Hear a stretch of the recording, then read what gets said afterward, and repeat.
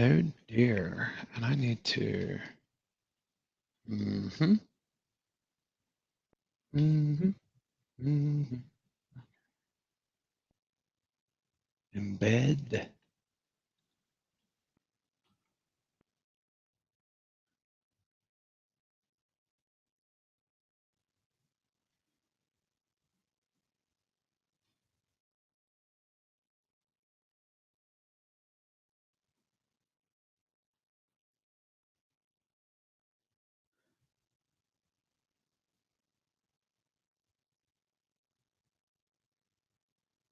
Okay. Now let's see. Do we have people watching? I don't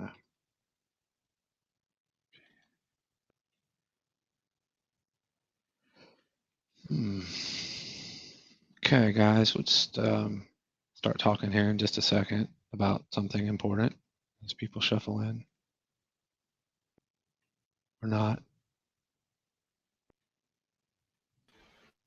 Ah, there's a shuffler in right now.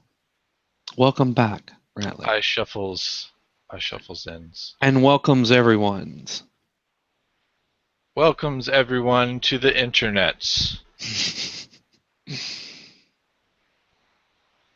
And if you're not seeing the live feed on the page, I refresh it. I'll be right back. Yeah, because you wouldn't be seeing the live feed on the page, so you wouldn't hear me saying that. So. All right, I'll be right back. I'm gonna Good. come back in. Video. Hey. Okay. Welcome, Proctor.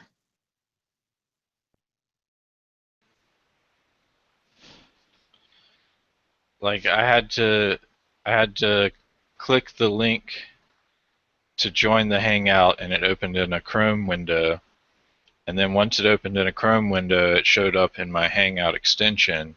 So I had to leave the Chrome window to join the video through the Hangout extension so that it would be separated into my Hangouts icon on the taskbar instead of my Chrome windows.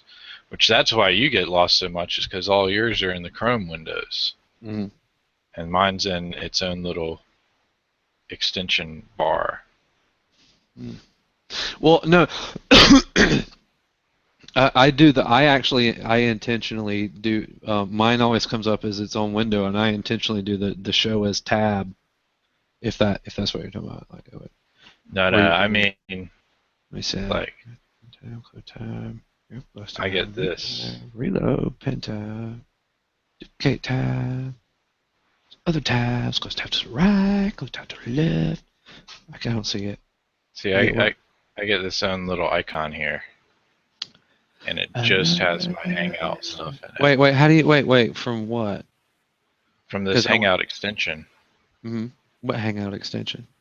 The old Google Chrome Oh Hangout yeah, extension. the old one. I didn't think that was still going to work. Yeah, it's working fine. I can get you the link to install it if you want. Yeah. But yeah. I prefer this because then all of my Hangout conversations are all in this one pop-up window versus my many other Google Chrome tab windows. So. I'm sure one day they're going to stop it, but yeah, I'll stick with it until they force me off of it. Mm-hmm. I ain't going to take that. You know,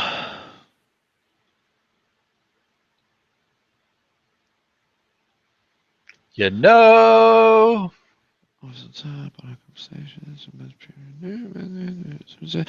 I have that trouble with not getting like notifications of Hangouts and video calls and messages and things because of something. I mean, at the worst case, the icon on the taskbar turns a different color. Yeah, I'm not getting like I don't get it. I don't get the audio notifications anymore, and that's well, I turned my Hangouts off on doing that. Mm. If anyone wants to know, that's the extension that we're talking about right now. I put it in the live chat, which if you're not there, you can join it anywhere on foolishit.com and D72 stuff, or on foolishit.com/live is the easiest place to go because you can watch the video and join the chat from there. And it looks like you have to sign in as guest, I believe. That's the only option. Oh, well, that's the only option. So yeah, you have to sign in as guest, and then you can chat with us live, and then we'll answer your questions. And on that point, Dennis, are you still around? And I know it was 17 minutes ago. Probably got through that one beer, but if you wanna, let us know what you had going on with D72 with an issue that you couldn't fix, we will be happy to assist. I didn't quite get from what he was saying if it was an issue he couldn't fix or if it was an issue that D72 couldn't fix. I think that might have been what he was actually talking about.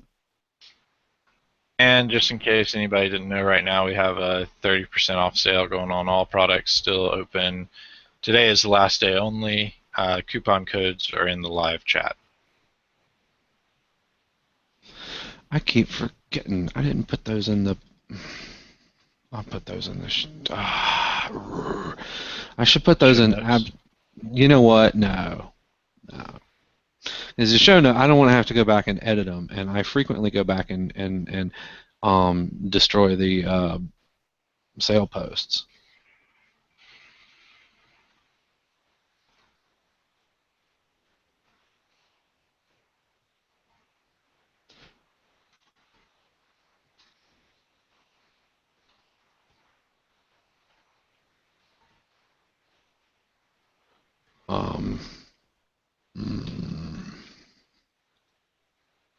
But maybe I'll do it. Just add a new category. What's on sale? What's on sale?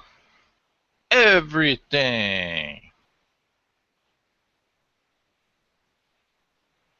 Yeah, man. Wow, every day. Well, not every really, day. but Yeah, good prices every day. But today isn't every day. Hey, it's good sales. Today, just today. Every day today. Just today. Every day that is today. Every day. Is anything on sale today? Everything. Is there a sale? Everything. Yes. 30% I thought I heard off. something about a sale. That's why that relates to the numbers. CFO. Yeah. But if you've been paying attention. Yeah. Yeah, it's the sale. It's the sale. Oh, my mail is ridiculous here. This town is ridiculous. This state is ridiculous. If anyone has snail mail, if anyone has any thoughts of moving to South Carolina, I highly recommend against it.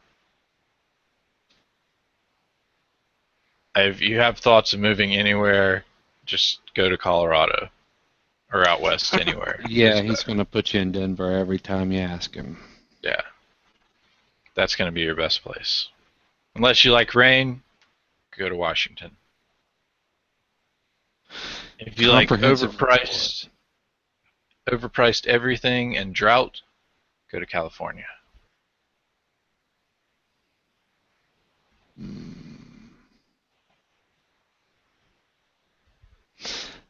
All right. We got a comprehensive report thing. Request thing.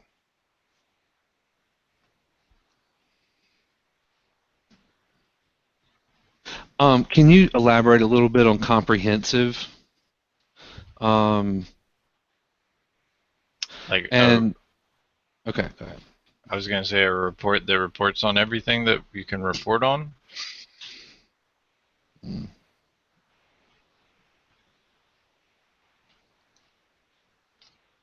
Because I guess, there's two sections. excellent. It's amazing out there, actually. I didn't have a problem finding a job at all. Plus, you got huge companies located out there. Seagate has a headquarters out there. Google has a headquarters out there. Western Digital has a headquarters out there. Oracle. All kinds. Yeah, Oracle has their headquarters out there. Tons and tons of tech jobs there.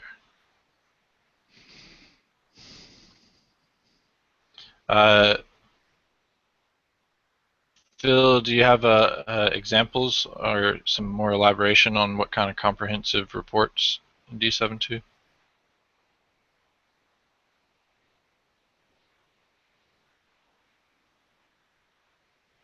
Nick, if you have me selected, stop that. No, I don't. Okay, I was just checking because I made you look at my screen. So.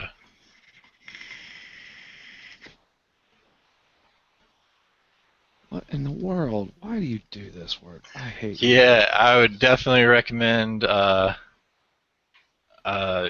University of Boulder, whatever that one's called. UCB or something like that. That's definitely an awesome school. My ex-girlfriend, which is the reason why I went out to Colorado, went to school there, and that town is just great all around. Very, very expensive to live in Boulder, just so you are highly aware of that fact before you go out there.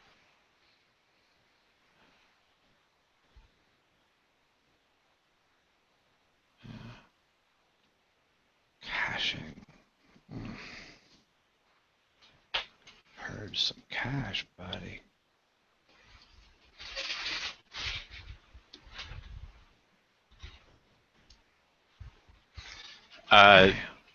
Nick, can you go over this reporting stuff? You have a much better comprehension of what your plans and ideas were with the reporting thing. So. Yeah, just a sec, man. I hate WordPress. God, I hate WordPress. I've never figured out why it's so stupid. It's the theme. It's the CSS. The theme guy. It's not quite right. Something's a little wonky about it. The bulleted lists. After you have a bulleted list, then you have a space and then another paragraph. Well, you can I am putting like 20 spaces and like the HR lines and all kinds of crap in the thing to get the space, and it's just like ignoring it. Just doesn't care. I don't know why it just does that sometimes. I think it's just with this theme. Well, it's because CSS goes like thousands of layers deep, so CSS is designed to overwrite or you have to think about priorities of the various CSS things and where it's actually CSS. Well, no, I'm not messing with any of this yet. I'm just saying the developer of the theme has some issues that they need to work through, and that's actually disappointing because it's pretty popular high-end. If you wanted to look more into the CSS, the Google Developers tool does a very good job of inspect element and telling you. I use that. Yeah, it does a great job at it. It's just that it doesn't always help much because CSS is a convoluted mess once you get into large projects like that. It's kind of like D72 source code. Oh, so you're going there. If you don't know what it is supposed to be doing, you might not be able to figure out why it's doing what it's doing. Yeah. Okay, you got me. Secret's out.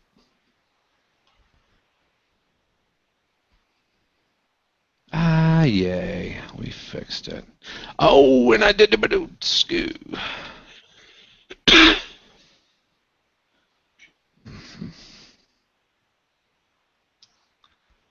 So I'll share my screen, Nick, if you want to select me, and then you can go more into the report. So I'll answer his other question.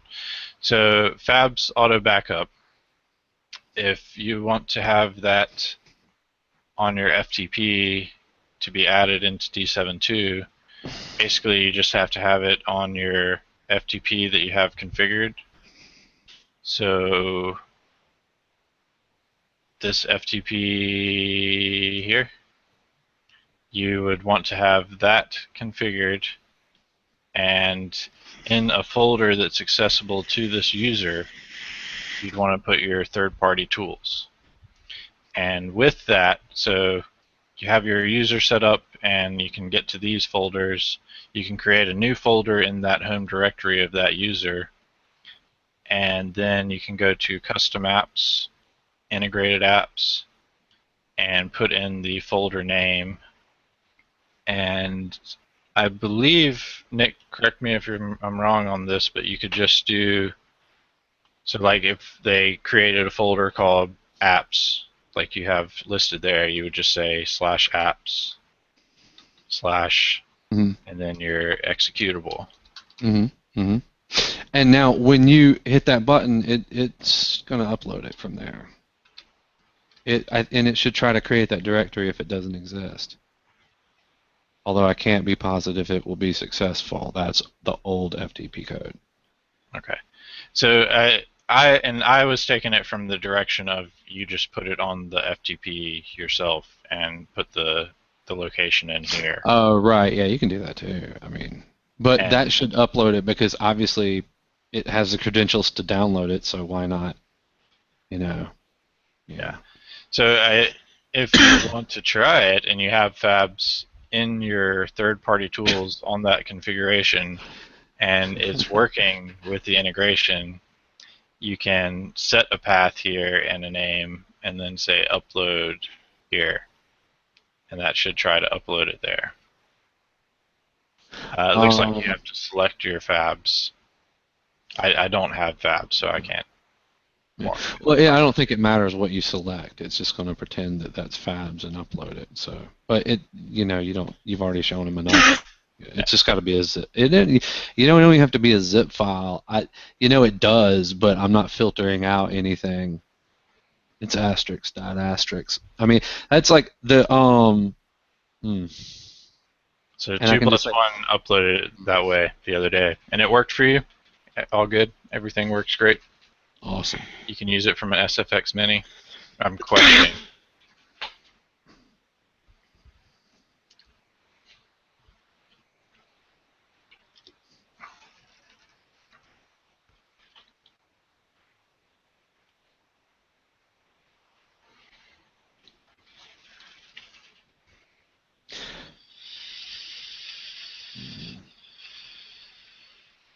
That's generally when it's kind of important. SFX Mini. Yeah, that would be when it would be important. Well, I mean, provided that it downloads anytime, it'll download at that time. But Proctor, I know I'm not one to talk with my hair all crazy, but loving the alfalfa look there. Oh, sorry, it just came up from the pool. all right, we're going to showcase that for nice. Yeah. You showcased it for everybody. That's why I cut my hair so short. I don't want to deal with stuff like that. All right. And it's less to Normally fall mine's out. short enough, it doesn't matter. But Okay, reports. Okay, now what do we get by comprehensive? And let me look at my notes on those actually. Okay. Just pull up the yeah.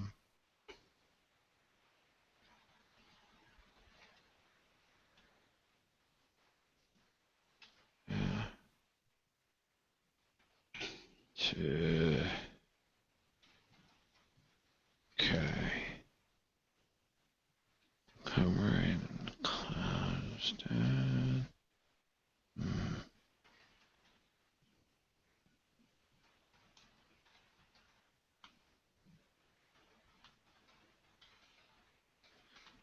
Okay, that's random.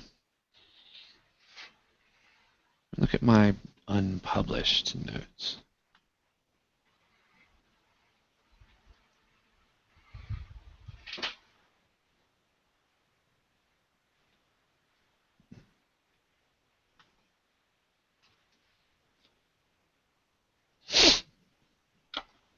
Lordy.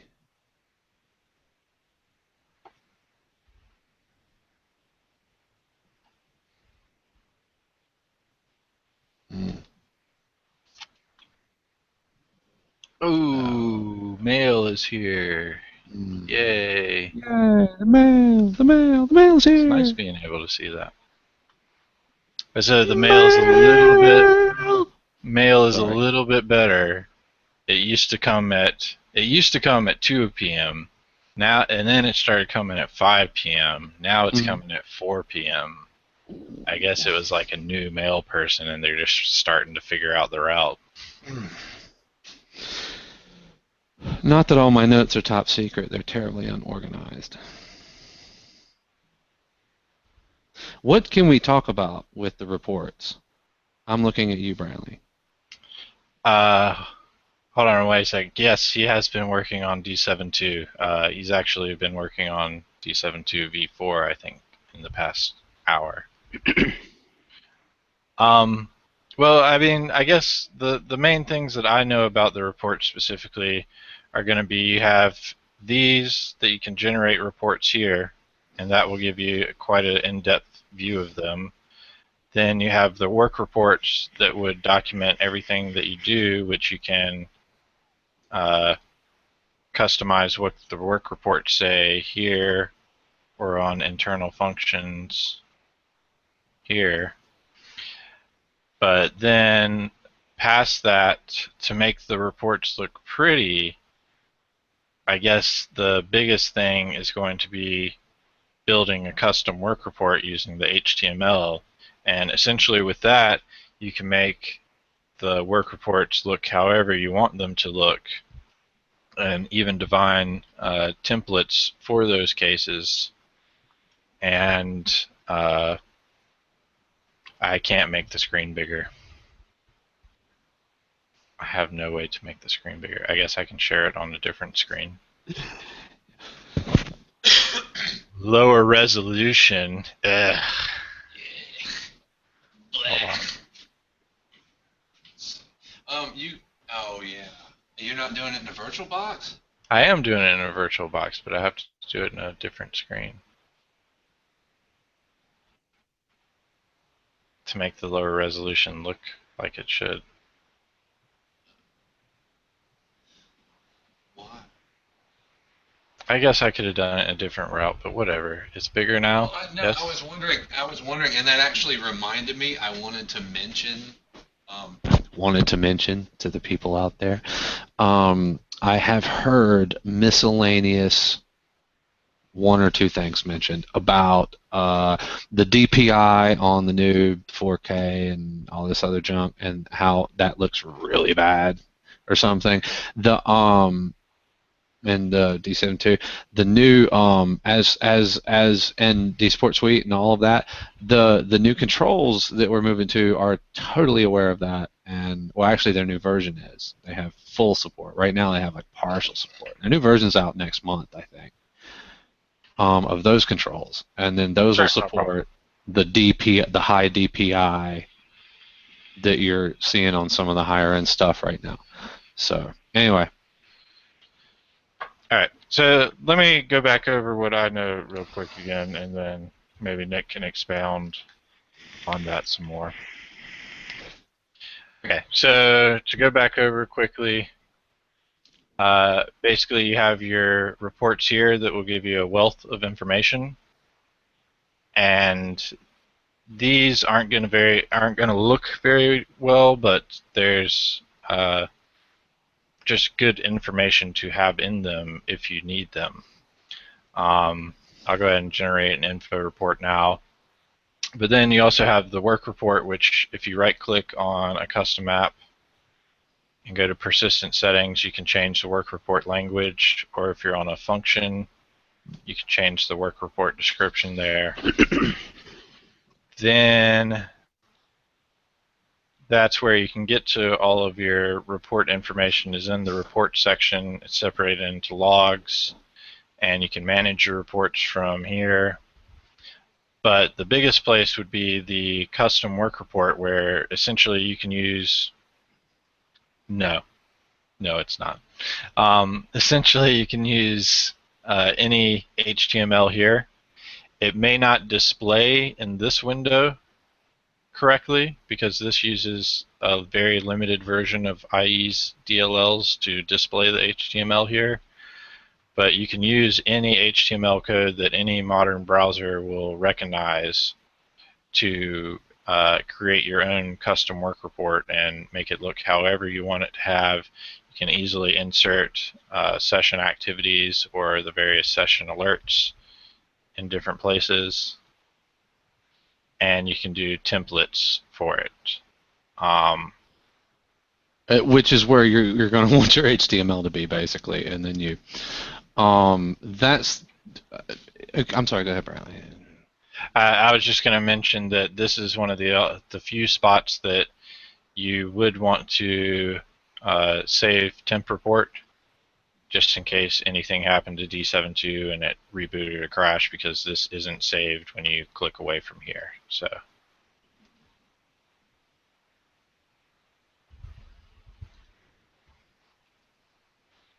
It's not? That's what you had told me previously. I don't believe you went back and changed that. Man, you never know with me. You have to read the revision history. And what I'd said earlier about no, it's not. D72 version 4 is not due out next month. It'll probably be essentially what you'll find is you'll see CryptoPrevent version 8 come out first, then you'll see DSupport Suite get its upgrade, and then you'll see D72 version 4. The reason we're going about it that way is Michael and I are going to be taking over the programming and legwork on CryptoPrevent and DSupport Suite, and Nick is still going to be involved in the ideas part of it, and Nick is going to focus solely on D72 going forward from there, and we'll be able to pull ideas from D72 into CryptoPrevent and DSupport Suite for him, but he'll be able to focus on those. So. Nick, if you want to take it over from there, I'm going to grab my mail real quick. Okay, dope. Let me see. Let me just look at this chat real quick, because I haven't been looking. Not sure what. Now that he's gone, V4 will be out first. I ain't gone. It's well, it's V4 is going to be what we had talked about was it was going to be out as an optional update, much like V3 actually still is. You can still be using V2 if you really wanted to and you had it then. So V4 will come out as an optional update at first. You'll have to manually download it and set it up. But and it's also not going to be very very different than version 3. It'll be very much the same on the outside. It's not going to look anything like what it's going to look like in 2 weeks or 3 weeks from the time CryptoPrevent 8 is released. Yeah. But, the immediate version that's going to come out is actually more like version 3 from February. It's been rewritten. A lot of under the hood stuff has been rewritten in the way that things function, but so that's why it's so experimental and it'll be an optional update. But there's like a lot of bug fixes that have happened since February in version 3, and some are not relevant at all with version 4, but some still are, and they haven't been done to version 4. So that's kind of where we are, and that's why it'll be an optional release until we get version 8 of CryptoPrevent out. But so it won't come out in your updates automatically. It'll be like on the website or something in DMZ. But so reporting. Okay, let's see where Bradley's at. I guess he explained everything to you, and I'll just get you as it is now. Let's see, as it is now. English fun hours, screen 2. Where's my...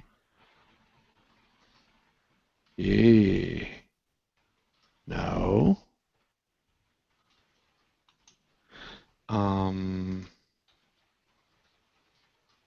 Comprende? Ah, here we are. There we go, Hangouts. Thank you.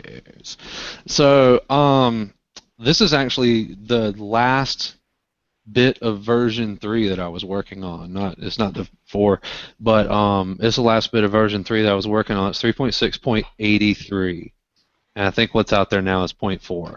So I've been working on this for weeks and just compiling and building and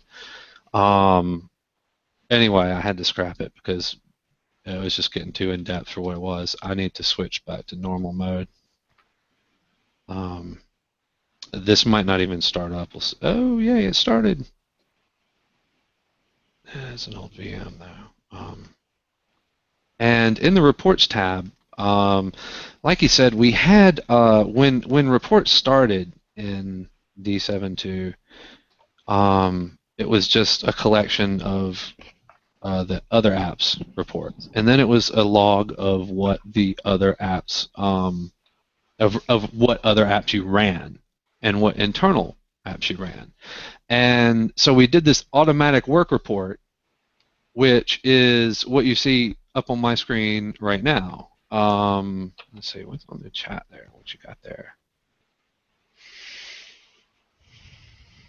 Well, we'll get to that in a sec. Dennis, maybe somebody will know that, but yeah, so we could take a look at maybe. But let's get back to. I got too many windows open. Let's see where I tested JRT a few times apparently on this one. So this is the log that gets automatically created when a custom app runs. It puts this line of text in this automatically generated work report. The custom apps, if you go to configure a custom app, you can right-click and go to configure app. And when you hit that, you'll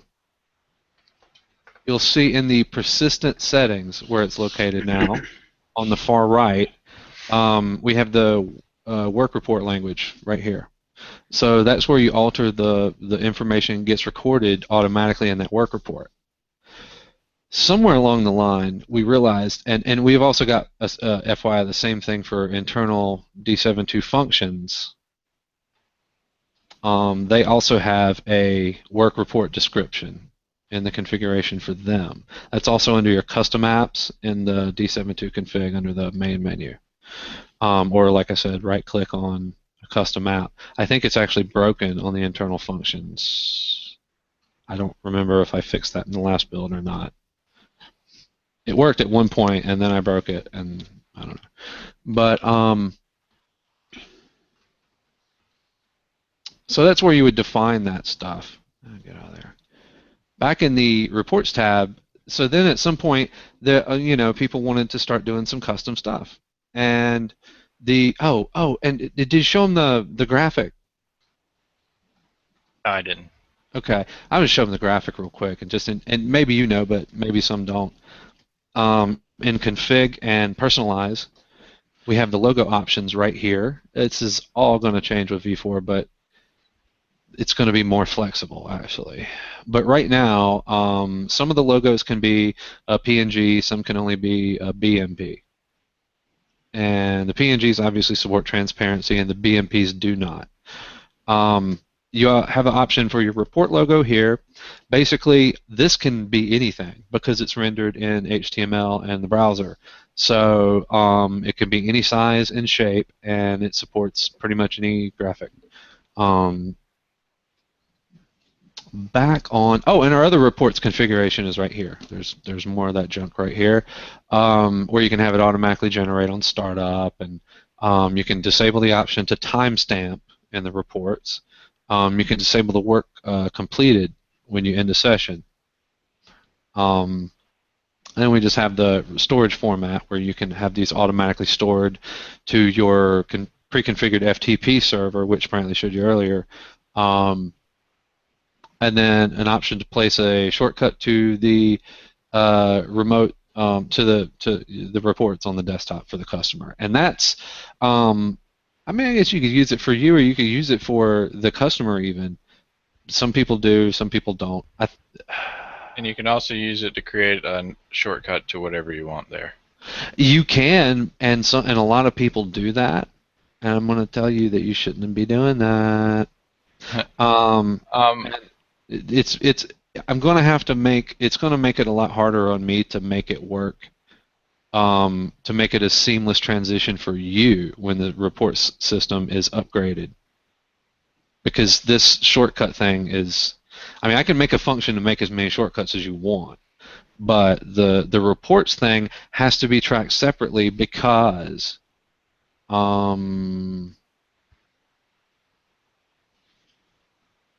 if you use this, if you delete the local reports directory at end session right now, it will also delete that shortcut. Or it should. It's supposed to. Also, I remember someone specifically saying, "Hey, why is this not deleting the shortcut?" And I was like, "Oh yeah." So. Also, wait. Something from our show earlier today.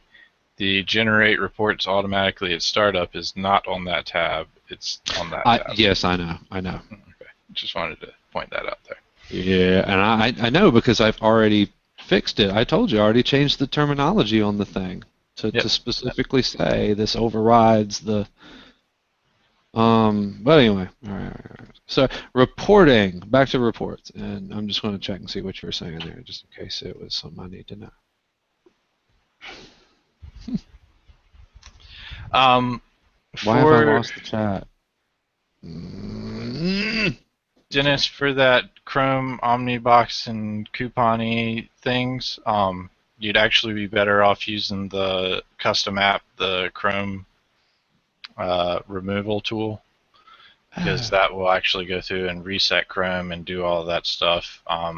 Chrome hides their plugin stuff like super far down in the file and registry system, so it's almost impossible to remove in that manner.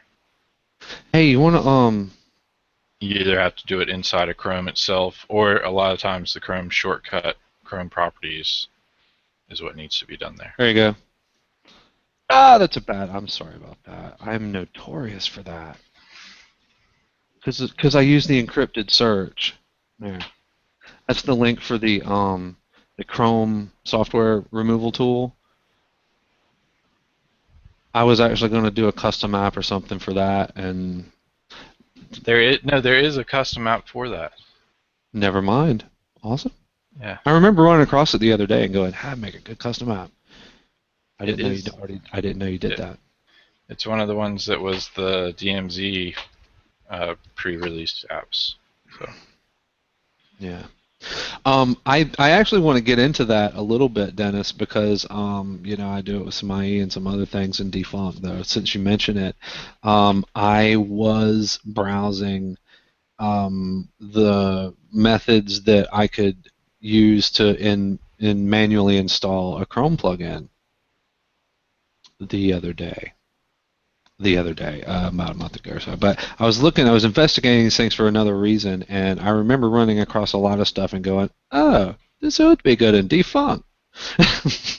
But it hadn't made it there yet. I have to find those notes. Yeah, it's a Chrome. See, this is why I get terribly, terribly sidetracked. So what was I?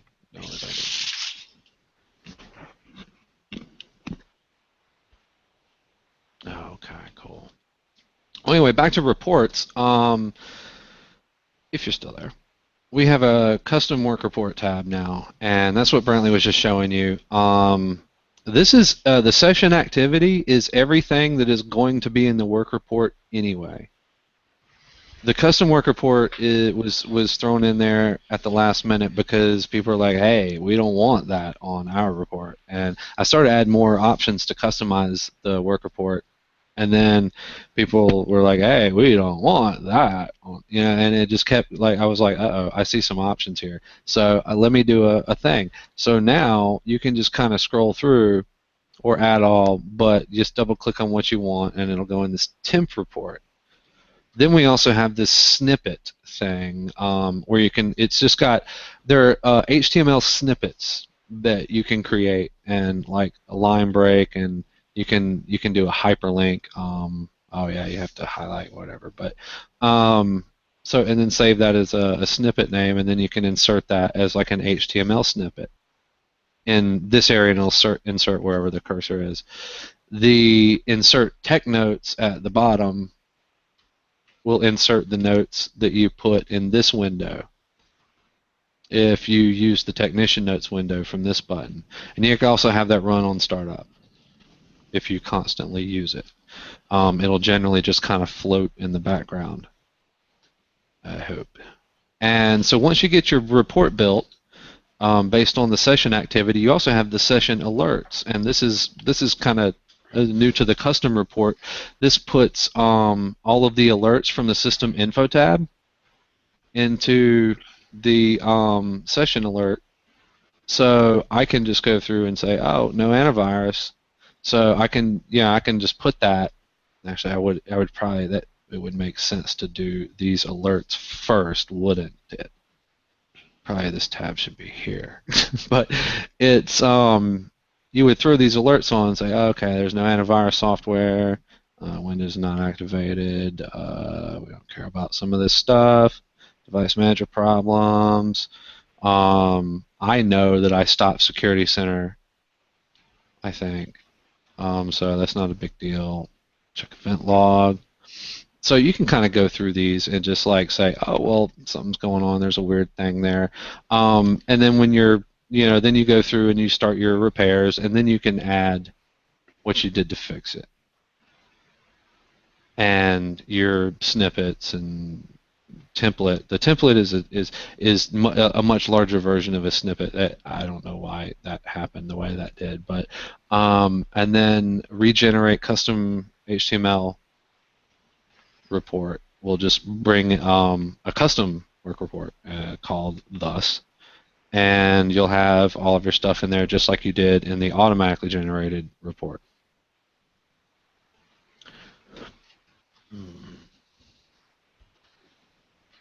And I think what part of his question was with, he said he uses that other software as well, and they have prettier reports. So. Oh, word, yeah.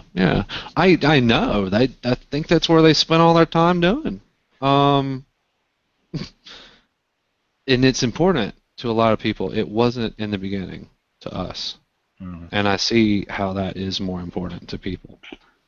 The deal with the reports in the future is I want you to have some HTML templates, and I'm going to upgrade the browser whatnot. It's kind of on you to do the thing right now, though, unfortunately. That is one area we do lack in, is the prettiness of the reports. And really that is because the HTML report is generated on the fly in code.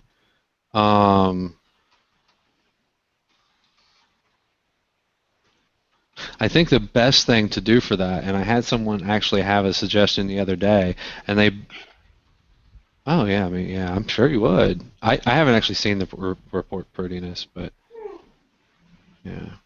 But I don't think that, Brantley. Don't think that. I don't know what you're talking about there. But anyway, let me back up. Let me digress.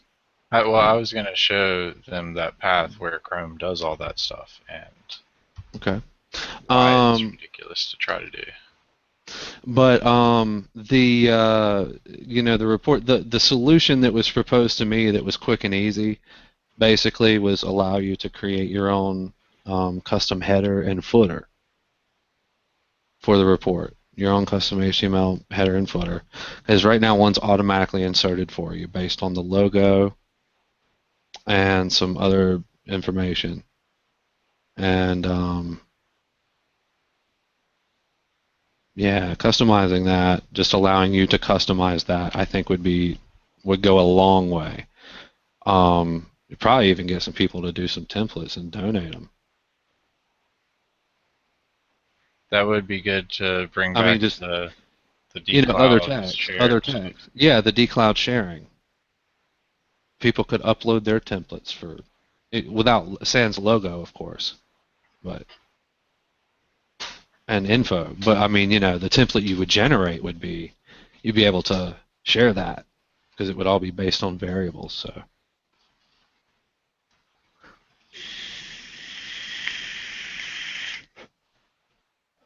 that would be interesting. What am I looking at right now? Am I sharing?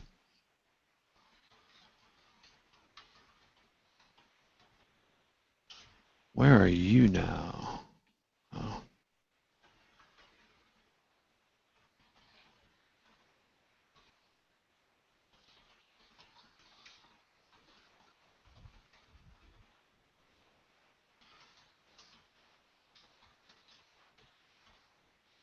I am also open to other easy ideas.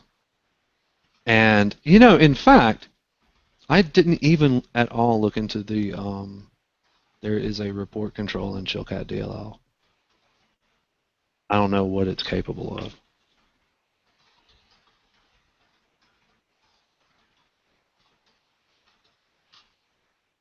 I mean the CodeJock stuff, sorry, my bad. No, Chilcat has some reporting features too. I thought. I think it was like debug and logging. That'd be nice to replace my debug system.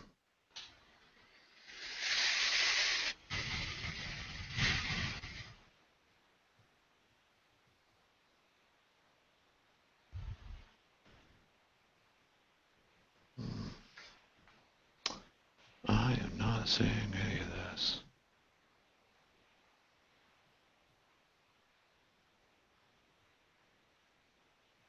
Global? There's currently not any kind of API in D7.2. I believe we have talked, is it PC Repair Tracker that we were talking to about working out some variables custom for them so that it picks up? That was Repair Shop R, and I dropped the ball on that. Yeah. I admit I dropped the ball on that, but I also don't think that it sounded like something that was convenient to do at the time or really wanted to do at the time on the other end either. I may have been mistaken in that, but I dropped the ball on that one. I got a weird impression. Yeah, that was Repair Shop R. And I think for PC Repair Tracker, basically they just take the info report and attach it. Mm-hmm. Yeah. So. No. No, they do something else. No. There's a import. I have a video on it on YouTube's. There's a video on it, and they do. There's a new, and I used to have a tutorial on it. I don't know if I ever updated the video actually. He at some point he updated, and of course your updates with him. You've got to do those updates. You got to manually update PHP scripts on your Linux server. So I don't know how many people bother to do that all the time unless they need a new feature. But he threw in like a one-click addition that will unzips the things and it extracts some of the data and fills in some of the customer fields with data that it retrieves from the report. And I think it pulls the work report out and throws it in some. No, it pulls the technician notes out and pulls that and puts that in the notes field. And then it populates some other data with various, customer name, client name, the ticket number, and all that. But yeah. Yeah. I mean, for both of those integrations, though, it's basically D7.2 at the end of the session just emails it to those systems, and then they handle it from there. Basically, yeah. Actually, Repair Tracker, I think, is FTP upload, and it's email to Repair Shop R. They have an email connector.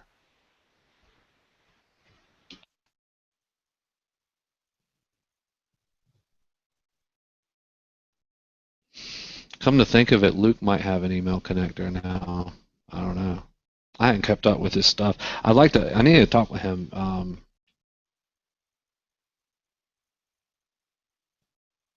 Testing. Hello. You need to talk to who, John? I'm listening. Johnny just got in, so. Oh, something was just weird, like sound stopped or something in my head. But no, Luke, PC Repair Tracker. He's Okay. yeah, he's a good guy. Runs a tech shop, I think. Still, Oh, and does his thing. Phil, for the beta testing V4, keep an eye on the blog and newsletter stuff. We'll probably announce in there when we are. Yeah. We have a release that you can get, and it'll probably be accessible on the DMZ. So.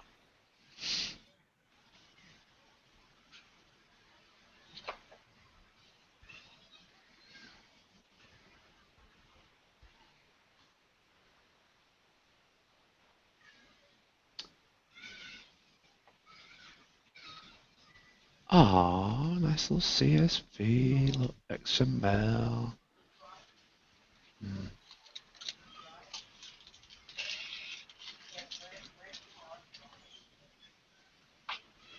Mm-hmm. Mm-hmm. I'm not going to divulge. Oh, another thing is I'm not going to divulge. I'm just looking over the feature set here, but I'm going to throw in some new encryption stuffs for D7 too. While I'm at it. What was that Chillcats code jog stuff?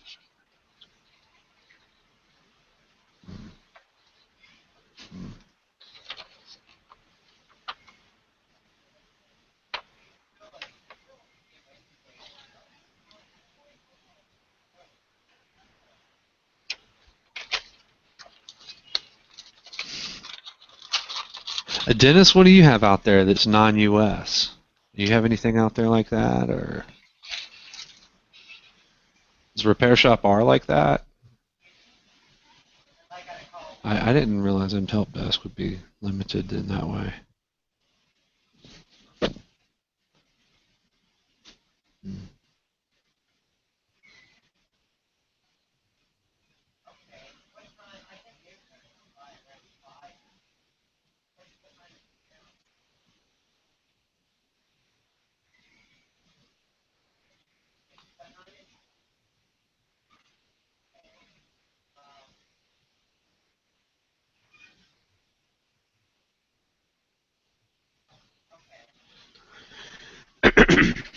Oh, and just backtracking for the guys in chat, just a sec.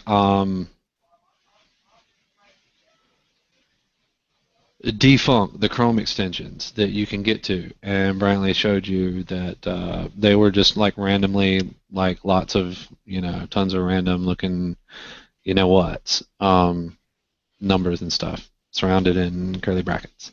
We're going to, yeah, that's going to require some special like research. I mean, yes, you can do that, but it's going to require some special research. I mean, basically, I mean, but that's right now. But see, there's a bit I can do to automate that special research. But what I was going for is Chrome, or the Google software removal tool resets the browser for you. Yeah. And that essentially takes care of all of it. And then the user signs back in with their Gmail address, and it syncs all their bookmarks and everything back to it. Assuming that they had sync set up to begin with. Yeah. But almost everyone does, because when Chrome opens, it asks you to sign in first off. Well, almost everyone does who probably hasn't. Who knows what everyone does? I don't know what everyone does. I know for a long time I was like, and then finally I was like, all right. It's the tallest motel.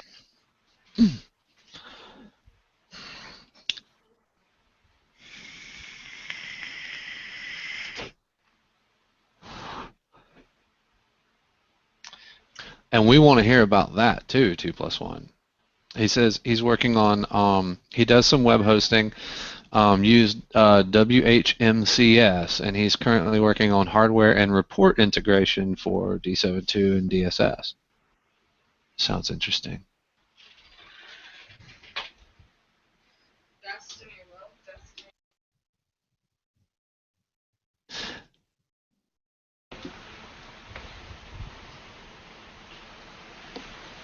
Oh man, killer. Just totally thought of a way I could do custom defined paths and just an easy way to do that in defunct with the variables that would be necessary to.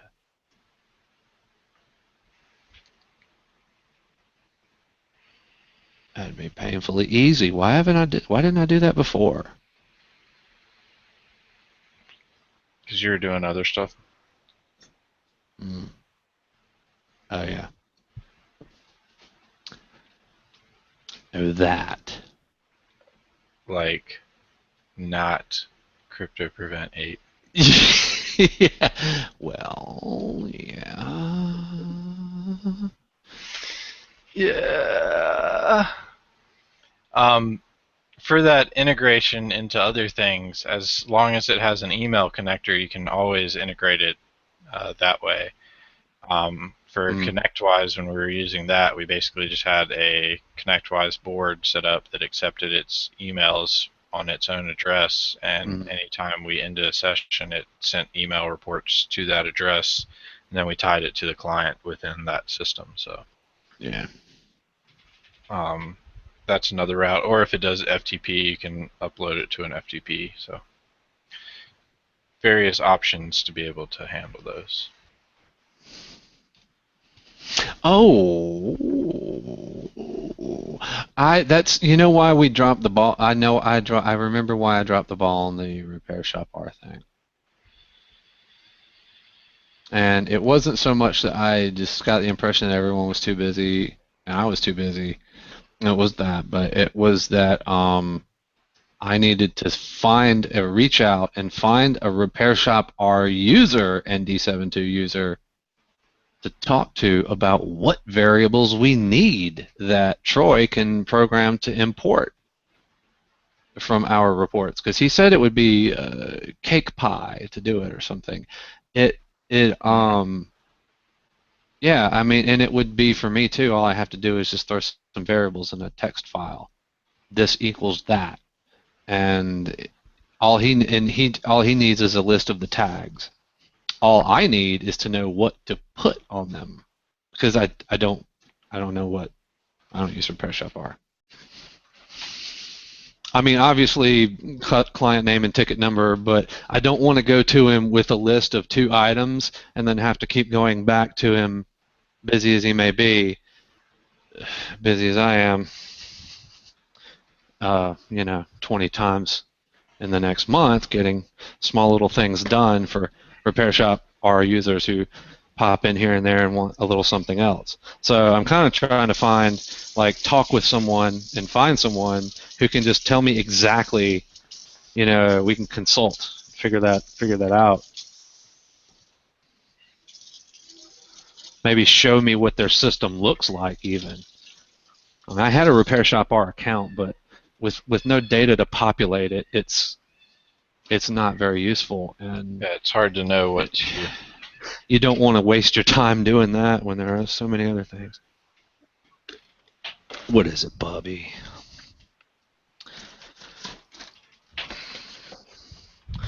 Yeah. I'll feed my cat, see if my dog's ready to come back inside. And then, what was I doing? Alright, dude, here's some good juicy stuff.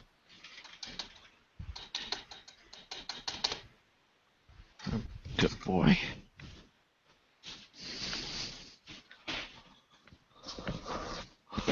Oh lordy, yeah, here we are.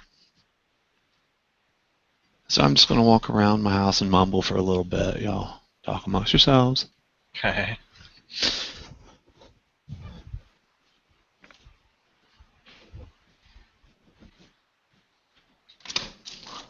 Any other great questions?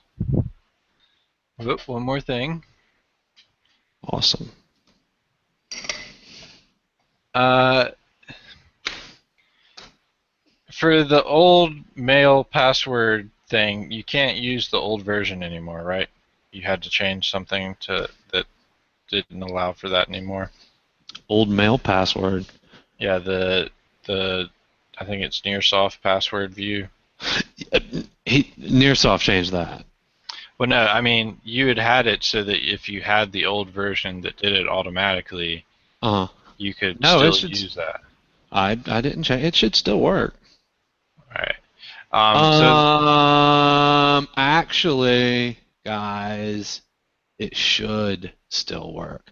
The problem we're going to have here is that it just occurred to me that I've done all that file version code changing lately, and I rewrote it the other day, and I discovered what was wrong with it all along. And I think I had patched it to work right, even though it wasn't working right, instead of making it work right to begin with. You know what I'm saying? And rewriting it to make it work right to begin with may very well have broken something that I anticipated for in the code previously. So that actually might have been broken with the last update. I think it was quite a few updates ago when that stuff was happening. So. Oh, really? Well, the version code stuff has been in and out. I've been working on that here, yeah, the last little bit, because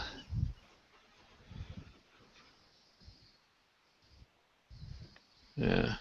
Oh, and the whole issue was just that it was originally designed to check VB versioning and not standard versioning, and Yeah, and Dennis, mail password view removed the command line switch because they kept getting blocked by malware, so they had to take that out so that their whole entire site wouldn't get blocked. anti-malware, and Google and everyone else, because they were doing it, they actually had to take all those utilities off their website and put them on a different website, or that's what he said he was going to do, but guess what? He hadn't done it yet. Yeah, it wasn't really privacy issues. It was more of everyone was boycotting him. Yeah, basically treating his tools like malicious tools when they're not. Yeah. And we've run into that issues too. It's basically with the tech world, to do tech, you have to have some powerful tools that will be able to do some things you wouldn't want standard users to do, but it also gives the bad guys a way to do those things too, and that's the trade-off basically. Of course. And yes, and he did say, I don't know for a fact what it was, but he did say in a blog post that some of his utilities with the command line options, particularly the ones that reported and logged, of course, were being used by certain malware to steal, sensitive information. So there you have it. For the reports, 2+1 was saying he was hoping to set up the ticket number pulls reports into the ticket, but also the serial number would also add to those reports directly to the hardware and populate the hardware specs like manufacturer, CPU, memory, etc. Oh, they do all that? No, I think that's what he was trying to do with his setup. Oh no, but does Repair Shop R do all that? Has like all that, I guess. I don't know. I'm sure he could import all that stuff. If it imports like that if they have fields like that and they import from other apps, they can do it from D7 too as well. And it's just a matter of getting those tags to him. If he's got it, if he's got a list of what he wants, can you take note of that, B?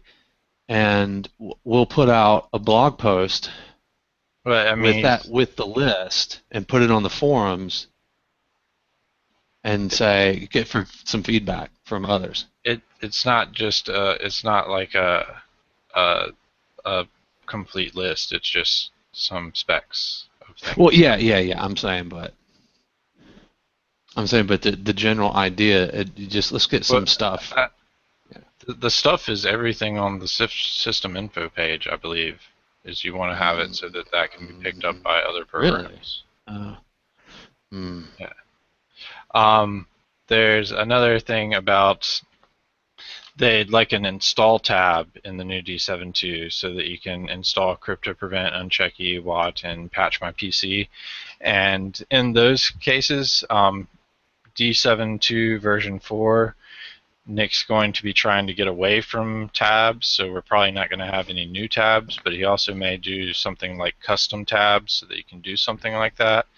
Right now, though, you can use custom apps to install all of those programs and just have it in a specific column or something. So I wasn't muted, was I? no, Sorry I about didn't that. hear anything then. Okay, good. You didn't hear the toilet flush or the No. But thanks for bringing it up and putting it in the lid spotlight. slam down? No. Thanks for bringing it up and putting it in the spotlight. I didn't go. 2+1 said he gave up on Repair Shop R. Oh, why's that? Oh, gave up on it because of deep. What? What happened? As the contacts aren't great, but I can compute a list of what I'm looking for that others can add to. And then my plugin will just pull the info into the fields.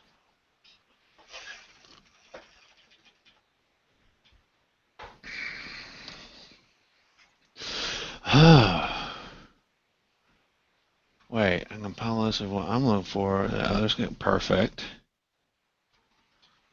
Contacts aren't great. What do you mean by contacts aren't great? The support, getting new features, or and your plugin is it like a plugin you wrote for Repair Shop R, or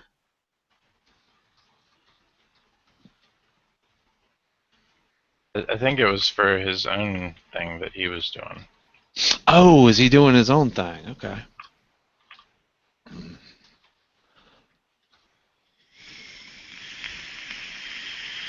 No, I guess that's what you mean. It doesn't matter about Repair Shop R, and I guess that's what you mean about an API, because I guess that does mean going, okay, I'll make a thing for everything, just everything. That's what you mean. Yeah.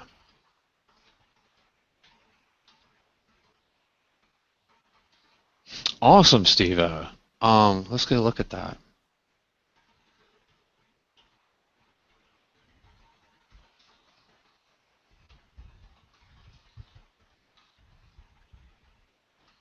Oh yeah, that would be nice for contacts. I mean, yeah, you want that for your, managed clients. Basically saying it would be nice to have all of the contacts like a little thing with you can put all their passwords and specific stuff in it, for each user in an office.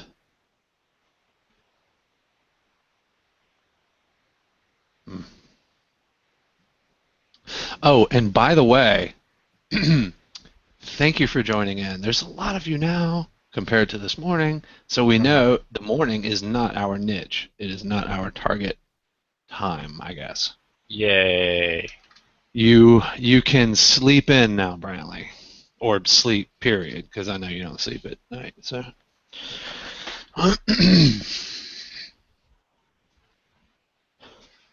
Mm-hmm.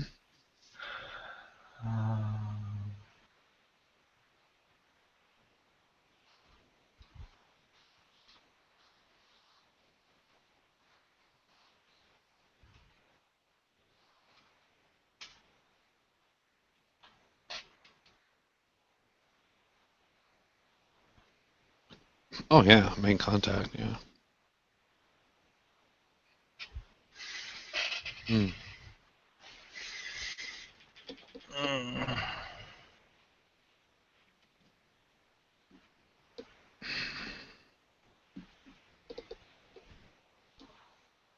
Eastern time zone. But that shouldn't mean anything to you. I don't have a standard sleep schedule. If it's because you think you see I'm drinking beer now, it's because it's the end of the day for me. I'm only a few hours from bed. Not that many anyway. I usually zonk out about 8 o'clock, 9 o'clock.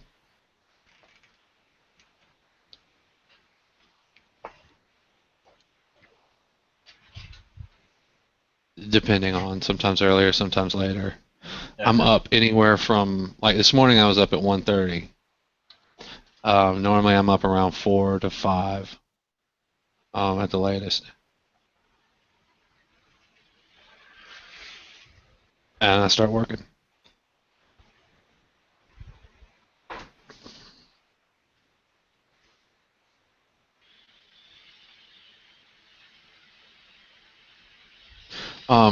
So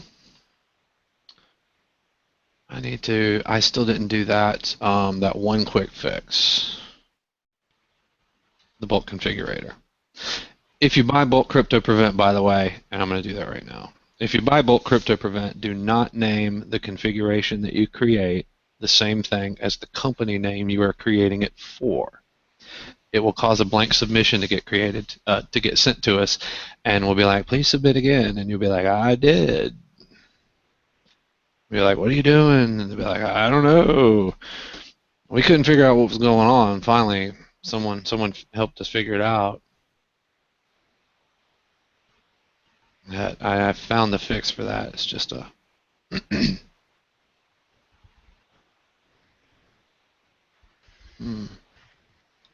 Just want to know what time it is there. 10:50 p.m. there. Okay, yeah. 4:50 here. So we're looking at 6 hours then.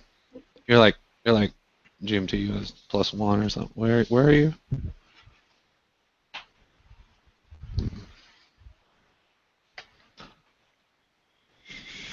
Yeah, because we're -5. So.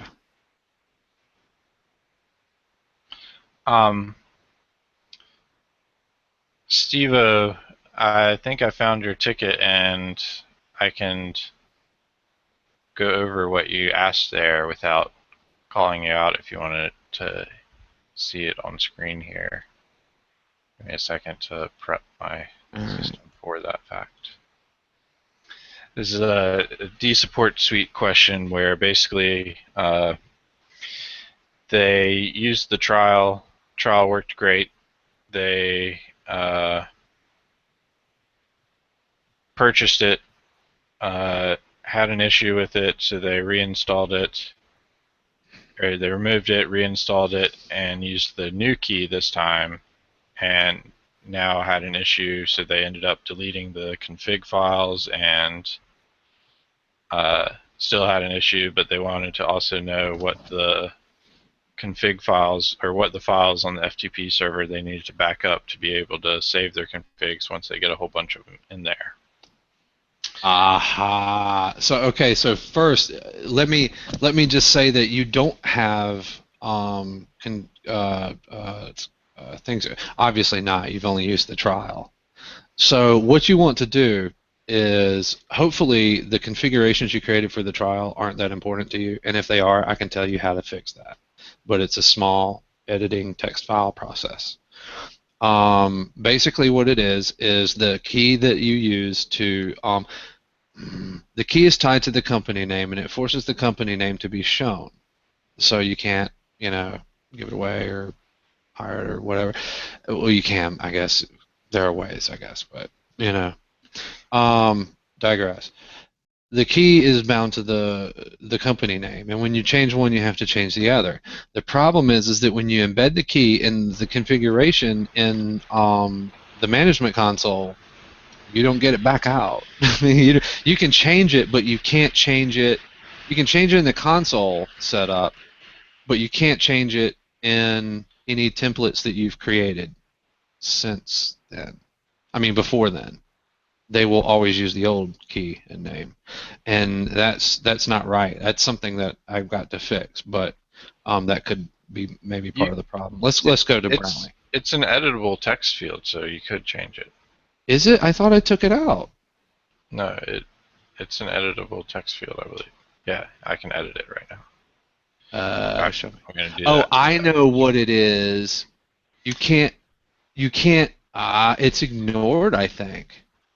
It's either ignored or you can't change it in the management console. I don't remember, but it's broken. It's like once you put in a key, you have to go delete everything. Either way, I would just say have that, make a note of all your settings in the template, and then delete everything from your FTP server for it. And to show you what everything is, if we go to our FTP here, you have a dsubscriptions, INI, and a dsupport suite. Delete those 2 items.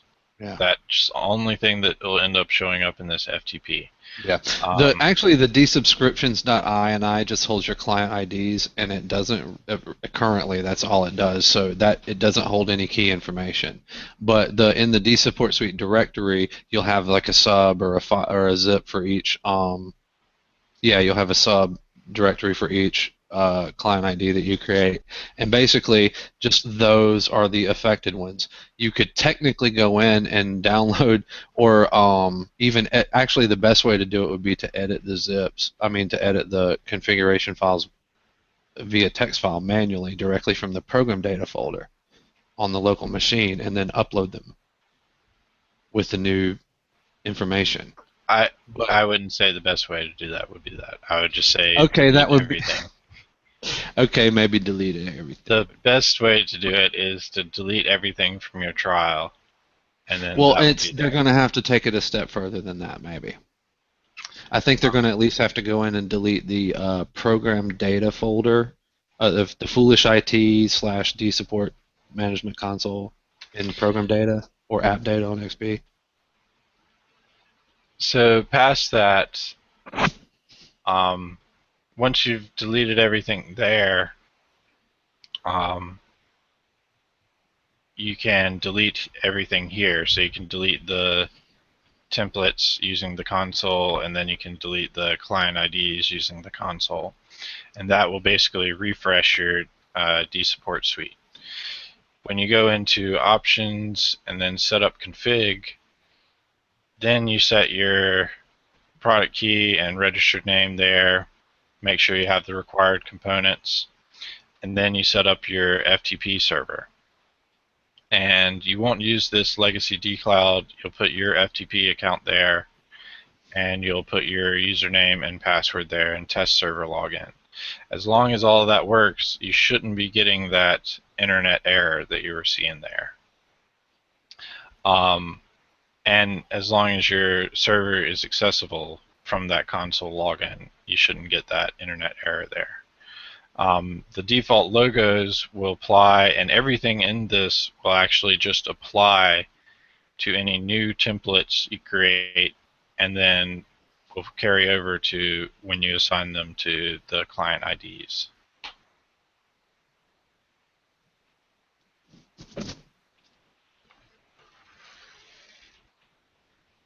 Yeah, so you can do what Nick mentioned there as well.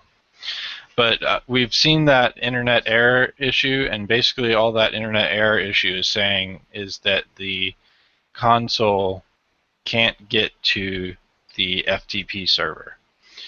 We've seen it because of firewall issues, we've seen it because of the actual FTP issues, and essentially you have to make sure that you can get into it through the setup and config and do the test login here, and also you should be able to go to FTP Explorer and do your view your FTP server there. So that's pretty much all of those situations, and I'll go ahead and reply to your ticket with that information as well.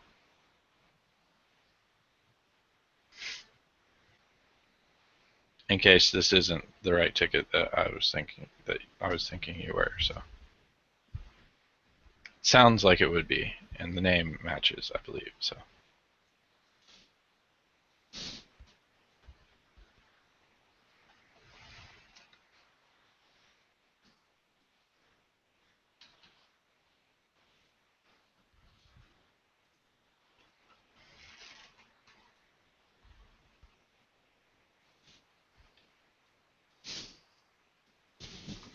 Okay, so try deleting that folder that Nick mentioned, and then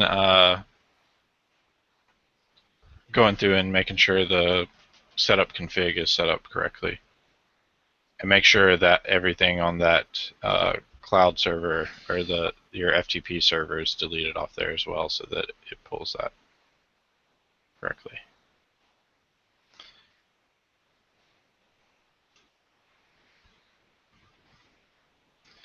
So you want to make sure these are all deleted as well.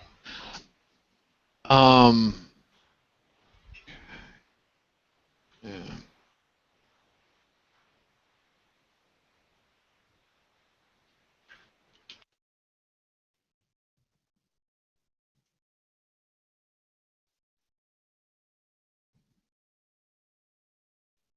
Johnny just reported that there's a whole bunch of lag for the live feed. Hmm. Is that on the site or?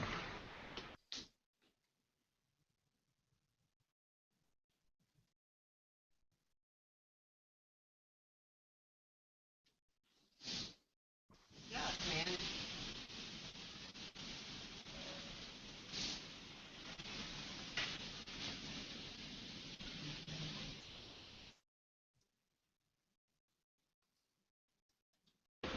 So apparently there's that much lag from now till when I said Johnny reported. There's that much lag in between. Yeah, it was a good like 30 seconds or so Yeah. when I noticed it, observed it this morning. That was this morning's broadcast, and that was done through Hangouts directly. This one I did through YouTube Hangout, and then but set it to Hangouts. I didn't do the YouTube other stuff because it's too complicated or something. I don't know. I didn't words. I was like fields and checks, and I was like, get into that later.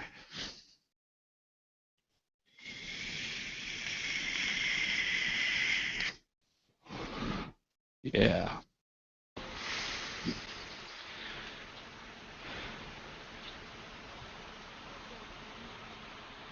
Just doing some show notes.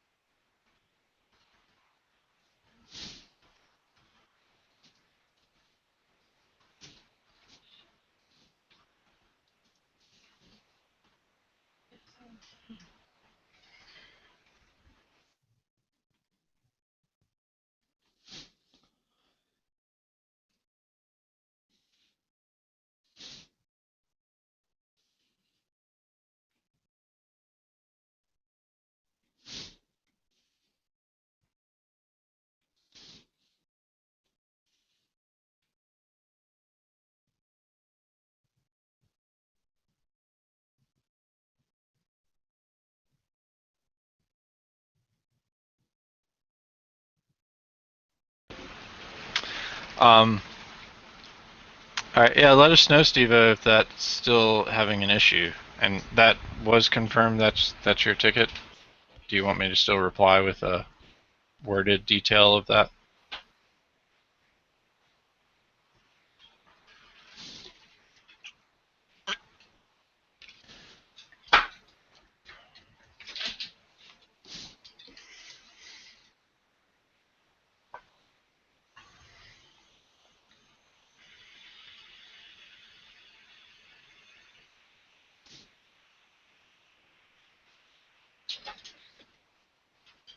So, Nick, are you using my show notes, or am I doing my show notes for no show note reason?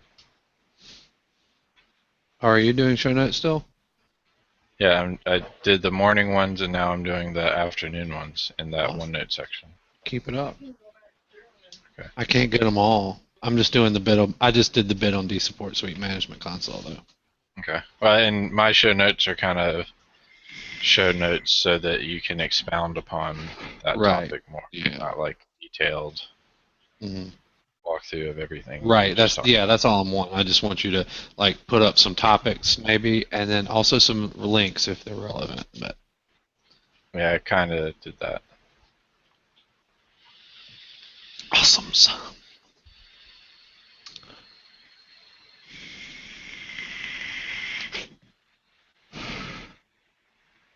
So that's got dSupport Suite mentioned there. So let's tag that. Yeah.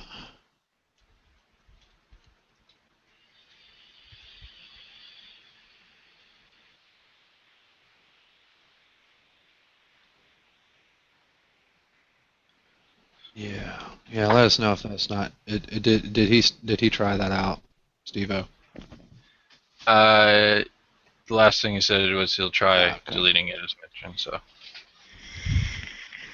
and I said, let us know if that didn't work, and Yeah. also to let me know if that is his ticket, and if he wants me to still reply in worded form for that issue as well. Mm.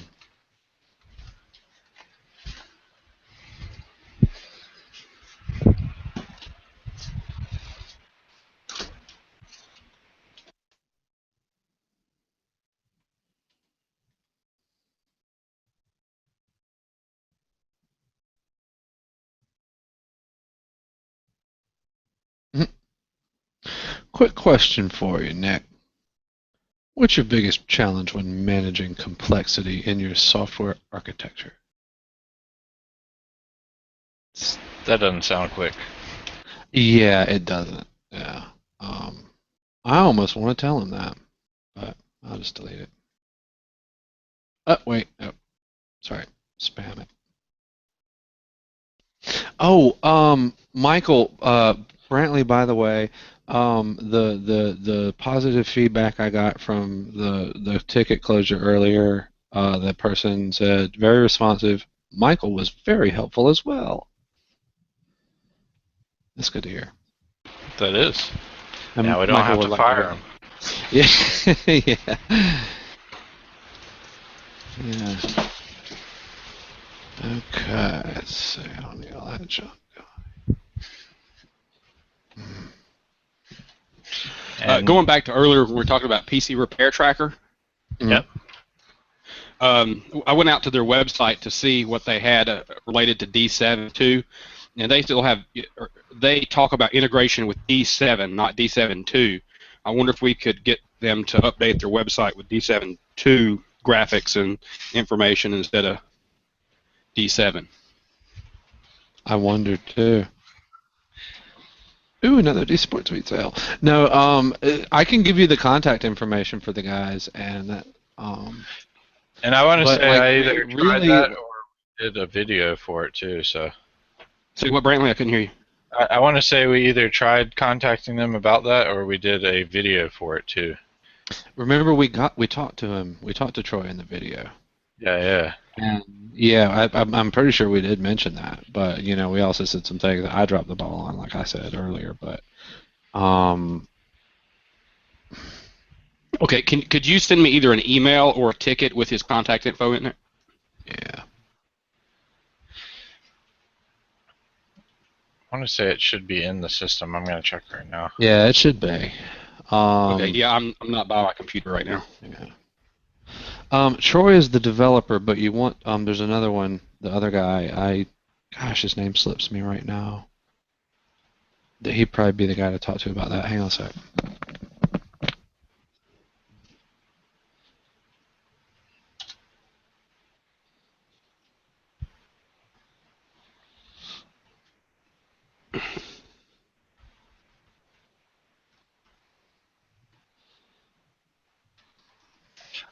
But a lot of the things do all fit together. Basically the same way it was done in there is the same way it's done now, except for the session start bit, I believe. Right. I just thought it'd be better to have him calling it D7.2 from a marketing standpoint. Definitely would. And no, I don't see his contact information in there, so I think Nick will have to get that to you. Okay, cool.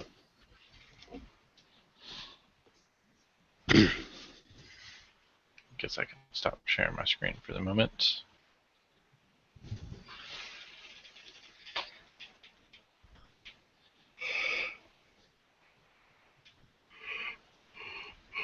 Don't get that started. It's contagious. This being up at 8 thing is killing me.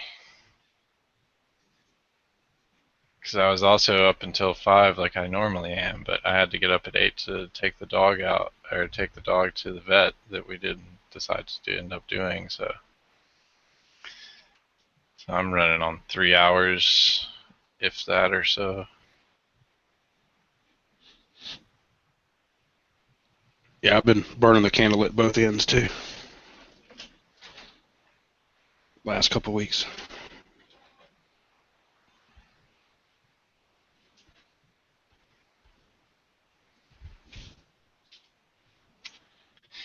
Just as an off topic to throw out there,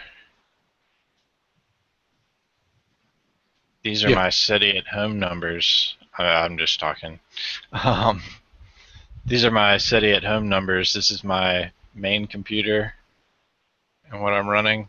And I just think it's interesting being able to see like the average credit for a SETI at home credits on my main computer compared to my very outdated Core 2 Duo computer. 10,000 compared to 500 compared to my netbook Atom processor, which is 92. So If that's something to tell anybody, one of them atoms, man. You know when everybody had the little netbooks, and I have one. yeah. So that really tells you how powerful those are compared to a Core 2 Duo. And then What was this relatively the i7. same time frame? Then these are right now active live average credits that it's I mean, doing. but they've been doing like the same. Yeah. They're all doing the same. Actually, the Core 2 Duo and the Atom or netbook have full processor power given, where I think I only give 80% processor power to my main system. I think when I went up to full processing, it got up to 11 or 12,000. Yeah. But I just thought it was cool. You can kind of see the differences in processing power and graphics. The graphics card actually plays a lot into this average credit too. So it's like you can almost see that the graphics card are becoming processors themselves nowadays. And that's really all I use SETI for, is to measure my computer power versus prior powers, and it also helps to search for aliens and star craziness. So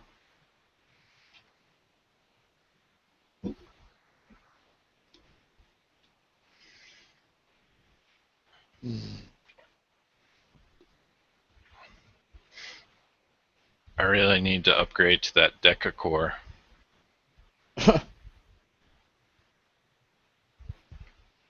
How ironic! I get an email from Untangle after all this time just today. You got one yesterday about the webinar, and you shared it on Google Plus. Yeah, I did, didn't I? Mm-hmm. But still, after all this time, 2 in a row though. Yeah, that is interesting. It's no, I don't know what I did. I unsubscribed and spammed him a while back, I think, but I don't know what the deal is. But I don't know. It's interesting. I know that's his crap. Who cares about that? It's nice to be fresh on my mind since I need to set it up in my spare time at some point. Yeah.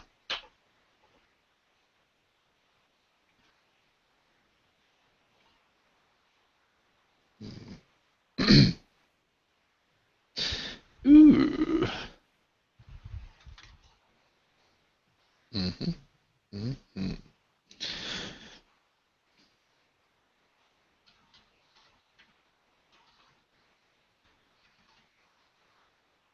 I've lost your. Oh, okay. Show notes. Well, I'm about ready for a nap. Okay, wait. What do we got here? Oh, live show.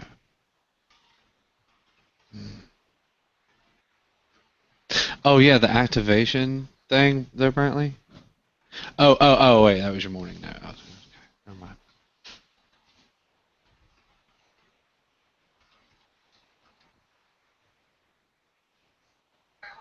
I'm just gonna copy some of these. I don't care what to.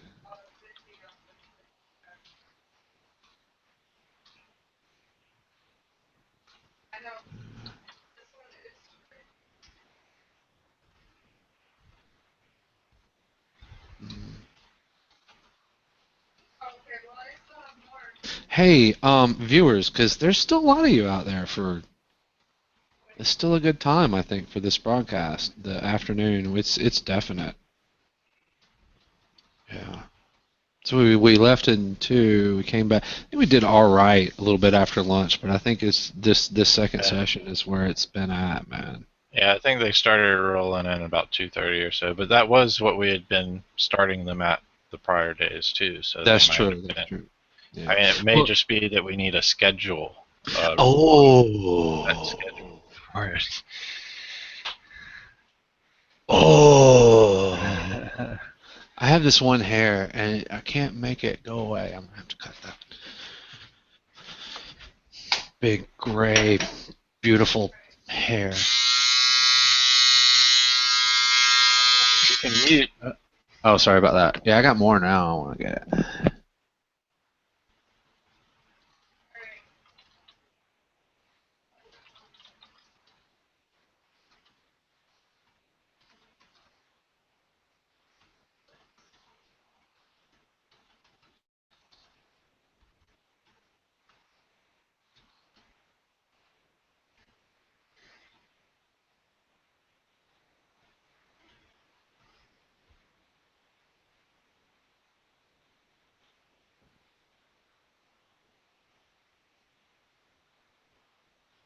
Not really sure what I was thinking there. I trimmed it before the shower.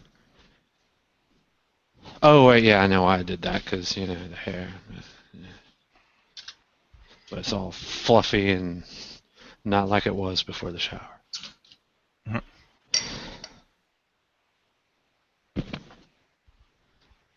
Sometimes Okay, go ahead. I haven't seen any chats come in for 17 minutes. Since They're just watching us banter, so let's banter about something good. Can you brainstorm on those? I'm still brainstorming in the background on the reports, because the guy's right. He said they do have some good-looking reports, but that's it. So we got to get those. He said he needs those in D7 too. Wow.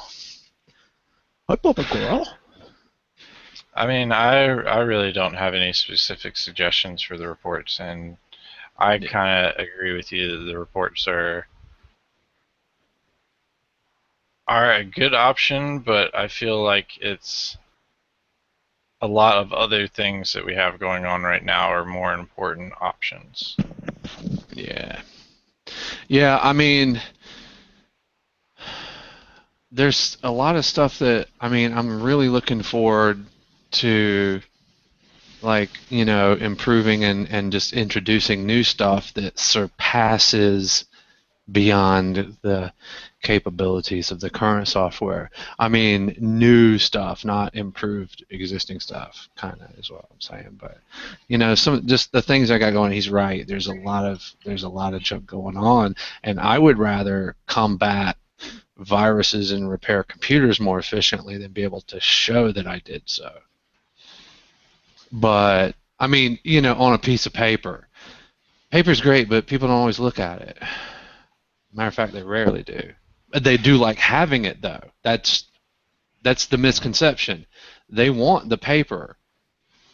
I don't really think it much matters what it says. I guess it should look pretty, though. So I don't know. Let me look at this report control. But he's right. The bigger fish to fry are picking on malware and upsetting those people, and making you guys money more efficiently.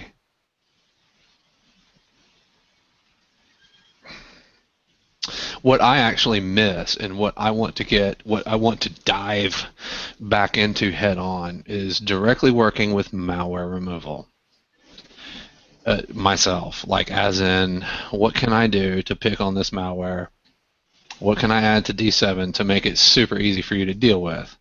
Like, just, you're talking about the Chrome extensions, and Brantley's like, he does have a point. The Chrome removal tool is, if I did anything with messing with the Chrome extensions, it would be kind of like reinventing the wheel in a very unnecessary way, because that would be basically creating a scalpel for working with a watermelon that you need to smash or something. Yeah. So, but those are the kind of things that actually interest me. So, that's what I'm looking forward to. But we'll see. Let me check out this And stuff. I think having pretty reports is a good thing, but I think the other stuff on the plate right now is much more important than pretty reports. Yeah. Another chat came in on the support portal, and they were asking about the offline operations tab. If they run if they add programs to the custom field, will they target the offline drive? And I let them know that it depends on the custom app and configuration/command lines available for it. We have a couple of different default custom app configurations that state offline specifically, and 2 that I know of that have the ability but aren't stated as offline, which are Viper, Rescue Scanner, and auto runs. Let's get that down. The ones that we do. I saw you showing that yesterday. I was wondering about that. I thought you said it would. Didn't you say it would load them, but it wouldn't modify that registry? Correct. Auto runs you can analyze an offline registry, and it will show you the locations of everything, but you can't make any modifications or changes using the utility. No, I saw you showing that. I saw you showing that extensively, and then I saw you show the load offline registry function, which allows you to edit the registry of the offline hives, so you can actually modify those values. But you still have to go there manually. I noticed I didn't see you show them defunct working on the offline. No, I didn't, because that's one of the built-in tools there. Oh, you were just talking about custom app. Well, edit offline registry is built in. Yeah. Well, and I guess for defunct, it doesn't have all of those locations that auto runs has in the registry editing portion of it. What, like, I know there's a couple things that don't have, but I never do anything there. Well, there's like 50 places it doesn't have. Well, why don't you document that and get it done? And just document that and I'll work on it. Well, there's still some stuff in defunct that you have to work on in the registry side, so. Yeah, I know. Yeah. Well, I mean, I think that custom thing, man, because it would be really easy to do custom stuff. I mean, allow you to put your own stuff in there just to supplement what we don't have right now. That would be an excellent option. And the ability to whitelist those and the other places that you can't whitelist right now. Of course. Or delete. Yeah. Well, the dual whitelist system is my first priority for defunct. And in case anybody doesn't understand what that is Brantley has like 45 megabytes of whitelist or some crap on the DMZ right now with all of the Windows directories, all of the, like a lot of custom apps installed from Ninite or something, just all kinds of stuff whitelisted for defunct, and it's great because you can just go through and do what you want in the file system and just look at what's not whitelisted. With so much stuff on a whitelist, it's a blur. It's a lot easier to do your job, a lot quicker, but it really makes defunct a lot more efficient. But the problem is merging and managing those whitelists at 45 megabytes. And what we want to do, is reduce the size of that significantly with shortened variables and some other smarter things. And then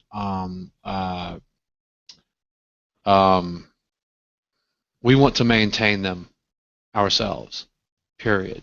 They're ours, and you don't mess with them. And then we have control over that domain. And no one can add to it or remove it or nothing. But you can choose to use it or not, and you can use your own whitelist in addition to our whitelist, or in lieu of, and add to it and merge to it. And the benefit of that is that when you go to merge your definitions, it'll take like a few seconds instead of like 20 minutes or 2 days. What did it take you, Brantley, to do those? Originally, it took 3 or 4 weeks almost to merge each one individually because I had several different sets of definition. I had 3 OSs that all had to do the merging stuff. So You put a lot of And work into it. by But the I mean, way, raw I processing wanted- power, I wanted to let processing you know. time. Are you serious? Yeah. I wanted to let you know that the server portal definition merge is super fast, even when I went back and added all the 991 ones, right? Server. What? Where? When you're in the server portal and you merge definitions. You don't merge definitions. What do you mean, the server? Yes, Let me you- go.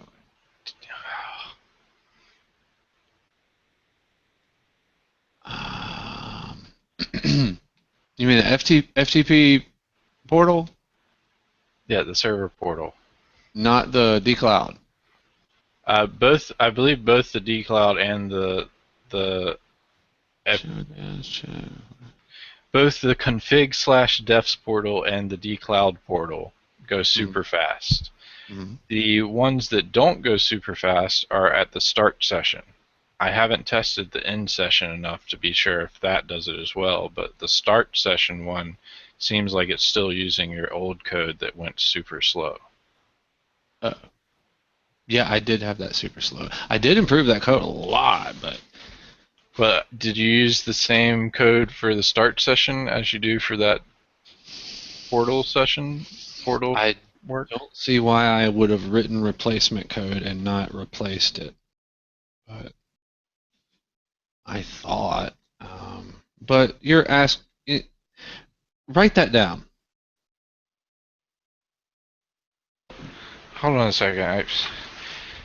It's like I'm not working.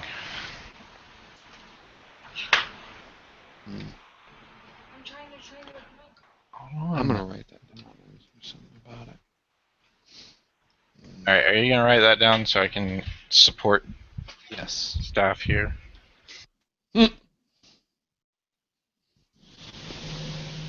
For the users on the subject of whitelist and defunct, if you're not using the whitelist, if you don't have a good whitelist, you're Kind of worthless. the process. Yeah. I guess that's one way of saying it. But you're Well, no, gonna a have lot of a it- lot of extra work to do. Yeah, it's the more whitelisting that you have, the more worth it is, because then if you whitelist, 200 files in a directory in the Windows System 32 directory, if you whitelist if all of those files are whitelisted on all OSs, and you go to the Windows System 32 directory on a system that has some malware on it, you're going to have a couple of third-party things there, and then some malware, and you're not going to have much to look through, not 200 files. It enables you to manually investigate, Right. which is how we want to do, but because it's quicker. I mean, a lot of people do push for that automation thing, and they're right. It's like a lot of it is, hey, save that time so you can do multiple things, but if you do have the time to focus on a project for 15 minutes, then you probably have time to complete that project in 15 minutes, or at least the bulk of it, so that the rest of it can be completely automated. And that's defunct with whitelists and a couple other things, but mostly. Yeah, defunct with good whitelists is an awesome, very powerful tool. It can save you a lot of time. And it does. And by the way, those definitions are on the DMZ, just not the Correct. new 991, so.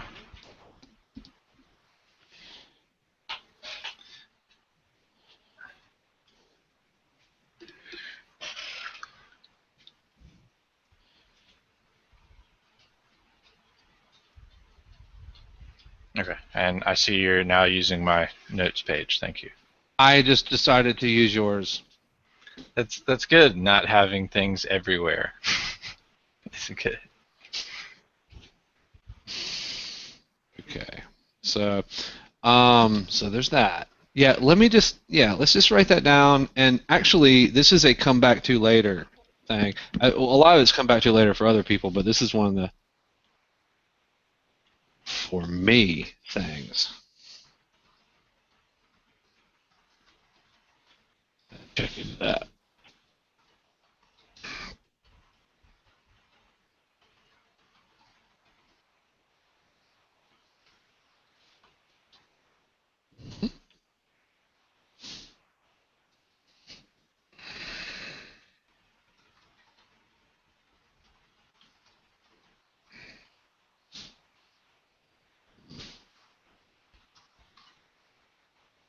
Say it was a custom. I was talking about this custom reg pass in Defunct, and I keep going back to that because there's all these things that I want to do. I'm like, yeah, it's going to be so cool. It's like as soon as I get my chores done.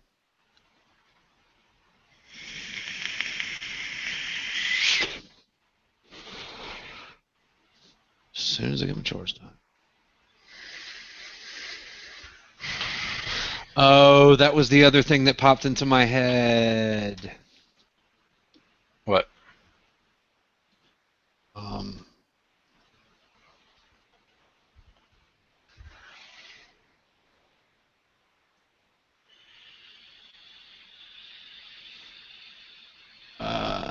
Separation of custom apps. Separating of standard offline tab. Only add custom apps that are offline capable to the offline tab. Only show them as being available to add. Yeah, that's a good idea. Because it is confusing, because everything that says, basically everything that says offline is for the offline tab, but there are a few things that don't, that can be. And basically, anything that uses a command line parameter, this is a universal, anything that uses a command line parameter with the variable T drive, %T drive %. In my head, that stood for target drive at the time that I created that, and that variable will that variable means that the tool is obviously pointed to a different partition to operate on.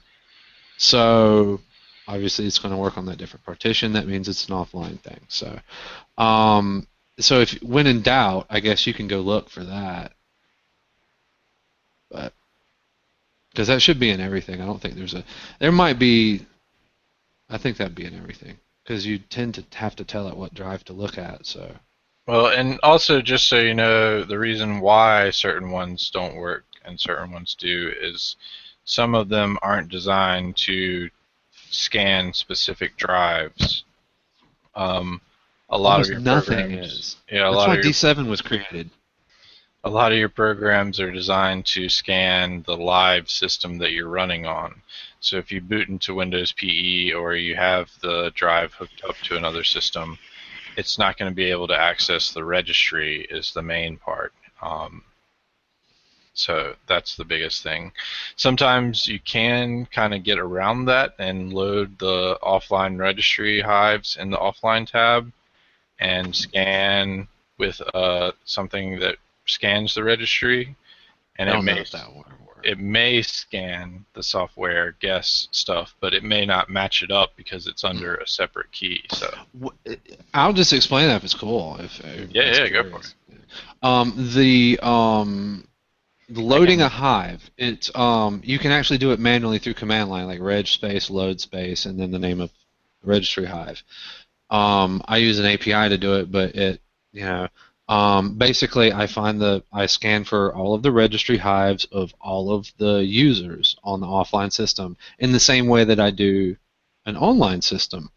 Basically, I determine the user profile directory, be it users or documents and settings, and then I just check every user profile under there for a registry hive, and I load it, and I do the ones in System32 config, and the subdr is for system profile if in there, and then once the registry hives are loaded, they have to have a name, and that's kind of the catch-22 and why other things don't work. Even if I load the hives for these other programs, they won't work because they have to have a different name than the actual registry that's being used at the time. So to give it a different name, I give it a prefix, and that is guest underscore. So if you do the edit offline registry function and you start regedit, you will see guest underscore software, guest underscore system. And that is the software in the system from HKey local machine. And then also under HKey local machine, you're going to see the user hives where I load them. That's just where I load them. And they will be under HKey local machine, guest underscore, and then the name of the user directory. So how is another program supposed to know to look there? I guess is my question, because when I code, I know that I have to go to HKey current user or HKey local machine, and often I check both, depending on sometimes one and that. But and a class is root and HKey users, and you have to know the differences between those, and you can't just you go to HKey local machine / software. You don't go HKey local machine / guest underscore software. How does the software know to do that when it starts to scan? Because certainly to be efficient, it's only going to go where it knows it needs to go, not the whole thing. That's all I'm saying. So I don't think anything that's made to work is going to work like that. If it's good I mean, if someone writes some crappy registry cleaner software that just dumbly scans for type libs and reports missing ones and starts weeding out stuff it doesn't find DLLs for, that's all good. But actually, that would be kind of damaging on a host system for an offline if it just dumbly did that. But anyway, yeah, I just don't see that happening. I don't see anything working like that. I think Spybot, search and destroy, back in the day, if anyone's used that in the last 5 or 10 years, that is, that's, they started loading off. Yeah, they started doing that. They were the first, other than me, they were the first people to start doing that, I think. They have made quite a few nice updates to it too. So if you haven't checked it out, it's worth checking out again, because they've done quite a bit to it.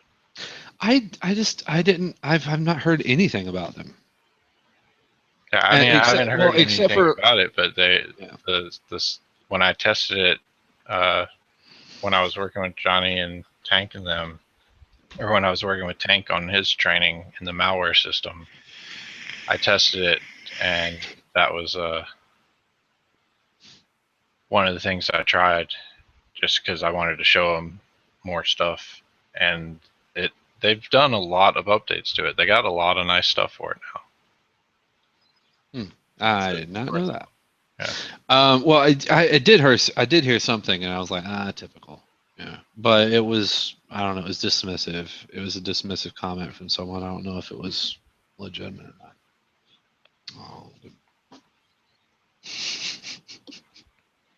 Oh, Proctor's gone. Yeah, he dropped out, but yeah, these people want to watch my cat fight here. Watch this. Watch these animals fight. Yeah, that's funny. I'm gonna get Michael Vick sued here in a minute by the PETA. It's gonna get good. Y'all watch this. They love each other though. The cat wouldn't be on his back if he wasn't like that, but Sasha just grab him and drag him around. She just.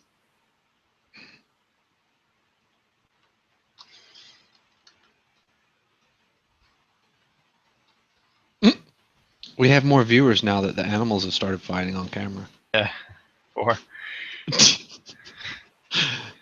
Here we go. Go for it. Go for it. I love what she does with her head and neck. She's just like, hey, come on. And wag that tail. Bubs is like, I'm not really in the mood for this anymore. I like a few minutes of it, but that's it. Maybe they won't. I think they will, though. I think they'll go at it. They've been doing it less lately now that I'm in a bigger area and they spend more time outside and stuff like that. They've been, playing a lot like that less, but at the same time, she, especially Sasha, she'll do it more if Bubs is outside a lot, but I don't know. But it seems like less, I guess, since they're not in my face all the time, I guess, because I'm not in that apartment anymore.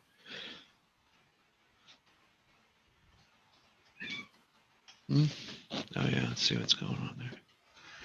You didn't do some bathroom Such stuff. a They'll be out in a minute. They'll be out in a minute. He'll get back. He'll get good.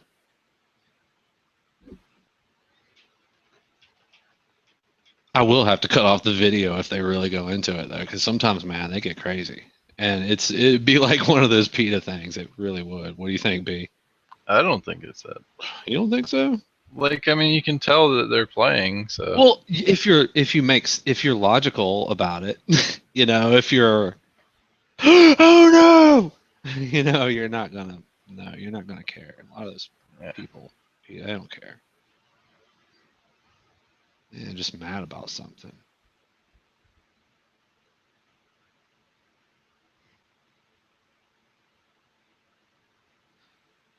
Oh yes, the CP bulk INI thing. Why is it still? Oh yeah, because of the animals. What was the last thing I was doing there? The CP bulk INI, you needed to fix the company name, same thing. Yeah, I know. Other than that, though, what was the other thing? It seems like something sidetracked me that was better. No, that was it. Okay. That's what you need to fix there. Okay. I'm worried about our chat, man. I'm wondering if the chat died. Type in it. From a different browser. We're up to 5 people now. On the G+. On the YouTube. It must be the same feed. It used to be different. I wonder if it depends on how you start it. Maybe. Because I did it differently this time. So if anyone is in the chat, I'm pasting in the live page and the coupon codes because we still have a 30% off sale going on. So get it while it's hot. Every day that's today we have that sale. Hey, someone in the chat, please just type something. Just something. Anyone? There's like 10 of you, but oh, thanks, man. All right, yeah, chat works. Yeah, man, we're still alive. We are here. And good afternoon, sir. You know, we are still here. He's just still chilling in the chat. He's like, what? Didn't know he was still live, but because you posted the okay. Yeah.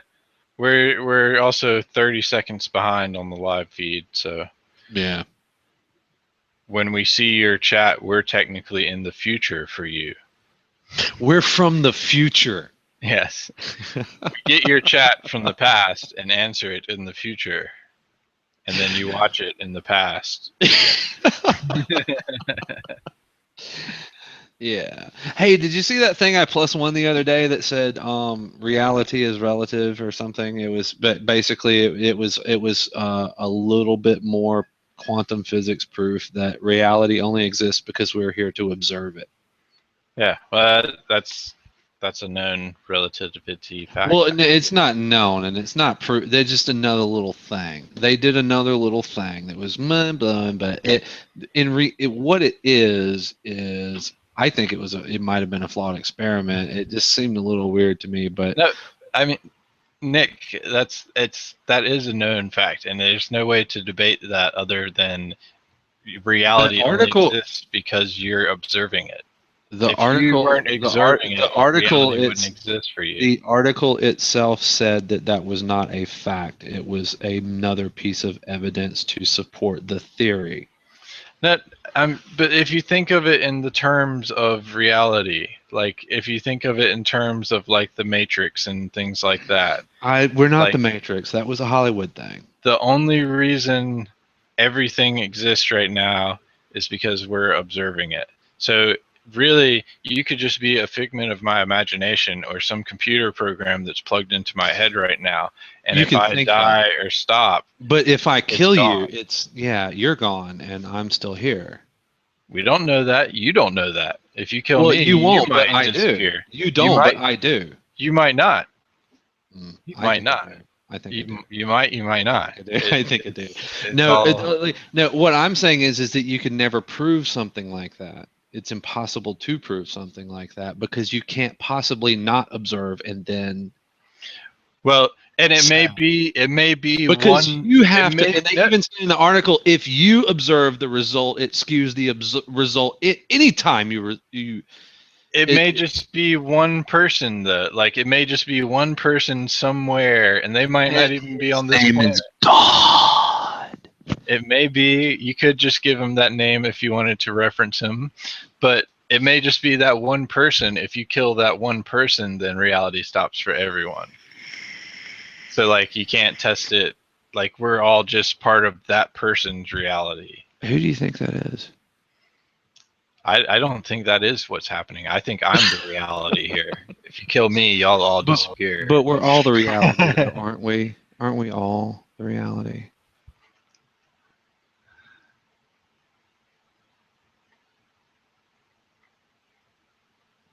Yeah, see, exactly. But I'm saying I'm the reality. Mm.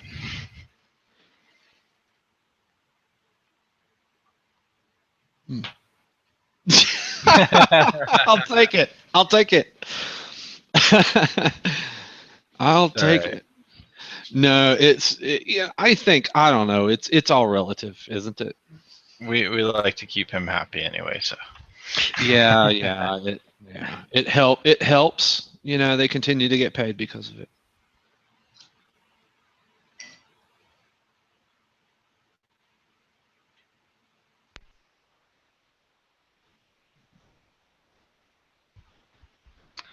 Um, hold on a sec. I had a good one that I posted on Facebook recently. Ah! If any of y'all have ever heard, If it's or even not been on heard- Facebook, I don't want it. if any of y'all have heard or not heard of Welcome to Night Vale, it is an awesome, awesome podcast, and I highly recommend you start at one. I believe they have a YouTube channel that you can watch / listen to their podcast. Like the first few episodes are actually kind of animated still screen for the podcast, but it is some of the most far out craziest stuff. But like random things like they'll just post on their Facebook, I'll repost, and I said this one was wise words. In case of emergency, good luck. Let's see if I can find another one that was really good. They had a really good quote about spy satellites.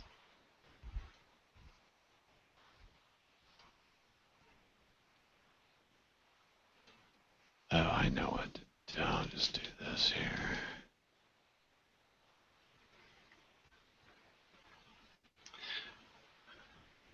One of my favorite quotes is, "Don't worry, someday you'll find that person who is perfect for you. They can't hide forever. We have satellites."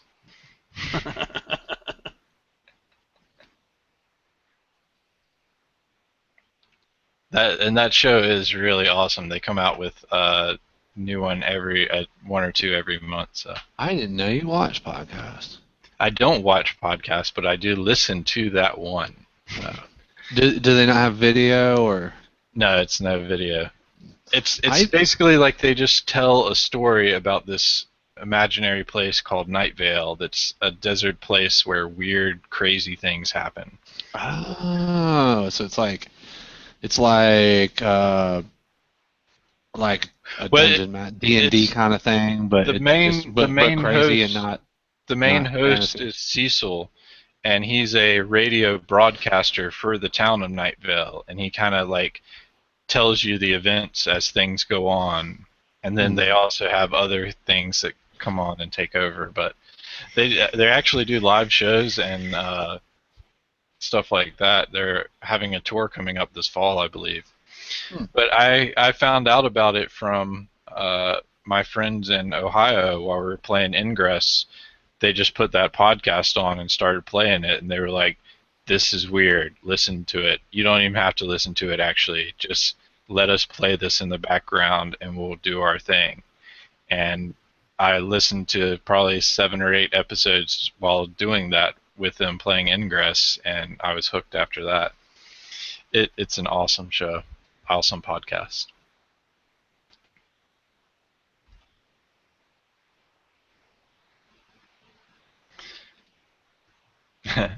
Another quote from them. When you wish upon a star, it's actually a satellite, and your wish has been recorded and cataloged. An agent is now assigned to your case.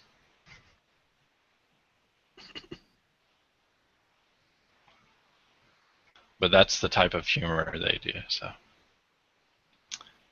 Proctor, you're not I in. know the heavens have a ticket case, have a ticket system. Yeah, yeah, right. What were you gonna say? Proctor, you're not. You don't consider yourself an exec anymore, so you don't want to be in the exec chat. It shows you in there. It shows you in there twice.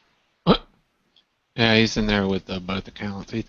Proctor's our CFO, if you haven't met him, by the way. He's at the beach right now. And he doesn't internet very well, apparently. You know what he said? You know what he said last week? He said next week I'm not going to be around much for some D72 testing and stuff. This is before I was like, all right, I'm about ready to get you in on this D72 testing stuff. And he goes, I'm not going to be around much for this D72 testing stuff next week because I'm going to be working on a lot of accounting stuff. And then like this week he's like, oh yeah, I'm at the beach. I got the accounting stuff done Wednesday.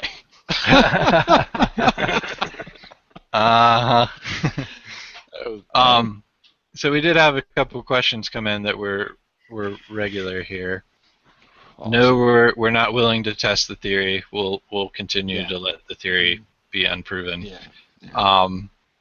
For some time. The new DSS, probably at least, I would say.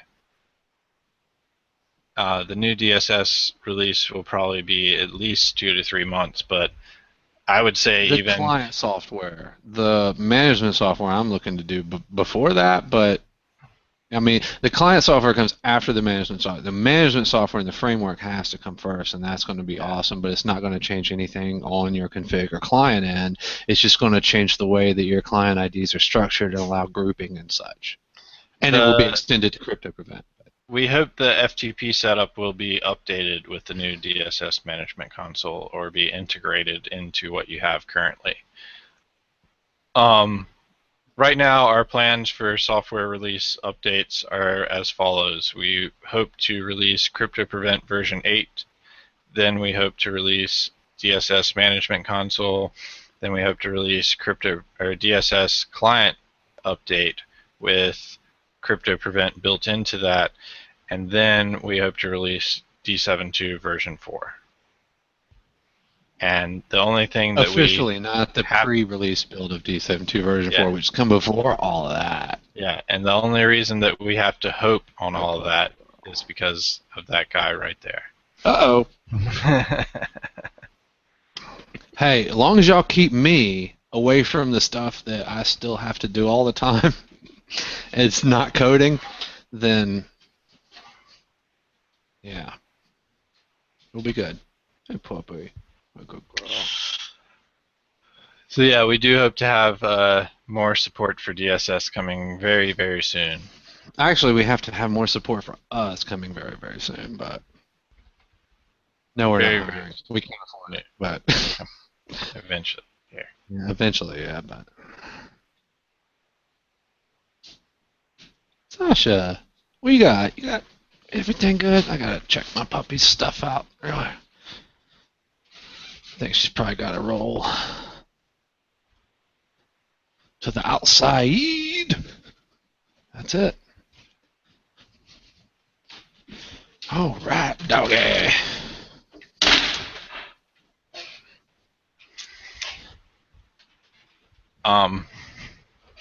Proctor, are you still here? Yeah. All right, are you watching it? He bailed after being nailed on being at the beach. Yeah.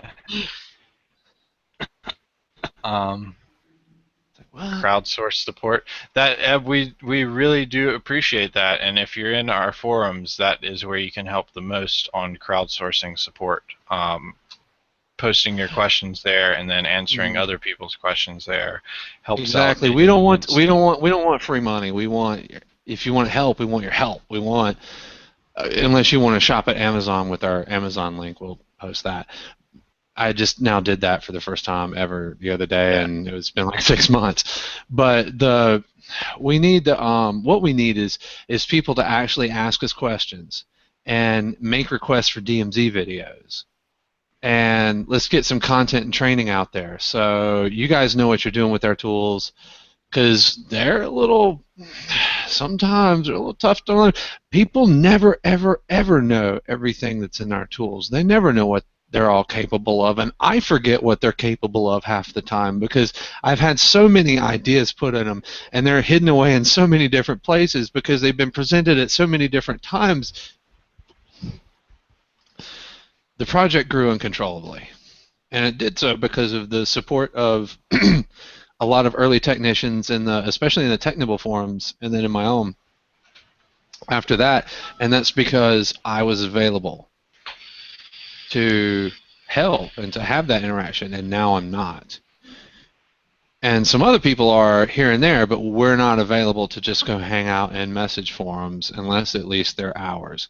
So we need you to come to us with your questions and your requests for what you want to be improved, or what maybe it's something you don't know how to do. And often people come to me with or used to, now they come to them, come to me with stuff that with stuff that we already have, and you just don't know about it. So that's how you can help us, and help us by also posting and sharing your knowledge with others in the forums, because that's just awesome. So that's the end of my tirade.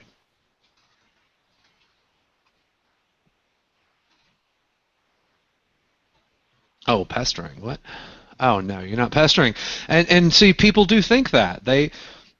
Yeah, I think so. He says I learned something with D7.2 a couple times a week. That can happen. I do sometimes with it, and it's because you guys come to me with something, and so I'll throw it in there. But yeah, you're not pestering us at all. What we want that. Because if you don't tell us what's wrong or what needs to be added or improved, then we can't do it. Because we're not doing the job that you're doing anymore. We're doing the job that we're doing now. And I think that's where some people have forgotten,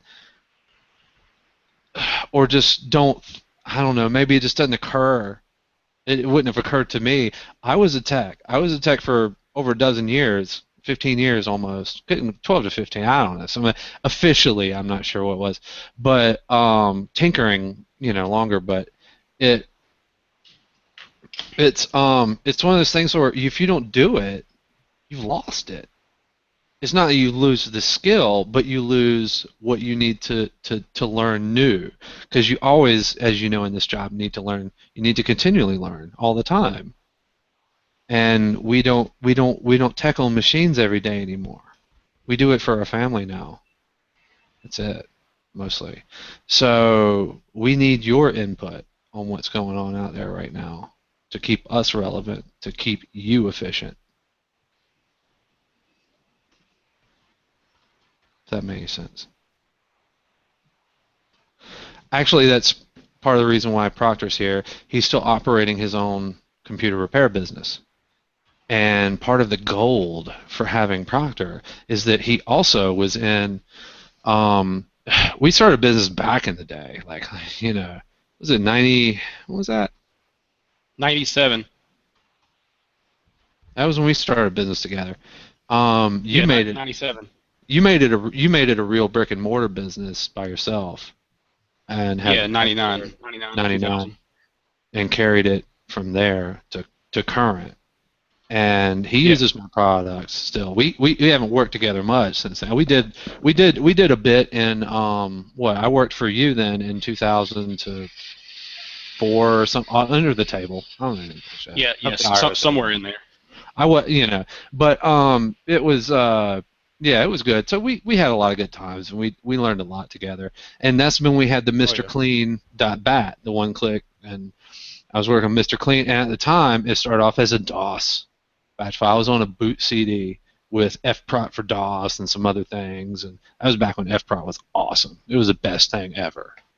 back in the day. Back in the 9X days, you could not beat FProt for DOS. Yeah, small footprint, good detection.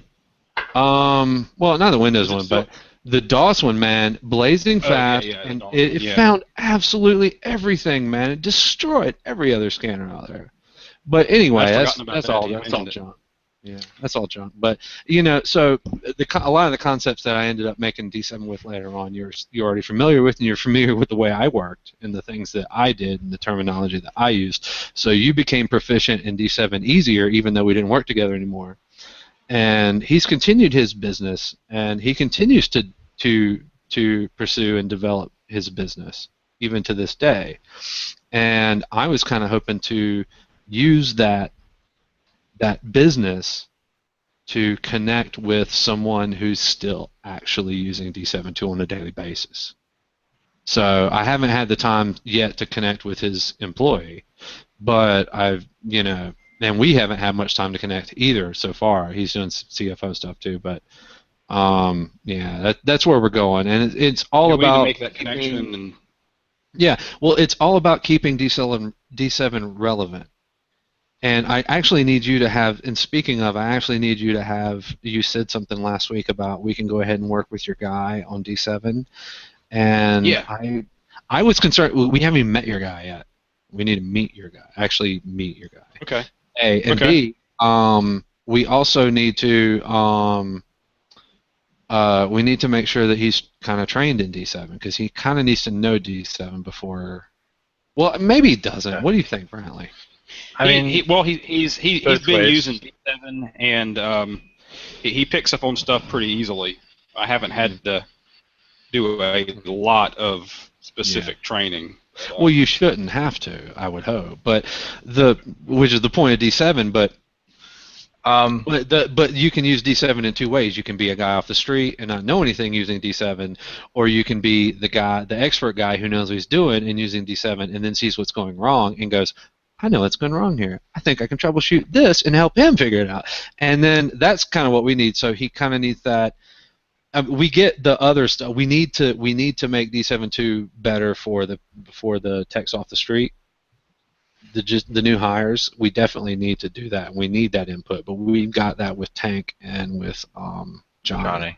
So we need kind of the other thing. So if you can make sure he knows. If sure he's thing. good. I mean, because I don't know. I mean, I haven't even met him, so I don't know if he's a tech or a Yeah, tech. he's a pretty good tech. Okay.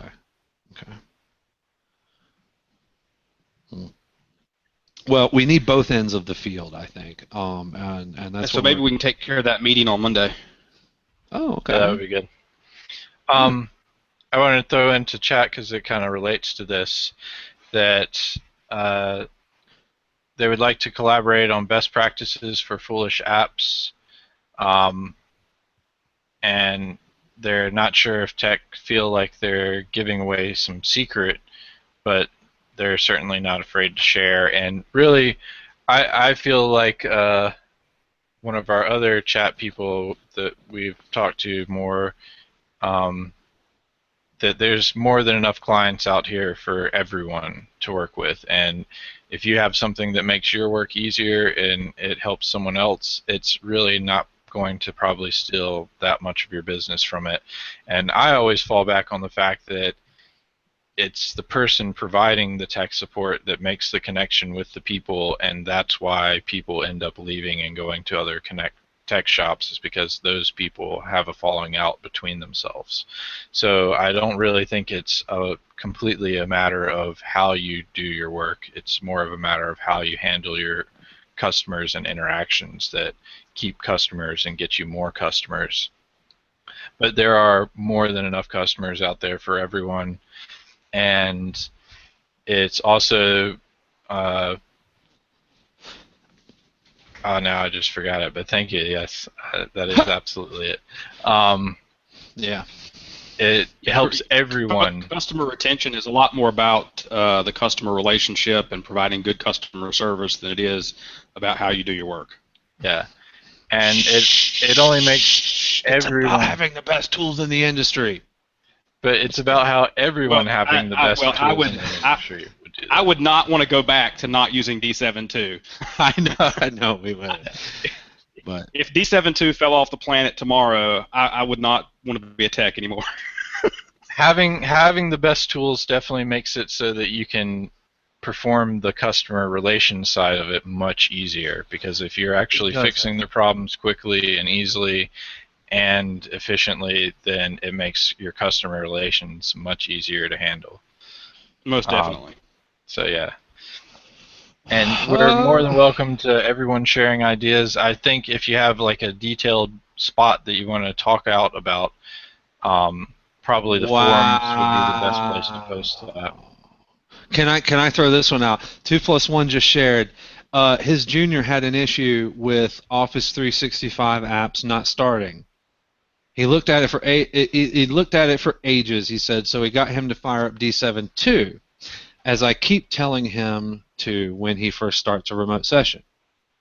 So apparently he's telling him to always fire up D7.2, and the kid's not doing it.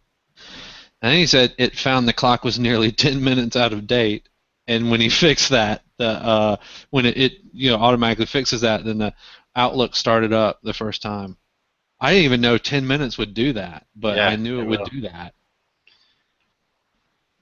But that's one of those. That is one of those. But that kind of brings up one of those super sweet things about all the little checks that go on when you start up D7.2. So Right now, the forums are probably going to be the best community wiki. And on the note that Dragon mentioned about if you're only sharing 1 or 2 secrets, but you gain so much info that we really do rely on each other, and that's why we have D7.2 and some of the great tools like CryptoPrevent and DSupport Suite, because of people from the community and us working together as techs and coming up with ideas and saying, hey, what if it can do this, and getting that done and being able to discuss all those options. CryptoPrevent itself was a software that someone asked Nick to design. And apparently it was 2+1 Multiple. here in the chat. Well, you said multiple. Multiple people did, but yeah. Well, he said I was the one that I told him it couldn't be done, and the next day I sent him version 1. So he's the one, but yeah, he's in the chat. That's 2+1. What's his idea? Yeah. Well, he was one of the ones that had an idea, but he was the one that convinced me to do it.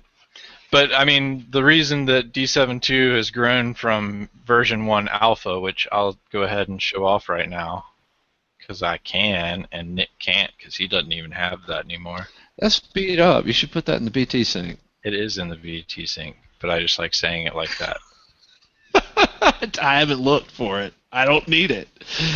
It's a historical piece, I guess. But. Yeah.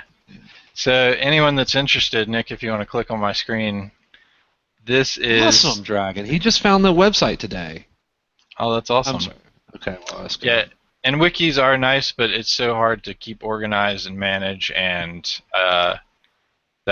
we can't moderate something like that. I would, if someone wants to write an article, or a how-to or a fix or something like that, I would love to take that submission from you and then kind of tweak it a little bit just to make sure everything's on the level, because I did create the software, and not, like I said, not everybody knows, and sometimes I don't even know. Like I have people come to me and they're like, hey, what about this? And I'm like, well, I didn't put that in, but then I did. I forgot.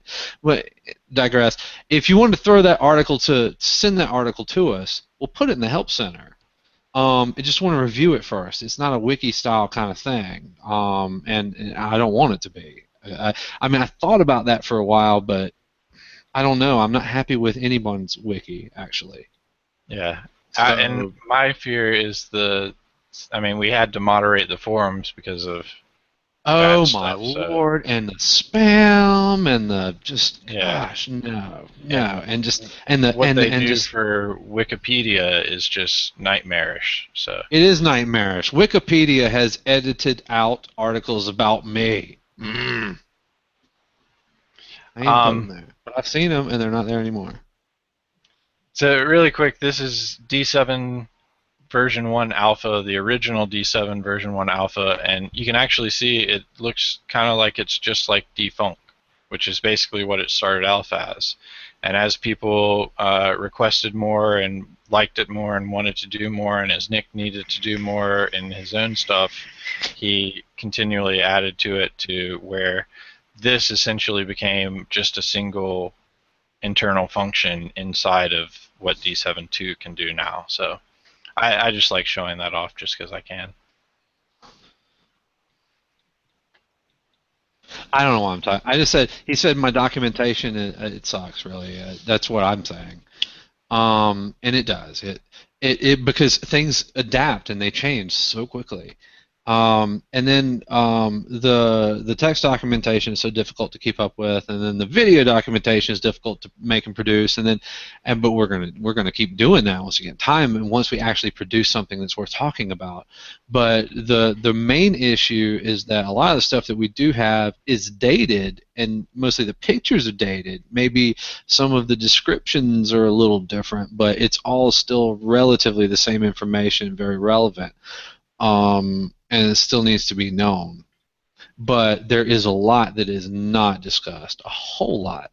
And I've given up on online documentation, I'll be honest with you. I want to have known known issues and facts and basic guides in our help center and the support portal. But living documents, okay, all right, I see what you're saying, and to share my vision that I've already shared with Brantley, and it's still a vision at this point, but I had a technical why am I holding on Brantley? Sorry about that, dude. Sorry. But I had a technical idea on how to actually make this work better. And the technical idea, you're gonna like this. The best documentation is my revision notes. But my revision notes are in the revision notes, and they're not organized. And what you need to do, and periodically I wipe them out, at least the one that's distributed with D7.2, but you can always go to the website and get the full history. But you'd have to go to the website and kind of search for keywords and stuff, and that's no way to get education. So what we really need to do, instead of trying to keep maintaining a manual, I had this thought that here you go, competition. No, I had this thought that in this idea, this way of doing things, that occurred to me that I could put basically when I release a new D7.2 feature, I can tag it sort of with with a tag that dang it, bug. I get a tag on it, and basically, I'm sorry, go ahead, Bradley. I'm just the bug and it squirrel. I was going to say, and it's on those revision notes, that if you are only a DMZ starter, you don't get access to the additional videos that we have, which we need to catch back up with and do more of the behind-the-scenes code and the revision note ones. So those would be very good to add back, so that if you're a DMZ standard or more level membership, you actually get access to those videos, where the idea for the revision notes is whenever Nick comes out with a revision, he would do a revision video on it that would actually show you the changes that he made, and he'd kind of go over why he made those changes. It was an awesome idea, but it's really only for, I was like, oh, this is only for big releases. Yeah. So, but I don't think it would be a bad idea. Like you said, the revision notes are a good way to learn about the software in general for new people. So. Yeah. Well, what I did, yes, and old users, but what I had the idea for was if I tagged all these revision notes with tags like a blog, and I assigned those tags to certain controls in the software, like a label, a text box, when you type something in or whatever. I hate these little tiny. And so if you tag it, dude, he just flew in my eye. You see that? Yeah, I'm not quick enough. I need some Karate Kid skills. I am going to leave this room in just a second. No, if I can tag everything, then I kind of came up with this way that like you could like click on like a little question mark or something in the top, bar, and then click on the thing that you're looking at, and then it would pop up. It would basically search a database of revision notes for those tags. But yeah, you get the idea. That was the idea. I just spit it out. Searchable revision notes with tags, and you would link those to the controls and the text boxes and the list boxes and various things on the interface of D7.2. Sorry, man, I can't stand those little things. It's like we can't see it either, so it kind of looks like you're just freaking out. Like you're just like, and it's really, really great about. Okay, so let me just go back.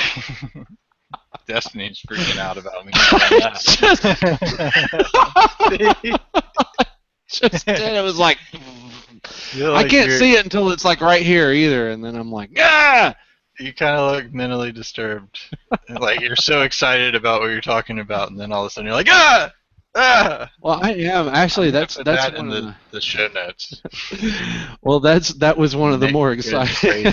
Oh, jeez, that was one. Yeah, be sure and put the time too, so they can fast forward to the right. No, the tag thing with the revision history, that to me was like the best idea I ever had. But it's gonna take a little bit of work, and I'll be before. But I haven't fully baked the idea, but that's the idea, and that's where I want to head with that. So the videos really do go in depth for what you get on the starter. The standard ones go even further on them, and we have more plans to release more for the standard plus people. Where actually that's one of the things I've been working on with Johnny and Tank is training them how to use D7.2, and they're from a background where they've never used D7.2 or tech software like that. Or techs. They're not techs. Well, yeah, I don't know about Johnny. I don't know what her background is. Tanks. I mean, they're knowledgeable enough to be computer people, but they're not techs, I would say. Right. They've never had a job in the tech industry. So. What we've been doing is I've been training them on D7.2 and everything that goes into it and everything about it and all of the programs in it and all the functions in it, and basically just going in depth into everything, so a person that doesn't have any idea about any of the programs or how any of the functions work or really how any of that plays a part into the computer and Windows itself, you can sit them down and let them watch those videos, and it will go through the same training that we're putting our people through to train on how to use D7 and know and support it. So they kind of get the even higher level than what the 2-hour training that's on the DMZ starter right now. So that is something to look forward to, and we are working on that, and we do hope to finish up soon. I think it's about 2/3, maybe a halfway done, depending on how many questions they have during the process. So we do have some good, exciting plans for that, and I am going to be working more on the videos now that we have people doing some of the support tickets that we're holding me back from doing. Yeah, and actually a lot of people are like, oh, you say you're going to do this, and you say you were going to do that, and I was, yeah, we are. I swear, I promise you. Yeah, it does take time to implement new ideas, train new employees, get them, But once we get this, then the restructuring. Yeah. And then I have all the ideas that people have suggested for videos, and I have them documented and ready to be made. It's just you have to also think about, too, when making videos like that, for every 10 minutes of video, it takes about 45 minutes to an hour to edit and get ready for and that's not including shooting it like the 12 times that it took you to shoot that 10 minutes. Well, I am including that. So like if you are. You do better than I do. Every 10 minutes of it takes about 45 minutes to actually make that 10 minutes, get it ready for publishing, and then probably about 15 minutes to 30 minutes to finalize it and get it uploaded and sorted and on the site. So we do have a lot of videos that will be coming, and we're trying to keep up with those. So I don't even know what the list looks like at this time, but they don't either. Can we get that on the drawing board, maybe? Just put more stuff there. I can try. I have them all in my task right now. Is the place where I have them. So Yeah. Well, I have so many. Like they're like, oh, you haven't updated the drawing board, and I'm like, well, I haven't had time to go through my notes, and my notes are way disorganized. But I'm trying to organize them and make them make sense because a lot, and like some of my notes are just like little code snippets that I've written, and they're not even like, I wrote them in OneNote, so they're not even like, proper. and it's yeah, I mean it's yeah, but we gotta start doing a little more with the drawing board and showing people where we're going because I had that idea and then I did it and then I was like, I forgot about it. well, I mean, the drawing board's got a ton of great information up there, and I'll go ahead and link that right now in the chat. Awesome. Put that in the show notes too when you do that. I'll do it. Whatever. Drawing board is an online OneNote, read-only online OneNote that actually can we do like a section of that that's not read-only, that's like read and write for public? I don't know or believe so. I want to say it probably would have to be a separate notebook. Which, I mean, we could use that as we could do that, but can you do that publicly? Can you share a public OneNote with guests, or do they? Yeah, I think so. You That'd can be share, interesting, read and write. Anyone that has the link can read and write it if you set. That'd be way the hell better than a wiki. Yeah, it would be a lot better than a wiki, and I mean, I would say let's try that. It's just the public. Let's see how it goes, and it'd be mainly community moderated. Oh, can you set that? Oh, I should probably. What do we have a? Let me do one thing at a time, please. Thank you. Okay, let's make an account options. I'm looking at this OneNote thing right now. That'd be interesting. I'd like to get other people's, but the forums are so. I mean, you throw something on OneNote, you can just keep it open and just. I'll set up the notebook right now. It doesn't take that long. I just needed to finish the drawing board thing. So. Awesome. But we can't do that with the same note. It has to be different notebooks, right? Yes, different notebook. Okay. So we'll have what we call have the drawing board and the sketch pad, or something. I mean, if we're gonna have them moderate, let's let them name it. So anybody out there on the live chat, go ahead and toss out some names, and we'll pick and choose what the community wiki OneNote will be. If anyone didn't know, right now you can download Office or OneNote 2013 for free. Microsoft's giving it away on all platforms. Link, please. I think they're only doing that for so long. No, it's forever. They've opened it up forever. Oh, I thought it was like a limit on like Android and iPhone or something. No, it's forever as far as I know. I'll pull up the page now though too and double check. I know we're really trying to get that out there. It's like their best Office product too. It has been the best Office product for a long time. Like when it first came out, I believe on 2003, I was all about it. And then when they came to SharePoint for 2007 OneNote and improved everything so much, that's when I actually got Nick and everyone that worked at the tech shop that we were at to use it because it was so awesome, and that's what we used as our community knowledge base, basically. So you can search is amazing in it, and we all used it for that. Plus, right now, that's what we use is a OneNote notebook that has everything in it. So it is a wonderful program, and yeah, I don't see any kind of limitations on it. It's all free, and it's just OneNote.com.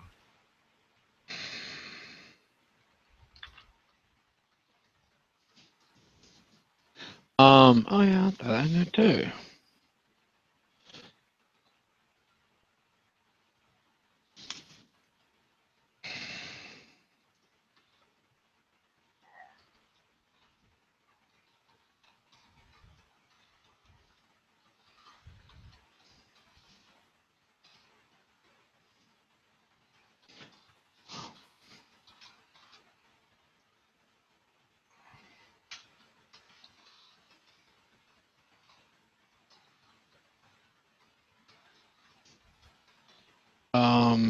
Oh shit. There's one note on all platforms.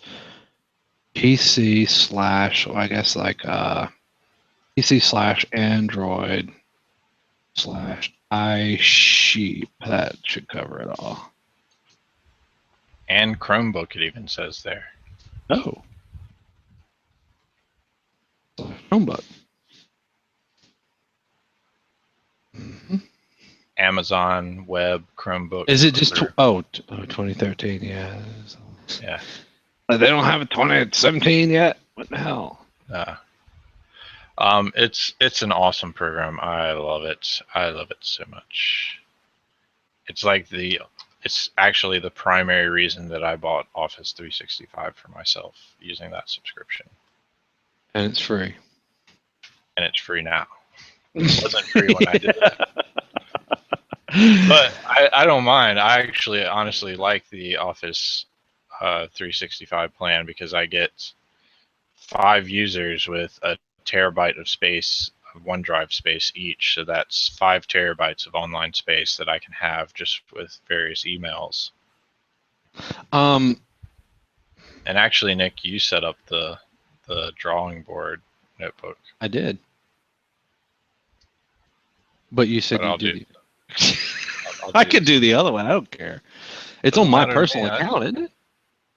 Yeah, I think so. This one's on a more company-oriented one. So Yeah, I'll do it on that. Well, let's switch the drawing board to that too. But do we have an You official can't. It's almost impossible to copy and switch. paste? That's Copy why. and paste. Copy and paste. There's not No, that many it pages. does. Oh, okay. Yeah, we can Yeah, do it that there's way. like 5 pages. There's. We have to update all the links though. Yeah. Well, Do we have any suggestions or names for the OneNote drive or the community wiki? Any name suggestions? and before the name suggestions start rolling in, can I thank the unlimited bulk resale edition purchaser, please? Yeah. That was awesome. Do it again. Yeah, get the Oh, wait a unlimited second. bulk purchase for 30% off right now. 30% off. Unlimited bulk. I'm gonna throw this out there. Unlimited bulk right now. God, I hope no one watches this later and goes, I want that for that price.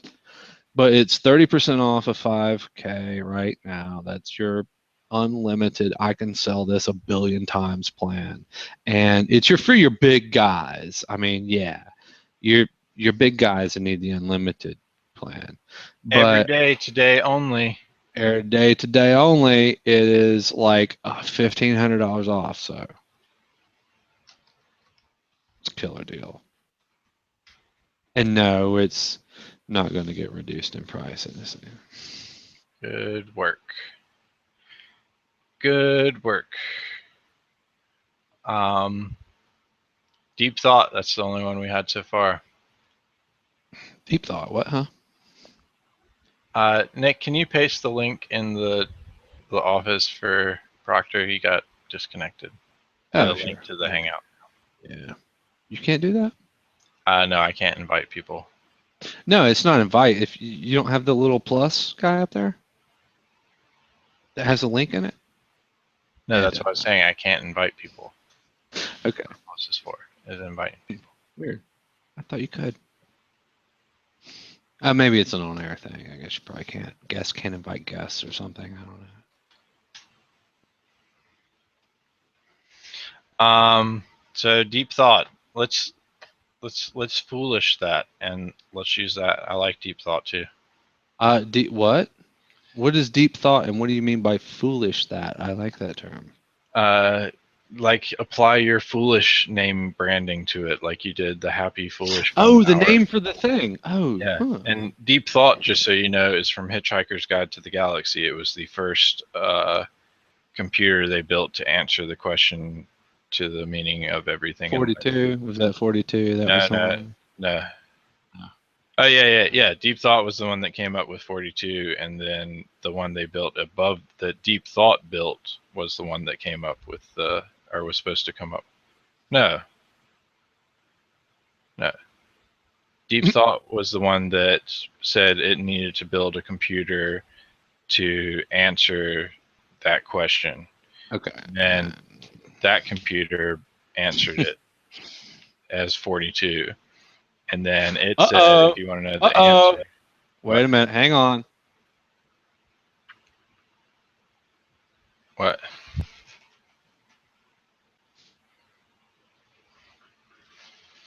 I I got the internet device from Verizon, the Delphi Connect.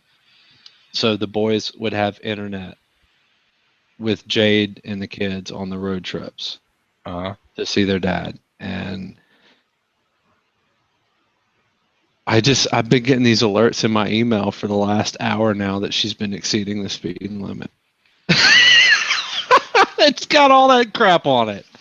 It's just internet Wi-Fi, but it had all that other junk. You can see where the car went and Yeah. what's in the gas tank, and you can do the key fob thing. Mute, please. Okay, yeah.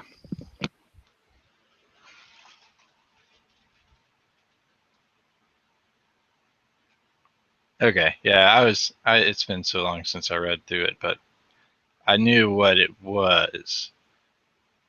But the first computer they built wasn't Deep Thought, was it? I thought the first computer that those beings built was a computer that built Deep Thought, and then Deep Thought said it had to make an even bigger, stronger computer called Earth.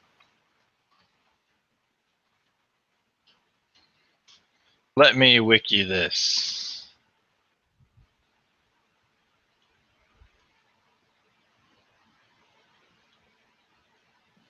If I can't play my flushing sound on the phone, then the least I can do is link to the official Foolish IT channel. Okay, no, so the pan-dimensional hyper-intelligent species of beings created Deep Thought, and then Deep Thought did create the Earth as the one to answer it. So I'm thinking something like foolish deep thoughts.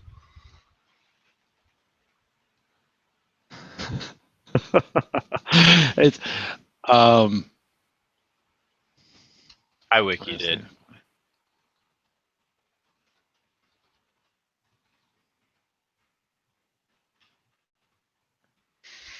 I'm thinking foolish deep thoughts.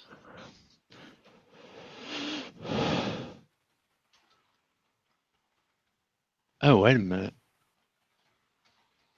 Wait, if she's in the 70 mile an hour. Oh, she's got to be before Plymouth. She can't be at Plymouth yet.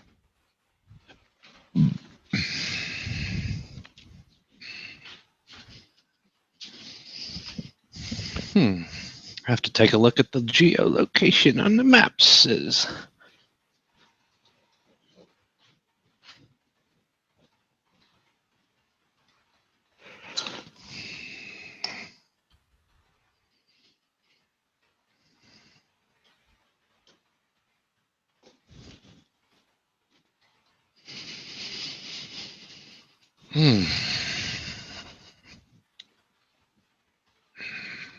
I think tonight's a pizza night. What do you think, Nick? Foolish deep thoughts? As the Foolish edible wiki. thoughts.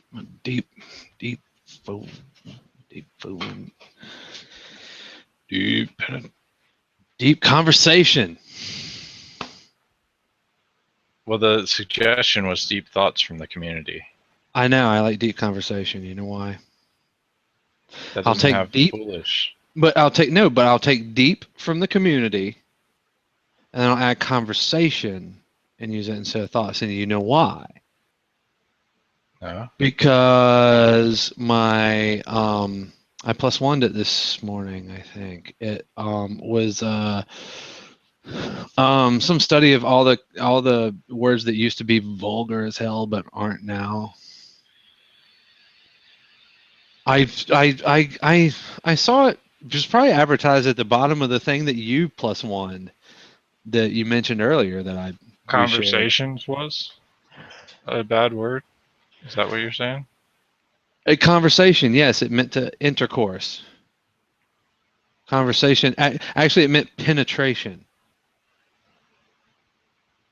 Okay. Conversation meant penetration, and that's Well- kind of why it was on my mind when you said deep thought. So I was like, how about deep conversation? Should I have said that? I guess. I don't know. I don't know anything anymore. I mean, I guess it's more of I wanted to relate it to foolish somehow, and also kind of make it understandable why it's there.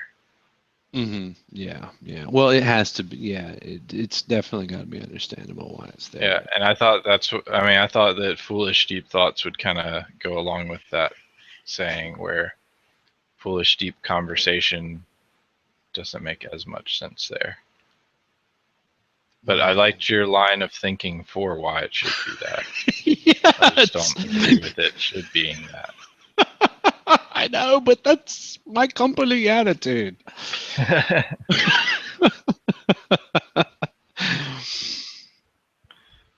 It helps. Some people get it. No one's going to get the conversation thing unless they read that article, because I don't think Yeah. anyone knows that. But yeah. So, I mean, I can just name it Deep Conversations Foolish Manuals. Foolishly deep conversations. and so, were we talking about manual? Or are we talking about suggestion? Yeah, that's what they Wiki? wanted. They wanted a wiki that they can edit on their own, and it would be a Wiki manual. manual. Yeah, Why was it would I be a thinking the whole live time document. it was a wiki? Y'all make suggestions for what we need to do. I mean, in that they could, like, they do a manual, and then where they want to expound upon things, they Sections. add stuff up. So Yeah. Okay. Put it in a different color in the same section. yeah. Anyway, I don't know what's supposed to be done. I don't know how to do it, and I don't know how you would order it. Wikis are difficult enough. OneNote's just archaic, but it's also perfect. I think maybe for it. anyway, what do we want to call it? He said everything sounds good, so I don't think it really Everything's matters. good. Okay. Yeah. Yeah. It doesn't matter. Just whatever.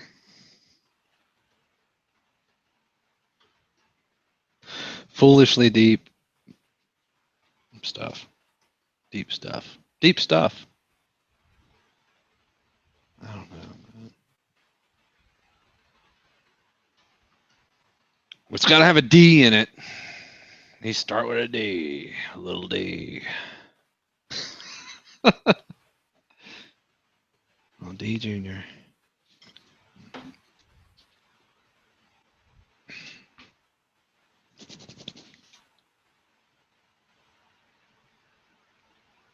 Yeah, that'll be sweet. Okay, so we'll get a link to that in the show notes and I guess on the website and stuff somewhere. Yeah, I'm getting it set up now.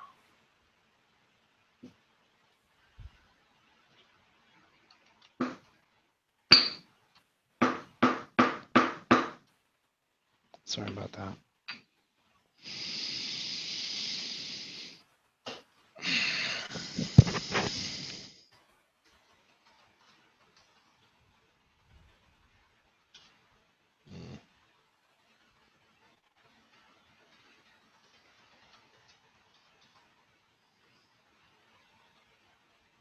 Yeah.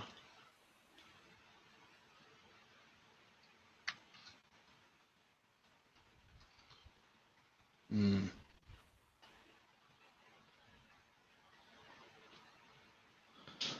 That's a bummer. You can password protect a section, but you can't read only a section. Yeah. Can you? Mm. Well, I guess they didn't really intend. I don't know what they thought, but Microsoft uses it. I hear they internally, like amongst the company. I don't know if they still do. I heard they did at one point. But surely they still do. I'm sure they were like, oh, we need to switch to Linux for this. Some Evernote up in this piece.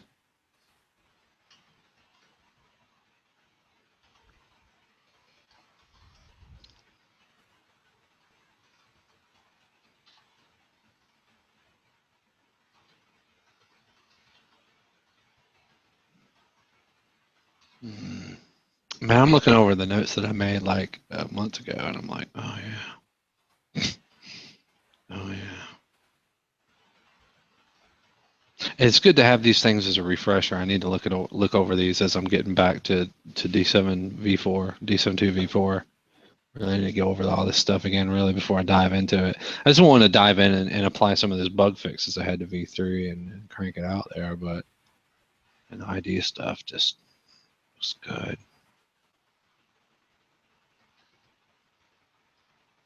Yeah.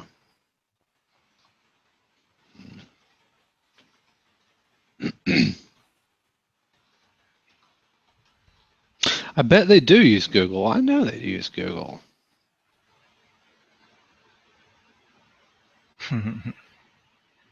We and granted it's not as bad as I guess Microsoft using Google, but we had used Google back at Gateway. I worked at Gateway 2000. Yes, when that was their name. No, they were just Gateway at the time. They were the computer people. Yes, the ones that built the computers that kind of went to somewhere. I don't know what happened to them really so much. They were Dell's main competition for a while, and now they're unknown.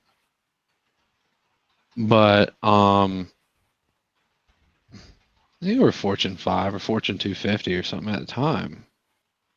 But we weren't allowed to use third-party tools, which are not in those places. And one of those tools was an internet search engine.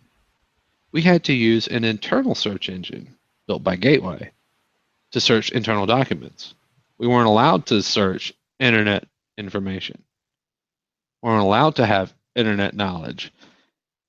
So Google was a forbidden thing. But one of the senior techs there, before I became one, he came down. He was like, one of the guys in one of the other departments has been working on this thing, and it was just awesome. It was based on Google, and it was for their local thing or what, I don't know, but I don't know. It was rocking. But we had this, we had this underground thing, and we all used Google too, and some other stuff. I did my own thing. I didn't always go by the docs. I would tell people how to actually fix the problem, not what they said to do. Sell RAM and stuff. That was good times, man. So I am posting in the public chat. That is the. I think I just deleted a message I accidentally clicked on. If I did that, I'm sorry. Apparently, I don't know how to internet. No, I think I canceled that.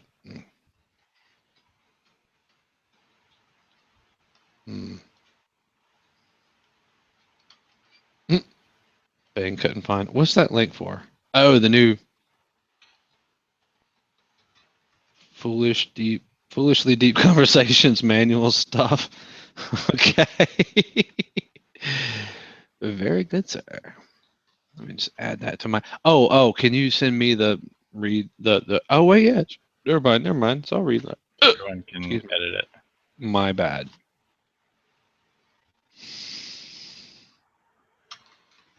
I guess this means we have to pay attention to it. Yeah, I will. I'm gonna have it in my OneNote. So good. I will too, actually. But be interesting to come up with like search results that you didn't put there. Yeah, or y'all didn't put there. That'll be interesting. When we search for stuff all the time, be like, huh? Open from other locations. Add a place. I don't know where to add a place. All right, let me just go there. Edge. Ooh, Edge.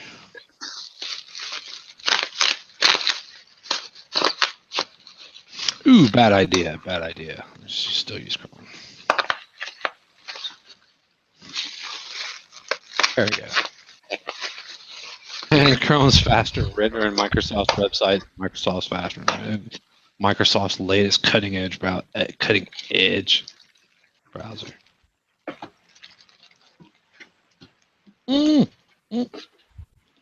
Shoot. Swim back, go back, go back, go back. Foolishly deep. Oh, you did little d it. Yep. But there's no capital E. It didn't make sense. Of course not. Deep.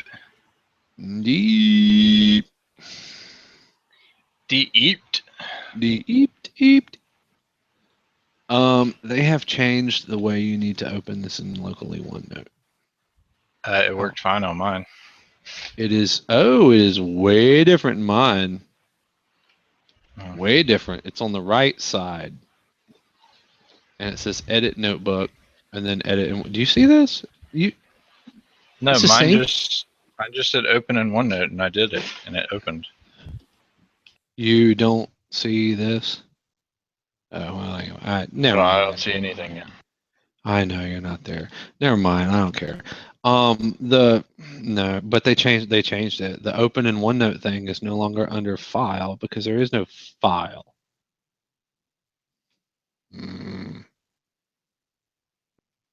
Why no file? No makes sense.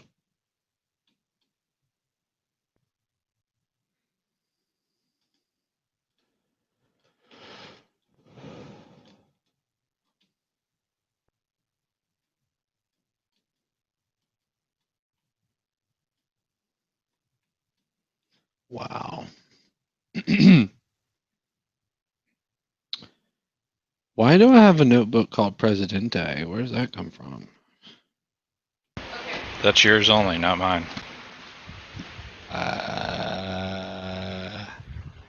WTF is that?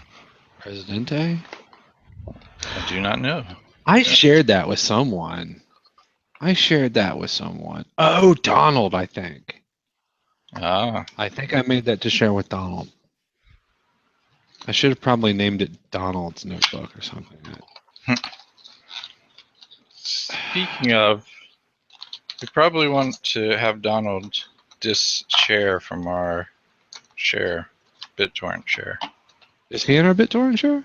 Yeah. Why? It's been in there since you gave it to him for web page editing. I gave him a private one. No, you gave him ours.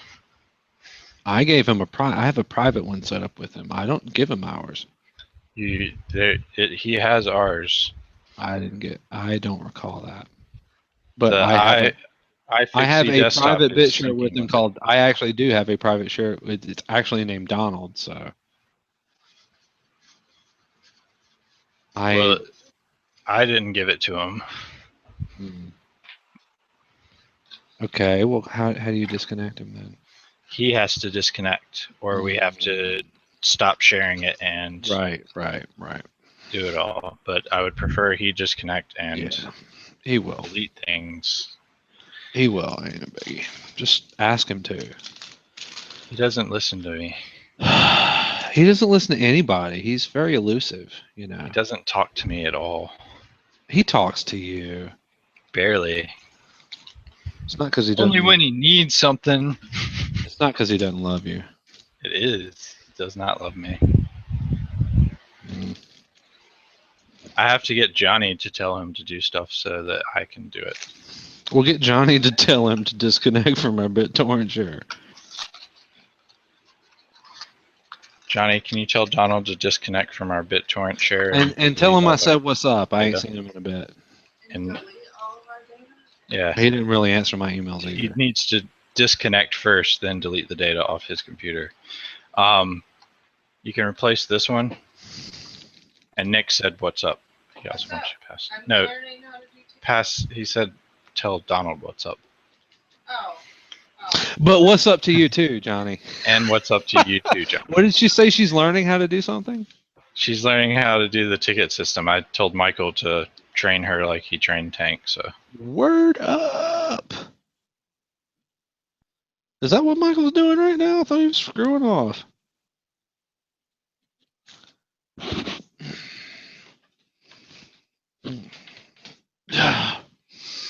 Oh yeah. Oh, here it is.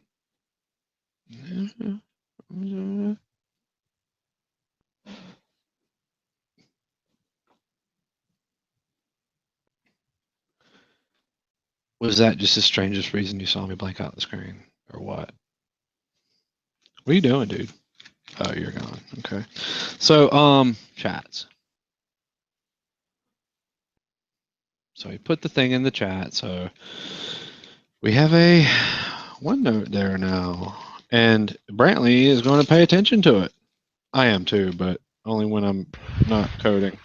Right. I'm going to listen to Brantley pay attention to it for me, actually. I am going to make a backup of our BitSync folder right now, just in case Donald doesn't do it right. That probably wouldn't be a bad idea. Like before she tells him. She's telling him right now, so. No.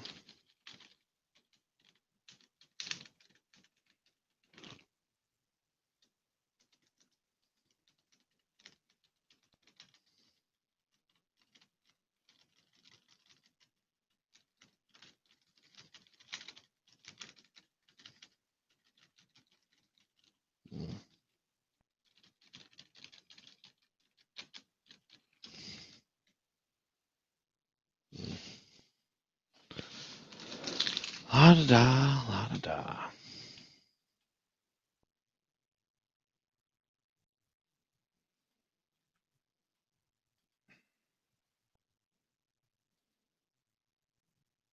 Awesome. Feature request category.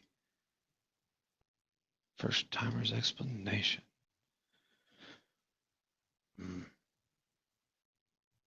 Oh, let's just drop the LLC stuff.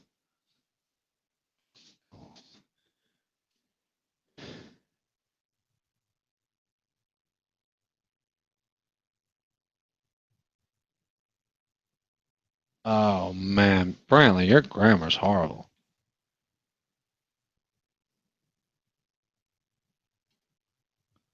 In the community wiki, is that what you're talking about? Maybe.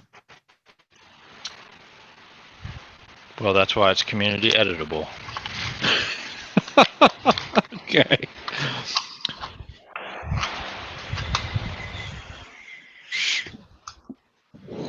Oh man, oh yeah, that's right. You put the link to the first one in the chat, so I'm like reference back to that from this one, so that people have something to reference. I guess They're both in the show notes that I've put in there. they are both in the show notes, but they are not both. Okay, let's see, in the both things. So what I really need is to get actually this. Let's see. Yep. That up beside the drawing board there. We'll get that linked to that.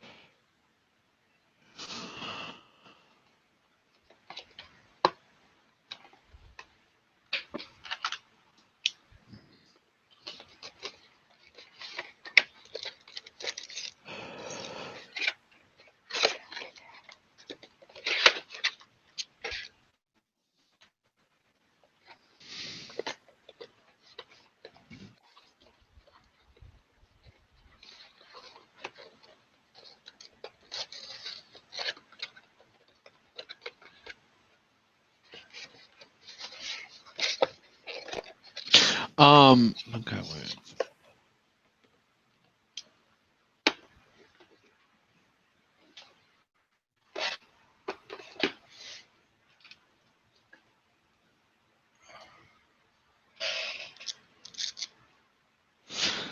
Branding. Let me just take a look at that because I have some guidelines in there, and what's not in there kind of doesn't matter. I think it.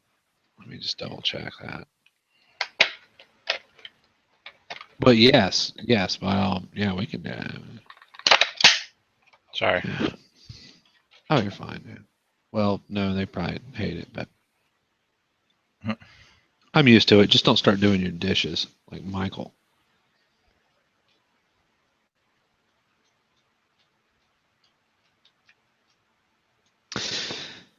Man, that V4 compile I did is like running way snappier than the V3 I've got right now. By the way, Sweet. which is nice. And it does. I don't even think it has my my speed improvements to V3 yet on it. I've done something to V3 to slow it down a lot, and I'm not sure what I've done to do that actually. At least for me, and maybe it's my config. I haven't really tested much with it.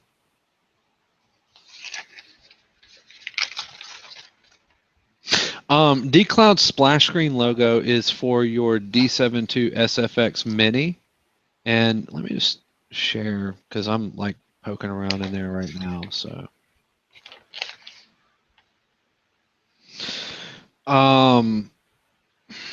yeah. So your SFX Mini that you create from the main menu, which is your remote. I know you know this, but which is your remote support tool. Excuse me. It's not. It's not your remote support tool, but it is the tool that you use in a remote support scenario to get all that is D7 onto the remote computer in a tiny little package that you can just transfer over there. Or from an app like Screen Connect that has that remote toolbox, you can just run it from your toolbox and it will extract onto the local machine after a super quick transfer over there because it's such a tiny file. And then it downloads from there because that's way quicker than trying to transfer data from your system. But so the SFX Mini, that's what the Splash logo is for. Your oh, wait a minute. No, that's what your SFX Mini Splash logo is for. My bad. Yeah, your DCloud splash screen logo is the splash screen logo that display. Yeah, I should put something that has no text. It is the splash screen that displays when you are when D7 itself is downloading or uploading something to and from DCloud. It has like a little progress bar, and then above it is the logo. So, just that's all that is. So going somewhere else though. What was I firing this up for? Just before that comment. So branding, pixel sizes, and okay, same commenter.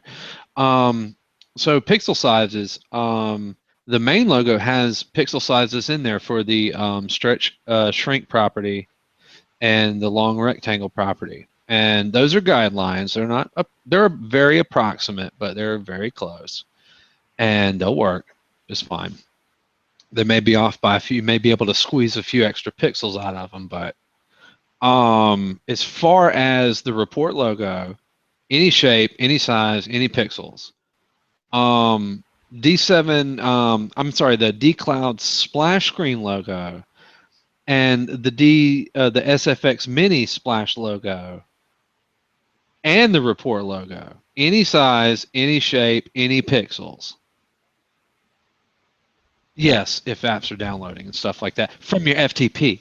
You know, like when you're transferring to your FTP from reports or stuff like that to and from apps from or reports to. But it really is kind of strange that I have that logo on the transfer for the DCloud stuff and not the regular download file transfer stuff. It's a little weird. There's some little inconsistencies here and there that I'd like to address. It's good that you bring that stuff up. So all these features were added at different times and for different reasons, requested by different people with different needs. And they were just thrown in there without much thought for what other people could use them for as well. They were just kind of custom for the people that needed the thing at the time.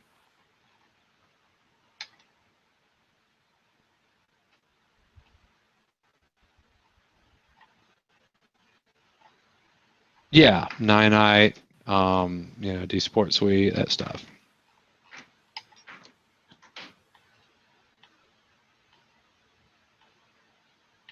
And also your definitions. Your definitions or your custom configs. When those download or upload to your FTP, that declassifies. Any file transfer operation through dcloud. But not any file transfer. It should say dcloud file transfer screen logo or something. Lots to think about in D7. I went through the crypto prevent code and made it just, I don't want to say dumbed it down, but actually made it make more sense, because a lot of the words and the terminologies that I use as a tech are different than what other people use as techs, and is in different regions, and even same regions in different stores, different repair shops. But then the terminology that customers use and end users use is way different. It's whatever's in the media, I guess. But so I've been trying to go with that. And then as I was doing that, it kind of occurred to me that I got a lot of work to do with D7 too, because not all techs think alike. So no, with the icon file, you make a trade-off. I use a 32-bit icon, and it just looks like junk in the system tray. But you can use an 8-bit icon if it looks good 8-bit. I would use the 8-bit icon. The thing is that an 8-bit or 256 color icon is all that is supported in the system tray down by the clock for the system tray app icon, which it doesn't even have to be enabled in D7.2. That can be disabled. So it's not a huge deal, but the icon is not, it only supports 8-bit color. I can't do 32-bit color in the system tray. It's I think I can, actually. I think I can, but it's going to be way more complex than what's supposed to be done. The 32-bit icon, though, is supported in the main interface, the window that you're seeing, up here to the left of your company name here in my screen. And that does support 32-bit. Now, if the icon looks like crap at 8-bit, don't use it.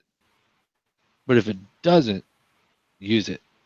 And I say that because the icon that you put in there is also going to be used in the taskbar down here. And the taskbar icon's got to look good, compared to the little system tray icon, which is probably going to be hidden anyway.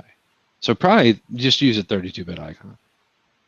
Just know that it's not going to look great in the system tray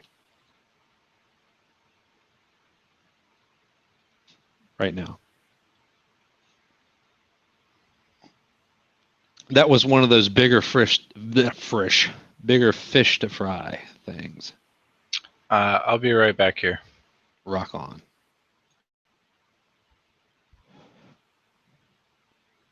Okay. This is actually my V4, if you're just wondering. This is actually my V4. It looks just like V3 and a little older. Actually older because it doesn't have the app icons that V3 does. So that's what you're looking at actually with a version 4 update right this second if you wanted it.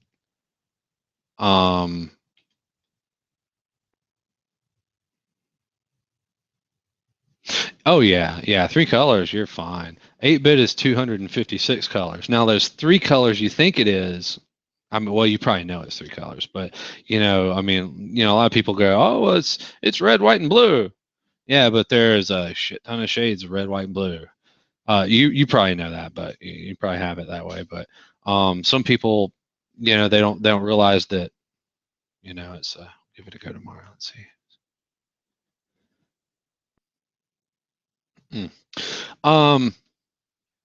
Yeah, I like the app icon. They made everything. That was a friend Donald's idea. Well, it's been a ton of people's ideas, and just like you made me do the crypto prevent. Thank you again. This guy Donald I'm friends with, and I don't know. He probably doesn't care. He's in the tech directory, Chattanooga. He suggested the app icons to me. He's the one that actually made me do it. But I figured though, I was just kind of like he was the last person to put the bug into my head, and it was still fresh into my head when I was reading over some material that I learned how to do that. Basically, everything I do, I learn as I go. I'm still learning, and everybody's going to learn. Especially in this industry, you're going to be learning as long as you're working. But I'm still learning every day.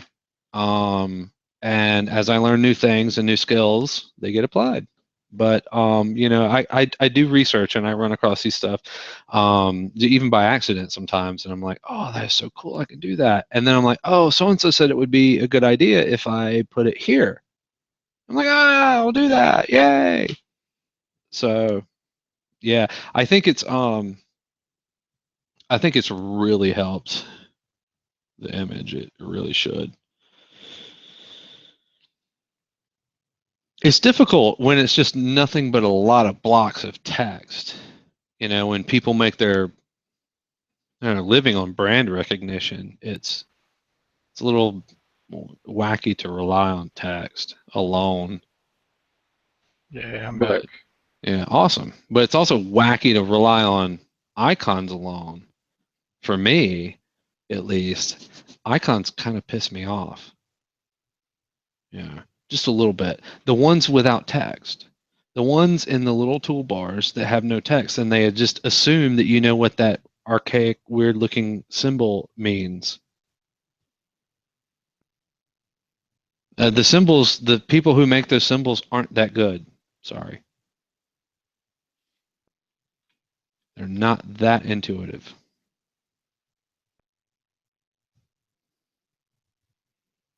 Can't stand them. So I like just a plain text menu.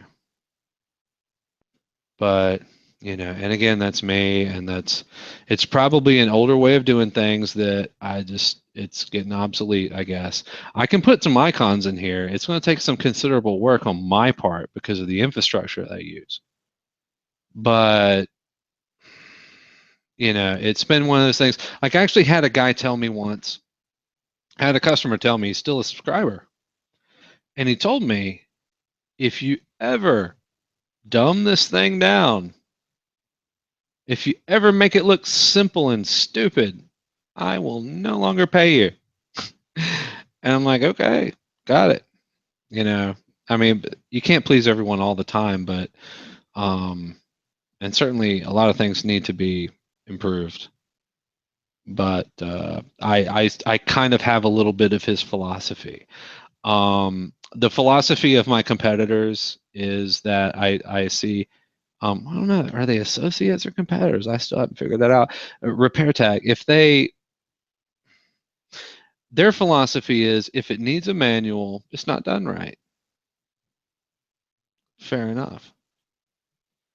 My philosophy,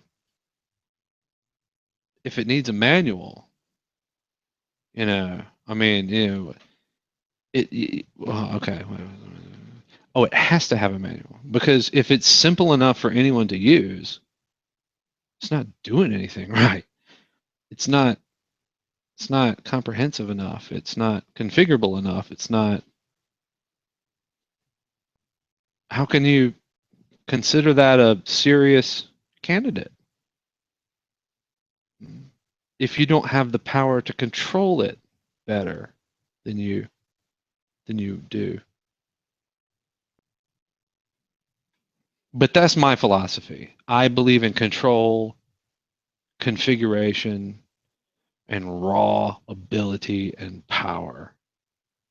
And I don't believe in like simple, as much as the one-click automation thing is great. I believe in this first. So dyslexics does kind of help. Dyslexics. The menus do work fine. That is right. Making it simple. I agree. The customer won't. Well, no. In customer support, you know, there's so many gray areas on that of making things look simple and having the customer appreciate it. There are some gray areas. I appreciate things that do look simpler. I really do, but not when I'm trying to repair a computer. You know, if I'm making a pizza or, you know, something like that, like a one skillet dinner, you know, is awesome. But when I'm repairing a computer, I want that control and knowledge. I want to see the in-depths of what's going on. You know, I want to be a part of that. I don't want to click a button and walk away unless I'm on a smoke break. I don't take those anymore. So get this. Michael's in the middle of training Johnny, right? Okay. Having her do a bulk config. And he just decides to walk across the street. And his headset disconnects, obviously. And he said, if there was any problem, just ask me. What kind of crappy training is that? That's a terrible trainer.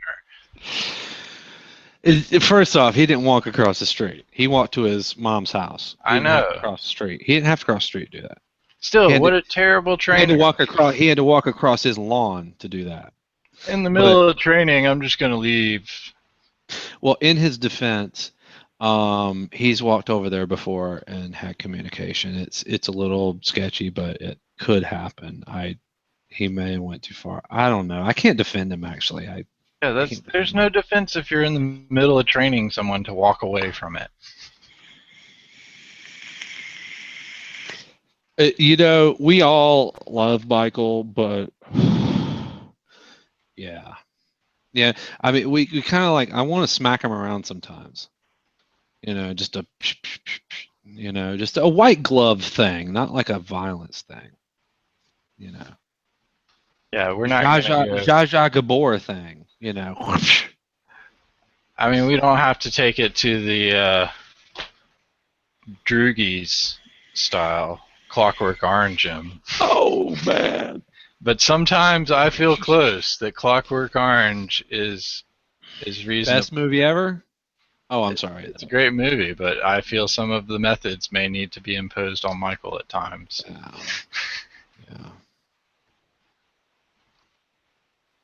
Yeah. You know, if I didn't work with him, it wasn't such a good tech and good with customer skills. But he's good with that. and he's good, and he's also really good when you're a coworker, I guess, and you're bitching about a common employer. But now that I'm the employer, it kind of sucks for me because I know he's talking shit about me. And I'm talking shit about him right now, but yeah. He does take it in stride well, I'll give him that. He does do good. Yeah. He does do good. He sets himself up for a lot, though. He does. Like this example. Uh-oh.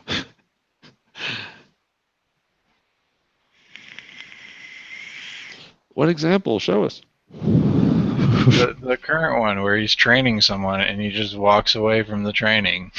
Oh, well, yeah. Like, you said like this example. Like I thought you were going to come up with a YouTube video. No, like she's in the middle. He's like walking her through the steps of how to do stuff. Oh, hold on, I'll be right back. Just ask someone else if you have a problem. What kind of training is that? That's a horrible training method. That's And not that's why- training. That's leaving someone to their own devices. What?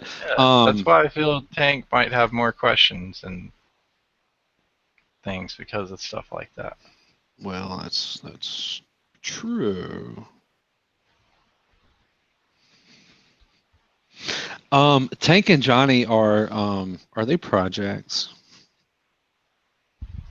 Or Yeah. subjects, experimental subjects. They definitely are. Just to reiterate for the people who haven't, would you like to do that? What their subjects, Yeah. project subjects, they are. Yeah. Well, you know, the average person tunes into this podcast so far. Well, that was our morning hours actually, but it was like 8.5 minutes. So, you know, we constantly have like 3 to 6 viewers. It's like 8.5 minutes at a time, other than our core couple, I think. So we kind of continually have to talk about what we're talking about. Yeah, they can rewind, right? You left that Well, they on, probably. right? I don't think they can. Did I disable that? Did Well, you? it I don't doesn't know. matter. It doesn't matter. It actually doesn't matter because what it actually doesn't matter because this is what professional podcasters do. They continually reiterate what they're talking about. It's Sure. kind of annoying at times when you watch them the whole time, but yeah, I understand why they're doing it. So Speaking of reiteration, I'll reiterate right now. Mm. In the live chat, if you're not there, please go to foolishit.com/live and join our chat, and you can talk directly with us. And you'll see the coupon codes for our 30% off sale that's going on every day that is today.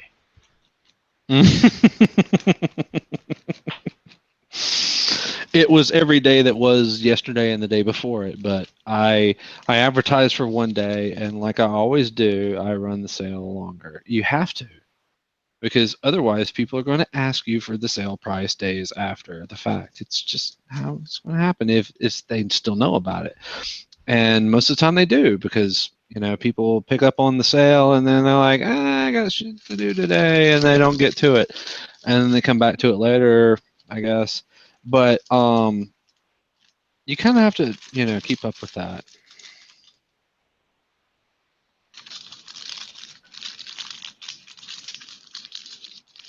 But we always do it longer. It works out better that way because you always ask us anyway. So, but this time it was shorter, longer. Like it was like 2 days longer. The 1 day sale was like 2 days, 3 days, Yep. because. But before, well, actually, it's kind of weird because I don't think I said it was 1 day, but it was Black Friday. I said Black Friday, and it was on Wednesday. So maybe somebody got confused, but it was Amazon's Black Friday in July, but it was on Wednesday, so maybe they got confused. So I was like, all right, run it till Friday. But before, like I've run these things for weeks at a time. People just didn't know that. Some people did. They tried it, and they got it. But not everybody. You don't advertise, hey, I'm still running my sale 2 weeks later. But you kind of let the coupon code keep going a little bit. It just saves in the support tickets. But today's the last day, I promise you, for this sale. It's 30%. Today's the last day for that. So if you want the 30%, and it's on every product we have, by the way, Crypto Prevent bulk resale, including the unlimited edition, D7.2, all licenses, they are 1 year discounts. They're not every year, they're 1 year discounts. But like I said earlier, and I'll say it again for anyone watching, let us know before it actually renews that you want the discounted price again. Just before it renews. And we can do something about it. Don't do it after it renews, please. Before it renews. Thank you.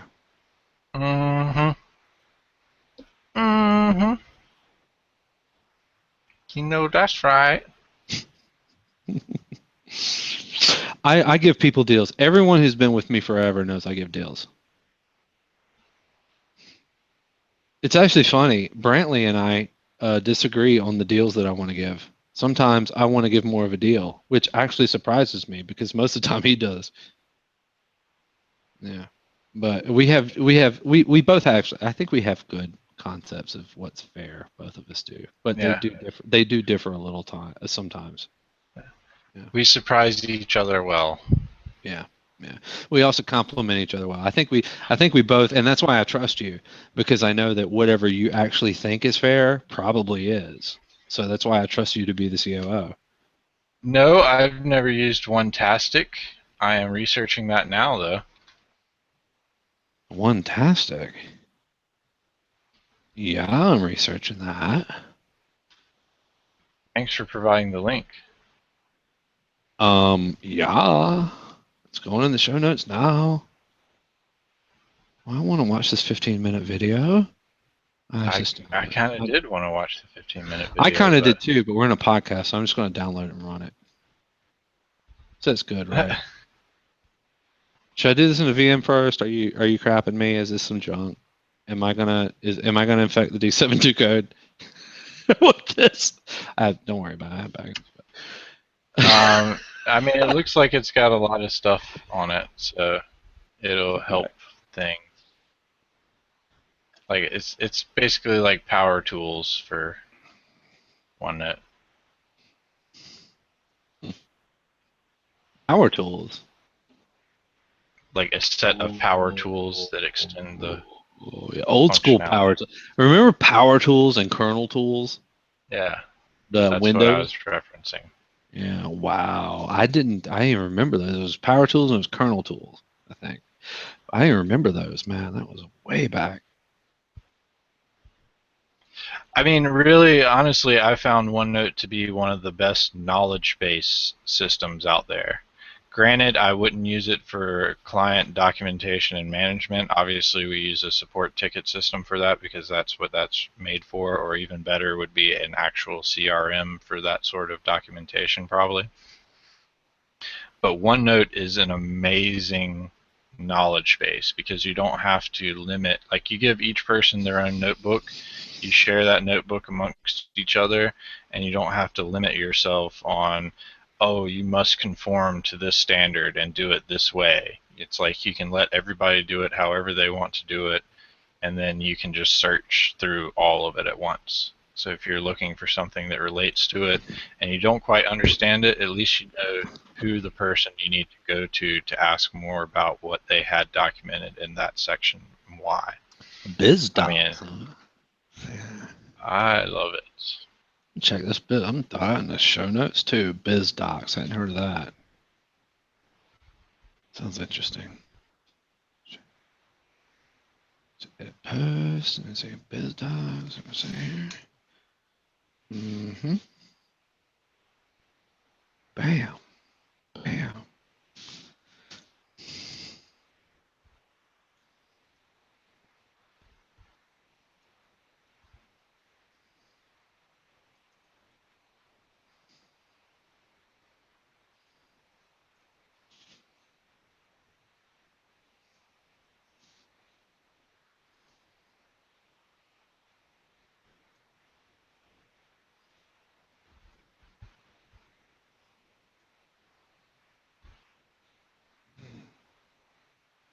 Fantastic.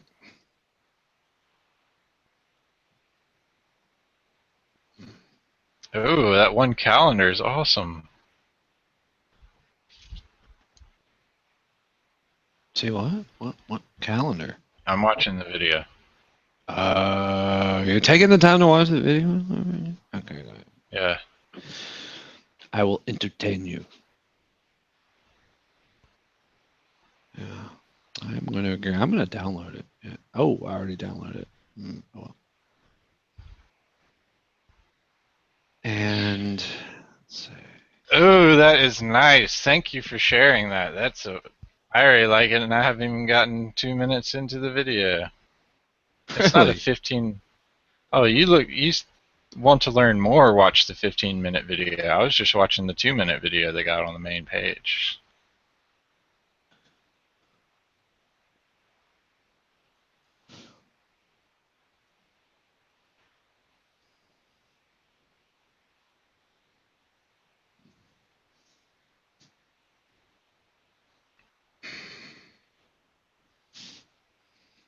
That's awesome.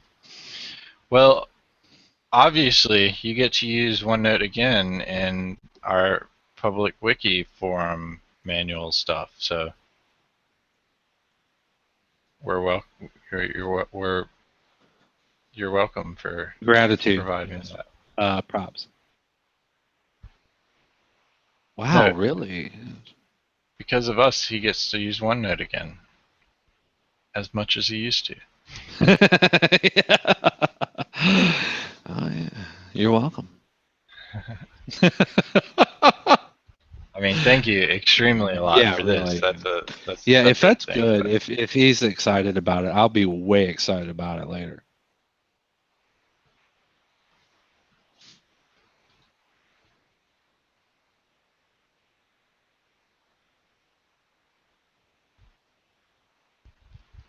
Macroland, eh? Man, we getting more good show notes.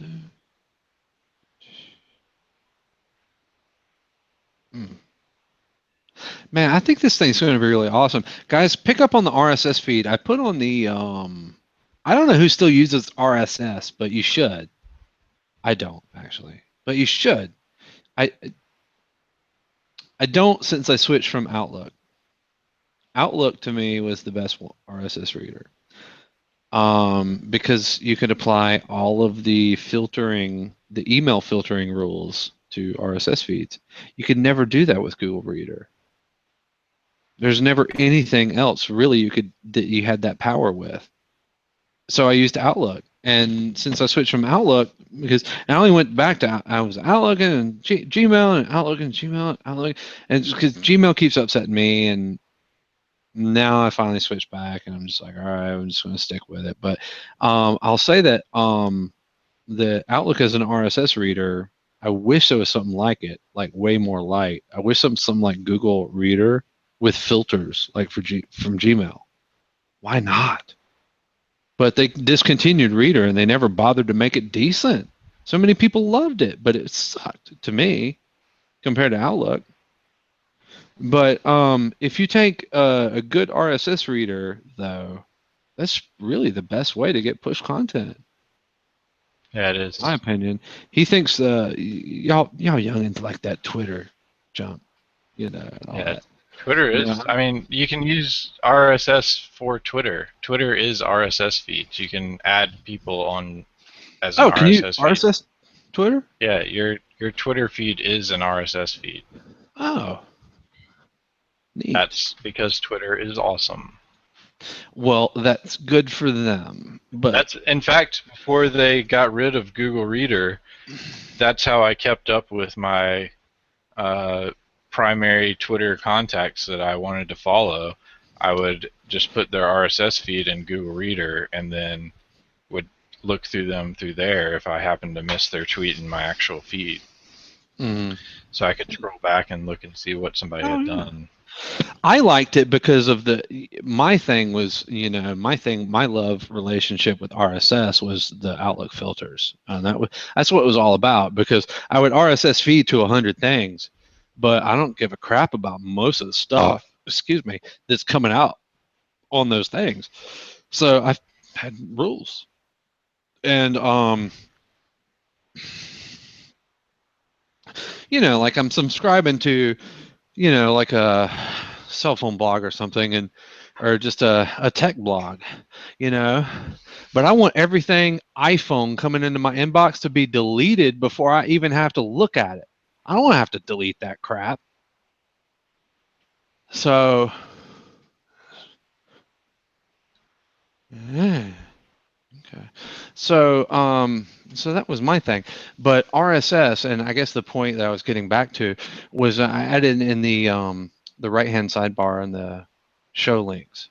There's an RSS feed for the show notes. That's going to be your gold. That's actually probably going to be the best gold that Foolish IT will ever give to anyone if we keep this up and we keep up show notes. Because these are the best ideas there ever was. Ideas from you guys and ideas from us talking together. And information like you just shared, like that one tastic. And that's going in the show notes. The show notes has its own RSS feed category in my blog, so you can get just the show notes and not all the other crap I put out. If you think it's crap. I mean, like the filters and Outlook. I mean, you don't want everything. That is kind of the beauty of the WordPress blog system, and that's why I decided to use that for show notes. But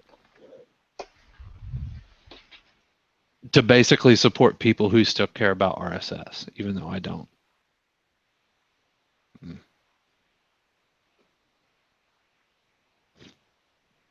Oh, speaking of Twitter, I'm just going to throw out there, because I mentioned it yesterday and we talked about it for 5 minutes or something, but that's 5 minutes and 6 hours every day. Not everybody's going to catch that 5 minutes. D72 is, and so we'll repeat ourselves if you're the two guys that watch us every day. D72, Brantley and I were looking over some documentation for this DLL that I use that I purchased for D72 that does some extended functionality that would take me a year or two to develop and is not worth. So I'll pay someone else for their development work, and then I'll take that and then run with it and use it for what I need. So I use a couple of things. I use a Chilcat DLL and a CodeJock DLL. One, the CodeJock's mostly controls, and by control I mean the visual things that you see on the form, the list boxes that things are listed in, and check boxes and comma whatever. And the Chilcat DLL is primarily like secure functionality, secure FTPS, SFTP, HTTPS, TLS email sending capability. When I added that TLS option to D72, that's when I got the Chilcat DLL, because TLS was not something I wanted to do. So on my own, I did SSL, that was it. But so all of that stuff I'm going to work with. So Brantley ran across this thing, and it was Twitter OAuth and the DLL is Twitter OAuth, and just bam, 3 lines of code, I can connect to Twitter, and I can throw you a tweet from D72 about what it's doing. Yeah, I really like that. Yeah, Brantley loves that. I've never used Twitter actually, but Brantley loves that. He's got these ideas about Twitter and customer updates and things. I'm just thinking about tech updates, Yeah, I mean, if you make it a public, like you just create a public Twitter feed, and then you have it so that D72 can basically report to that public Twitter feed, then you could either make one for each customer, and as you're working on all of their computers, you can post updates about where it's at and what percentage it's done of, or you can just have one giant Twitter feed that just shows all the work that you've been doing on various computers throughout the day. And customers can look and see where their computer is, or their ticket number or tracking number, and find out where their computer is at in the process and how much longer it has to go, probably. It was actually beautiful because it's like 3 lines of code too, or something. It's not much. Yeah, I think it would be a great idea once we get everything else updated so that you can work on D72 version 4. No.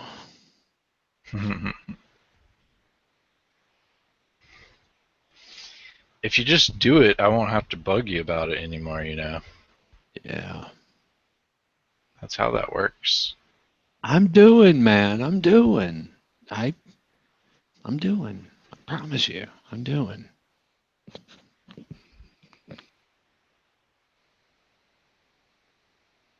There's an update for our webcam,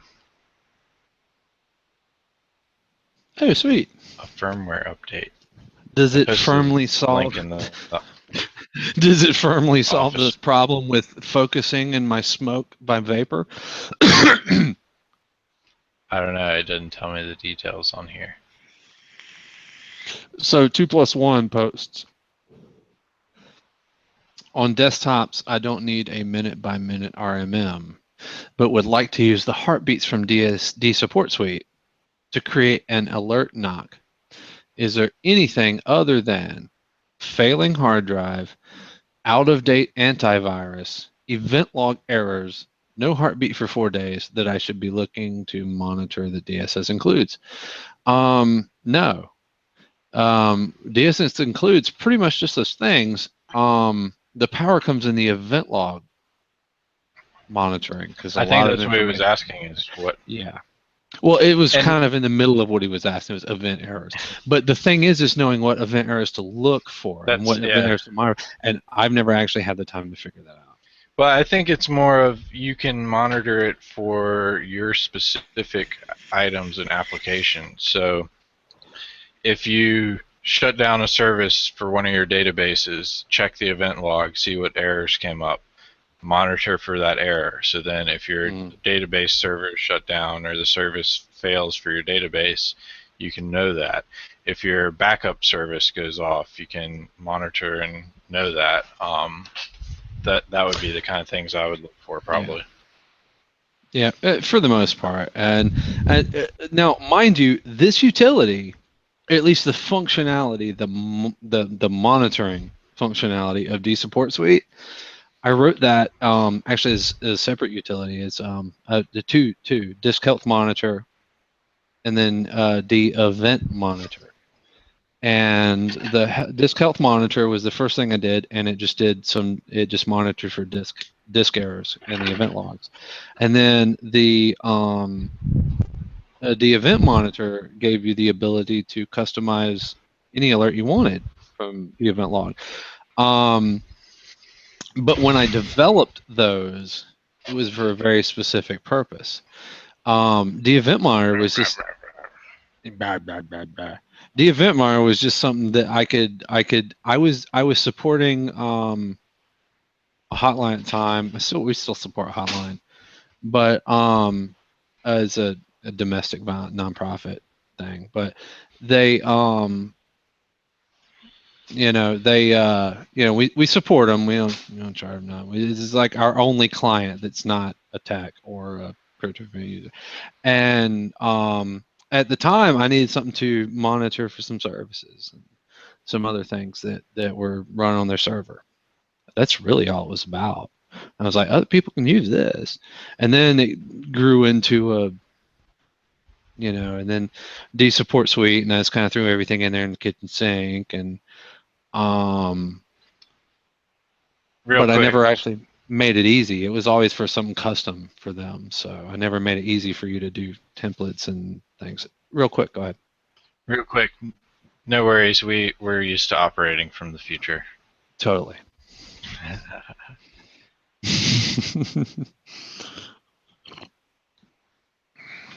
Yeah, that's what I was seeing just from that 2-minute video intro. I'm excited to go back and watch that full 15-minute video once we get done here and actually play around with it some.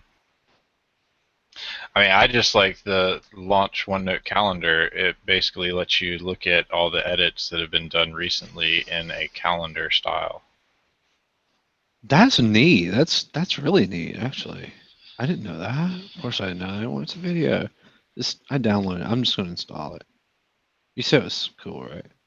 Yeah. So like, I trust you. so I can see the edits that have been done on any of the pages or anything for various sections and things like that. Like, so if you made updates or if people made updates to the wiki or anything like that, you can see when they made those updates and where. Oh, that's neat. I'm gonna take that. I'm installing that now. We very much look forward to you contributing as well, and thank Heck you yeah. very much in advance. Heck yeah! Like like no one's wrote anything in there in the last. I hadn't checked in 10 minutes, but hurry up! Just Get that thing going, man. Give him a second. Come on now, let's get it moving. You asked for it. We gave it to you. Why aren't you using it yet? Why aren't you using it? We gave it to you like 5 minutes ago. What's wrong with you? They're 5 minutes behind on the feed. That's why. Oh, that's why. We get a little ahead of We're ourselves. just now operating realizing from we the created future. it for him. Yeah. We get a little ahead of ourselves operating from the future sometimes. But things move in the tech industry. Gosh, and you'll be laughing about that in a minute from now. So. Yeah.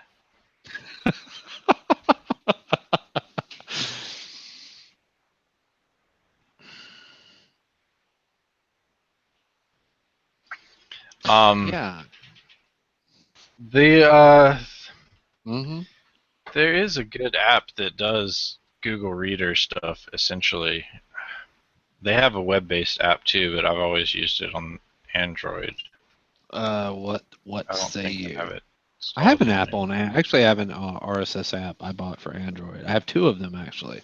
Well, no, And there was one that essentially when they shut down Google Reader, Google was like, use these guys. They've done a great job at what they do, and it's essentially Google Reader on steroids. So, and they did that have filter? It seemed like they gave them access to Google Reader stuff so that you could easily import your Google Reader stuff into them. Surely, I'm sure they did actually. I mean, but they recommended. They said, "Hey, we recommend these people."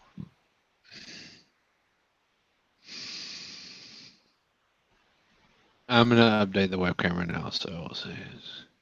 No, don't do it because it's going to close out the Oh, not really. hangout, the live hangout.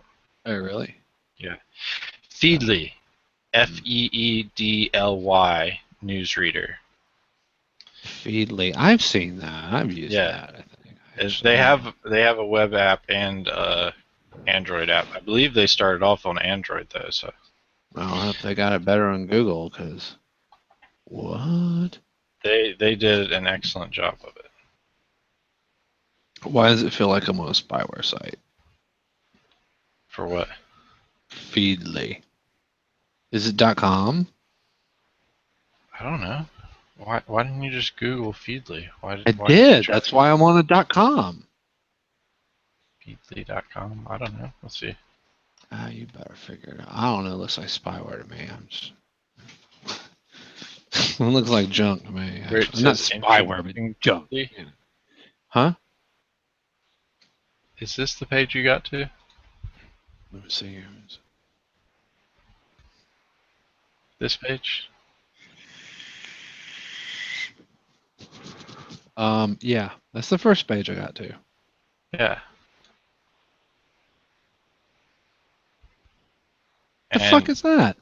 You can Guys, log in. You can log in and like you can add content through here, and the content is listed out through here. And like you can see, it has different feeds of different people, or you can sign in and it'll do things, or you can import I don't like it. HTML. That's ugly. Wait, is that it? That's ugly. That's horrible. No, here I'll show you. Let me see if I can log into mine so you can see Oh what yeah, happened do when that. you. Yeah, because that's ugly. No, I got to that page, and when I saw that page, I was like, "Ugh, crap!" It just looks like garbage. Like a bunch of random crap with pictures, random pictures just thrown on a page in a grid. It's It's just not random pictures. If you click on those, it gives you feeds for all sorts of blogs. I'm sure it does, but they look like random pictures all thrown together on a page of random stuff. So see, this is what happens when you add content to your side here. Okay. You get a list of all the different sections. That actually And- looks kind of cool. Actually looks kind of cool. Does it have filters? This is all of my stuff here. Rules. Yeah. You have rules. So if I click on here, it'll give me just that feed. I don't want just that feed. I want just specific stuff in that feed. Does it have rules? Oh, it doesn't do RSS of the Twitter feeds anymore, it looks like. Uh-oh. Maybe it's Twitter. I don't know. Use it and see if it has rules or filters or whatever you're It's looking Twitter. for. They want to built for RSS. I'm not looking for that. Just, do you have rules? I don't know what rules are. You look and play with it and see if it has the rules filters, you want. rules, things that you can automatically do stuff with things that come in. Do you have anything like that? I don't know. Then it's worthless. I haven't used it forever. I won't so even link to it. Get off the screen. You should try it and see if it has whatever you're looking for. I don't. It doesn't. I just saw it. It doesn't have a big thing that says, "Hey, filter out crap you don't want to see," or rule it out. It may do that. You have to. I didn't see that. You have to in what find you're out. showing. I'm not going to find out. You have They to look around and try They it. need to tell me that. They're going to have to convince me. They don't have to do stuff. They can do whatever they want. You can just. I guess deal they without can, and I'm having- going to do whatever I want, and I don't know what that is. That's. You can just deal without having your RSS feeds at all. How about that? He said we're going to have to change the name of the show. It's not been an hour. No, it has not. That's actually the funny thing about why I put hour in the title, HOUR hour, because this is not an hour show. It never was. When we did What Did Foolish Do, it was like we were doing like 10 hours, man. It was ridiculous. But it was, what we do is just whatever, I guess.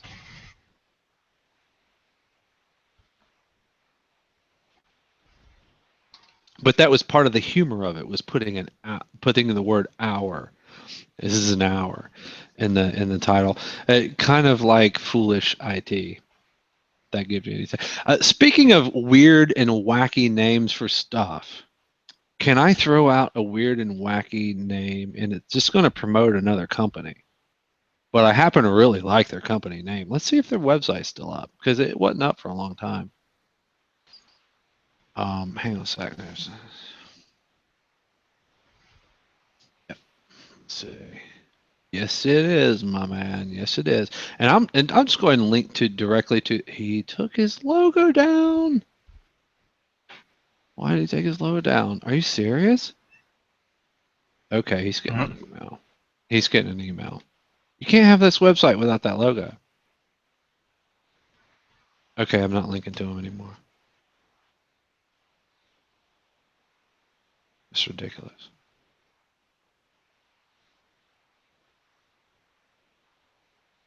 Okay, I'm upset, and I'm going to send him an email. Actually, I have a draft email to this guy.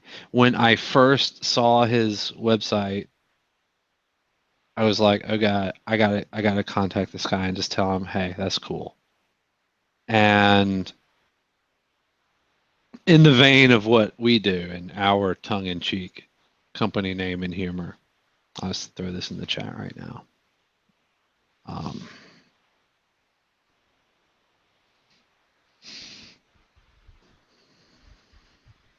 And I'll throw in the link to the DN site, because he actually I just threw the link in chat, so you'll see it. You've seen it 30 seconds before I'm saying this, I guess, but because we come from the future.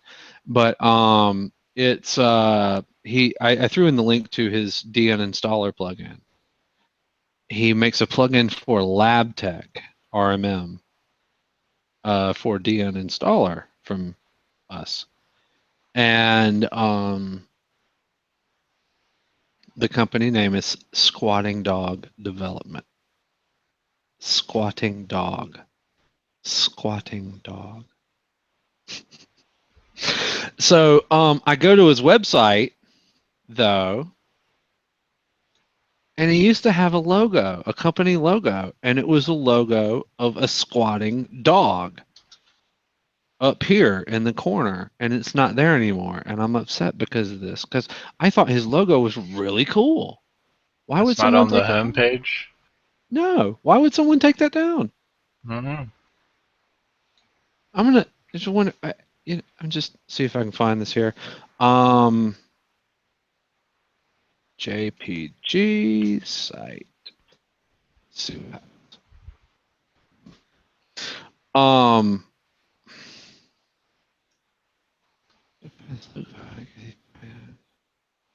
I don't want to.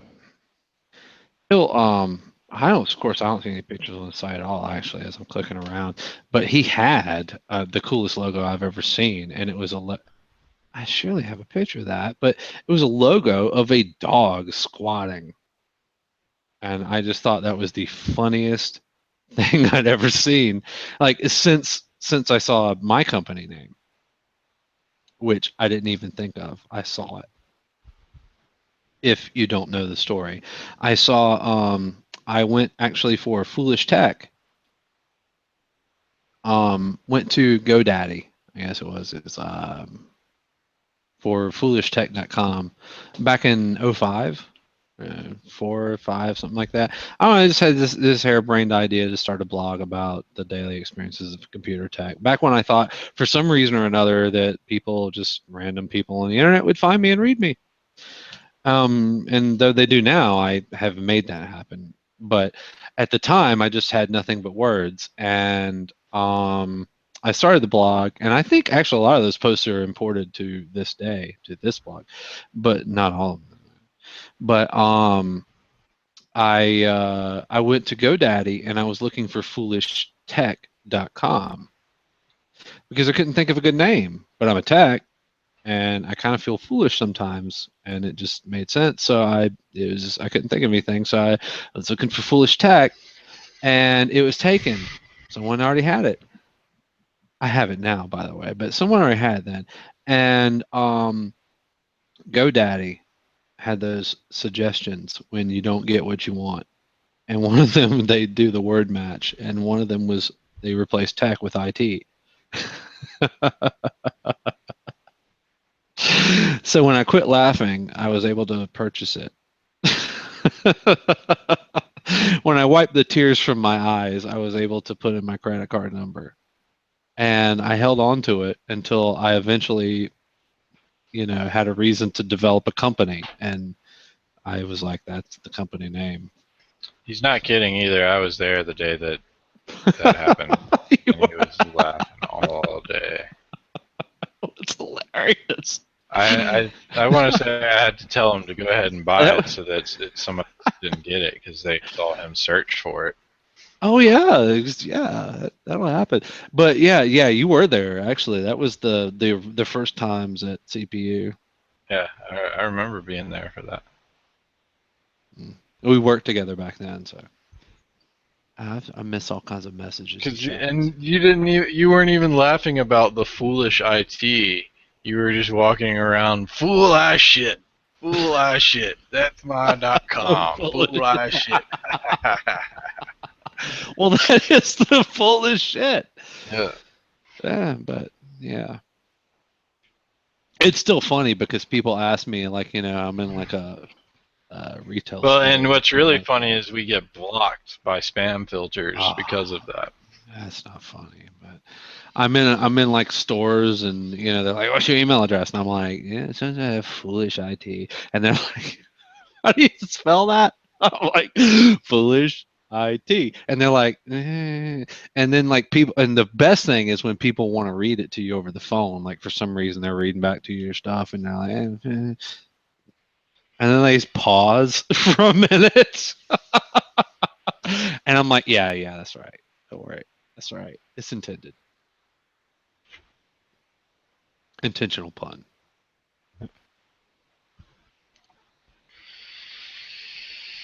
So anyway, Squatting Dog Development, I'm throwing it out there for you guys if you're using LabTech. Guy makes a Deon installer plugin. He's cool with me, but he took his damn logo down. That's not fun because the logo was awesome. I'm sending him an email right now.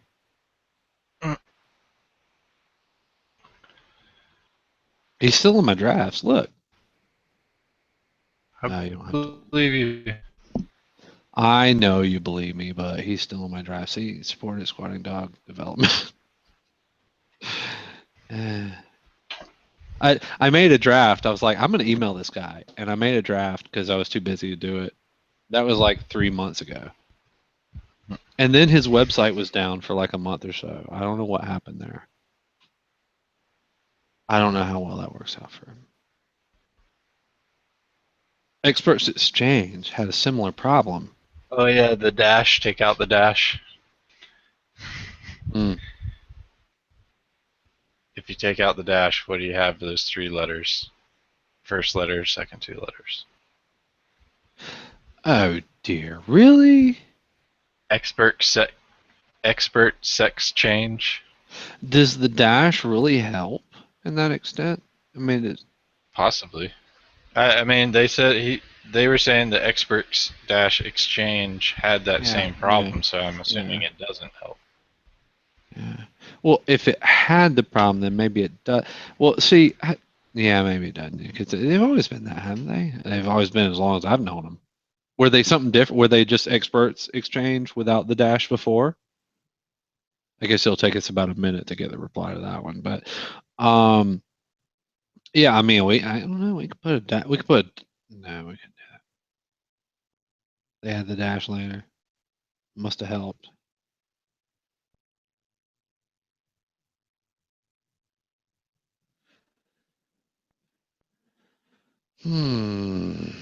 Blocked by firewalls.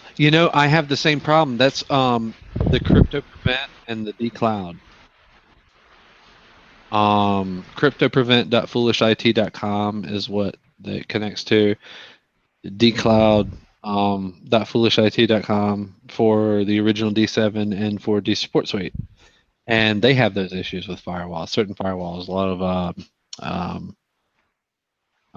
what's that one? The Cisco. Is it Cisco? SonicWall. Bunch of Sonic Wall revisions like to block the firewall component likes to block our domain name. Yeah, SEO, right? Don't change it. You're saying? Yeah, don't change it. Well, I wouldn't change it, but I might add. You know what I'm saying? Like add to it and throw some Yeah. extra the SPF records on. Maybe do the emails from the new domain, and then just You know, that actually could be why we're getting into the spam folders. Our SPF records might be correct. It might just be filtering out shit in the .com. that's possible. Yeah, the thing we're talking. Yeah, So far, I haven't found any reason why that wouldn't be working. I still want to look into it more. But I'm pretty sure, and no one will ever tell you it's a word match.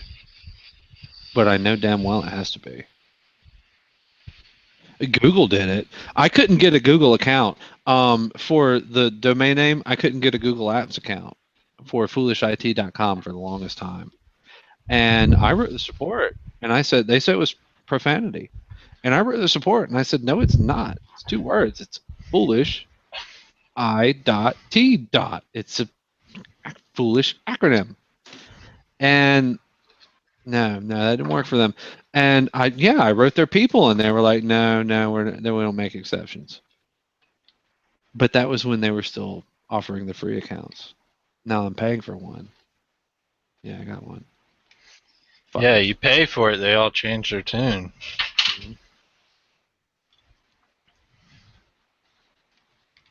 I do like the original too. It's funnier that way. But actually, I will. Let's see. I don't know. Let's see. Oh, there's that other one. Yeah, there's somebody watching that's already been like, oh yeah, he's already bought it.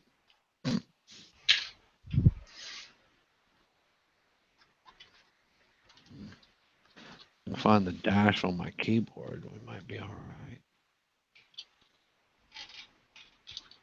Might be in business. Nope, it's taken.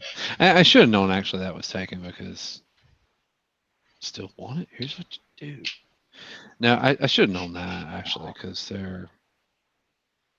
It's I'm not saying I'm a household name at this point, but my success with Crypto Prevent goes a little beyond what some people realize.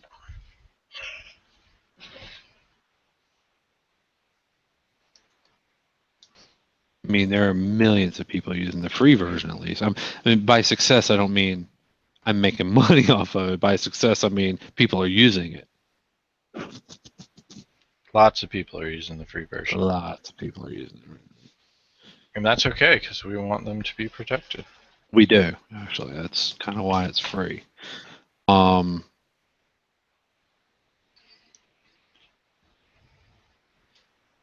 can't get. Why does it not tell me what? Why don't you? Oh yeah, duh. Just I don't even know why I'm bothering with this. Who is?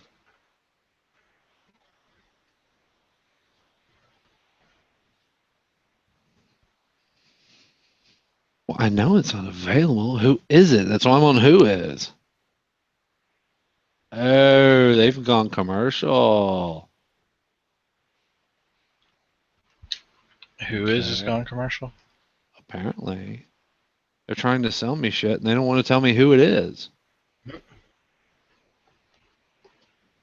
Oh. Don't go to whois.com and assume the main search box is that. You have to find the Whois link and then click on the Whois search box from the link. Yeah, they've sold out. One-in-one internet. Let's see. Mm-hmm.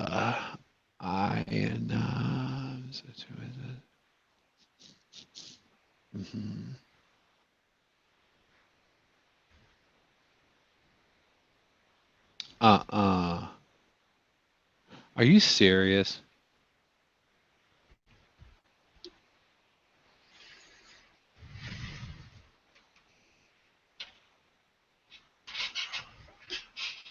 Okay. F you guys. Screw them. If anyone ever on this planet wants to get a domain or do something like that, don't, or whatever, reserve a, don't go to oneandone.com. Never go to oneandone.com. And if you do go to oneandone, actually, I better not say that. But they've purchased foolish-it.com, and they just purchased it. They don't use it. It looks like they just sell domain names, but it looks like they buy domain names to resell. So, yeah,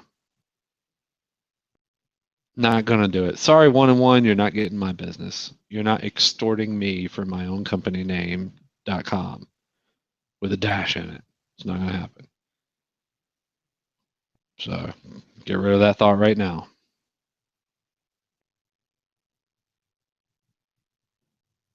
What do you mean by paywall?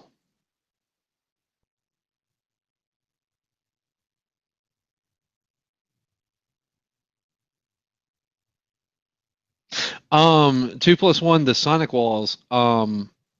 Actually, I'm getting around a bit of that by actually double zipping. And if you download the D72 core.zip right now, that you get, like the link you get when you buy it, it's double zipped. And it is when D7 downloads it, it's double zipped. Because the Sonic walls, so tight and security as they are, don't bother to scan a zip deep by default. So, idiots. But it works, yeah. That works to get around them. It's just the communication sometimes with the actual domain. It's the authentication basically is like right now most of it is FTP with the stuff. It's going to be HTTPS in the next release of like everything of mine. But for authentication methods, but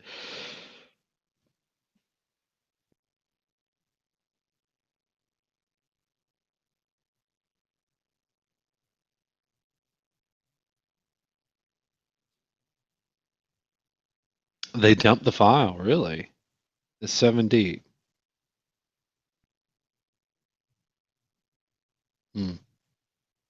Well, everything that they previously ever made apparently doesn't.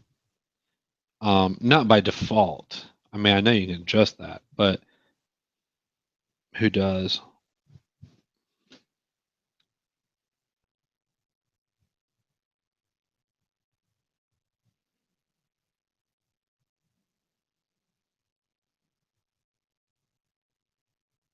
Yeah, and you're right. Encrypting is that's the way to go. Actually, not password protecting, but encrypting. The AES, the regular password protected zip thing that like you can open with Explorer. I mean, it might be good enough for SonicWall, but that's not where I was going. I was going to go AES 256. But yeah, currently it's just double zip.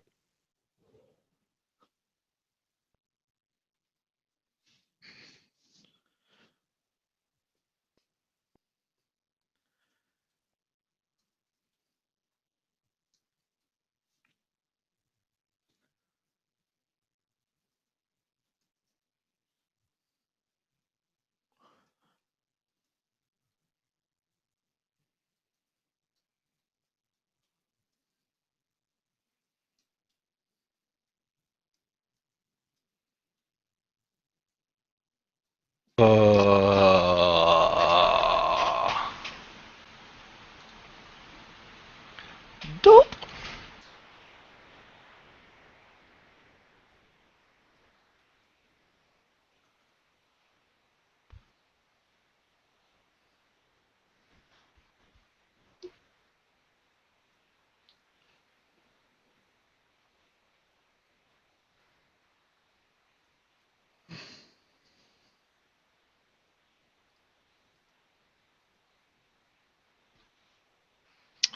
John, you want to know what I'm accessing right now?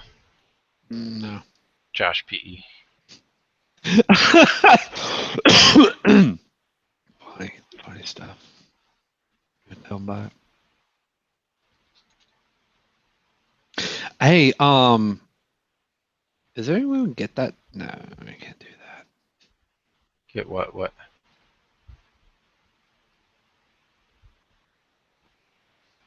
What? Get what? I don't know, man. There are times when I think that there has to be a way that we can get our customers things that maybe we shouldn't be sharing legally. Yeah, like the Josh PE. I mean, everyone's gonna have it if they want it, but they know where to look for it. They can get it, but not everyone knows where to look for it. And they even know that they need to find it. So maybe we share it with them, but we've never been able to do that because we're kind of in the public eye. Yeah, no, we can't do that, but we could have someone create a torrent, not me, and then us not link that torrent site and say, don't go to this torrent and download this CD Mm. because it would be bad for you. Yeah, that would be bad actually. I was really hoping for a BT Sync solution, but No, yeah, I didn't think so. because anyone can give out that Yeah. secret. I mean, really, the best way would be I didn't make this torrent, and you shouldn't download this torrent here.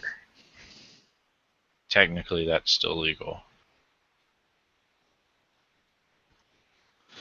All right, man. All right. Bam. So, yes. Sent. I had a much bigger question to ask the guy. Actually, I didn't know what kind of question or what I wanted to talk to the guy about. I just wanted to go, hey, man, awesome logo, awesome name.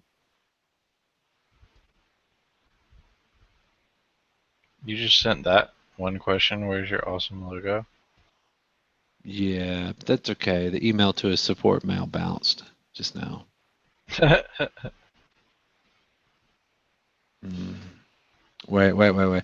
Other sender 550 SPF check failed for what? SPF check failed. Did you mess with the SPF earlier? I did not. Our SPF? I don't understand. Maybe his SPF failed. Well, actually, I'm sending this directly from the Google account, and it's had all that shit in it. I need that. So yeah, I guess it's his. What? No, that doesn't make any sense. What? Fail S550 fail for. See what this does here. Oh, it's about 8 o'clock. So 35 more minutes and we'll be home. That's 10 minutes ago. I'm gonna order some pizzas. Hang on a sec. Jade and the kids are going to be here in a little bit, and I'm gonna order some pizzas for them. 20 minutes or so.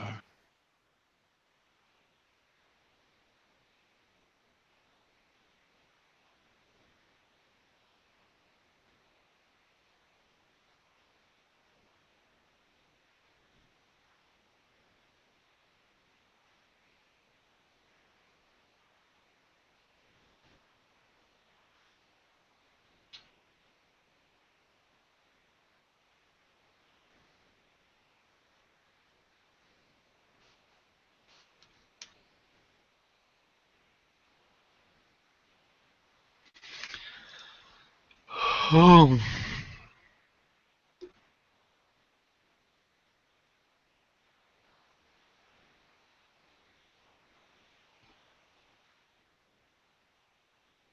You didn't explain Josh P, by the way.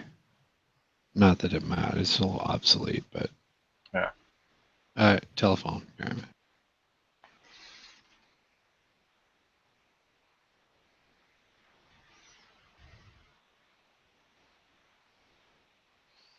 Who knows with that stuff? I think it's that guy's TX or SPF stuff because I don't think it's ours.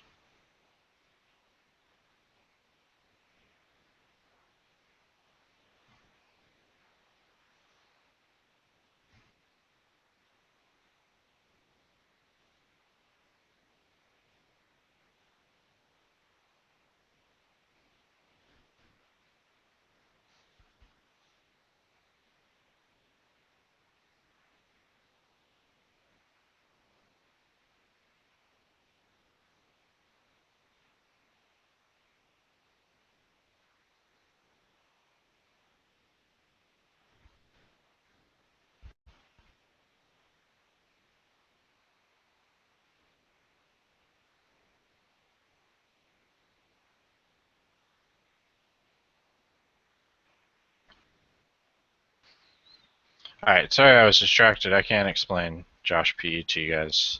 So basically, when I first started working at the computer company that me and Nick worked at, yeah,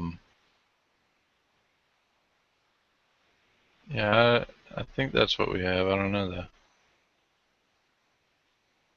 We'll see. So basically, when me and Nick first started working, or the computer store that me and Nick first started working at, I actually worked at in the very, very beginning. And it was at a time before tech computers and all kinds of stuff. So what I did was, or what someone else did, is they were tired of testing out various hardware pieces on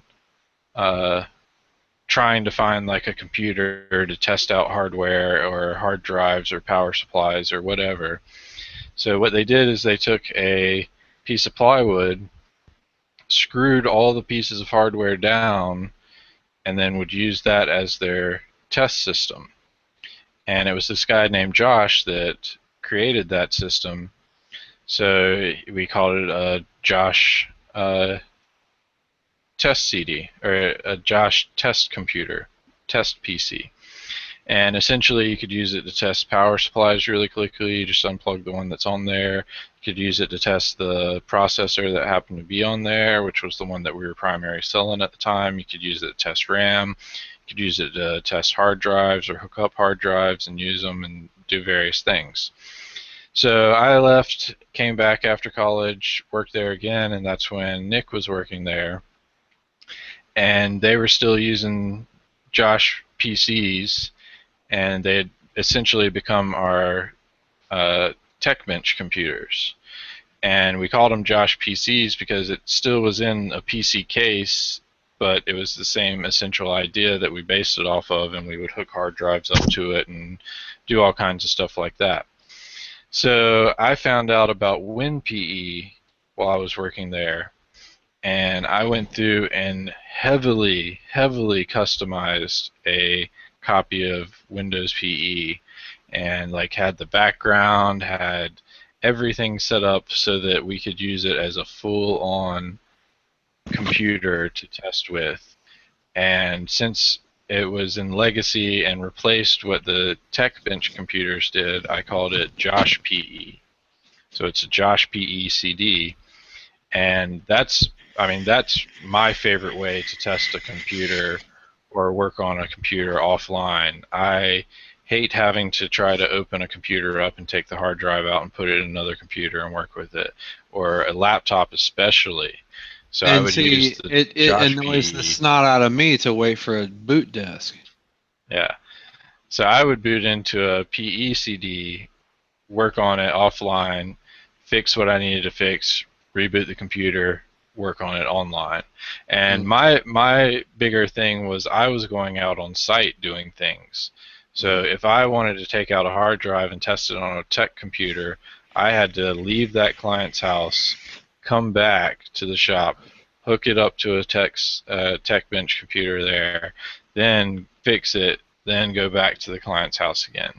So with Josh PE or WinPE, I was able to determine what the problem was, know I needed to work on it on a tech computer or a TechBench computer, work on the drive offline, fix what I needed to fix, go back into the live system, finish up the cleanup, and be out of there. So I got 3 hours on site, which charged more than going out there up and bringing it back and then taking it back out for a delivery, which we charged less for in-store, and pickup and delivery basically just covered gas. So we actually got to do more work. The computer got back faster because normally if we had to take it back, unless it was in the very early morning, we had to keep it overnight. So the customer's happy because they got their system back up and working faster.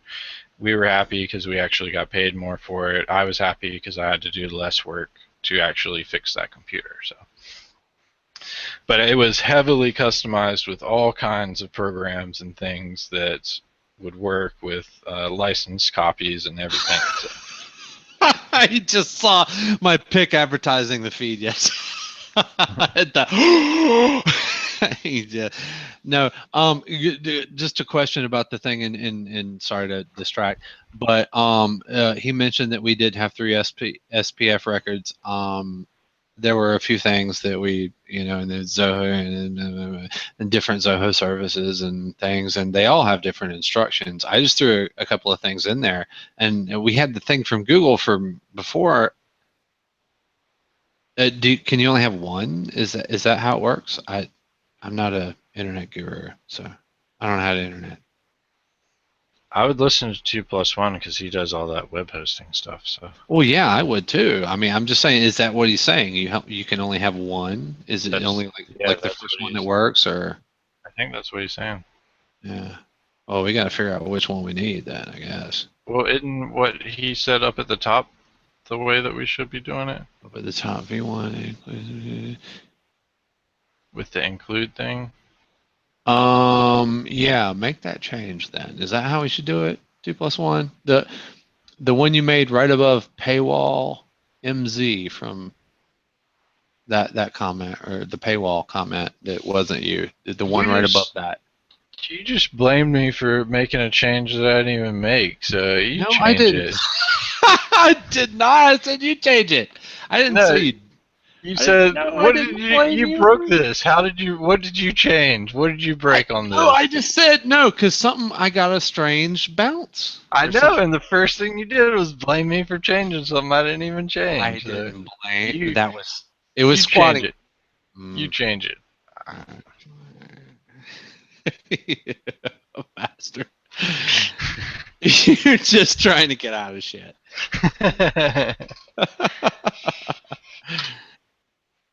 It's just more of a hassle for you because you don't have the credentials cached in your browser, I guess. I'll tell you more after you change it. I'm sure.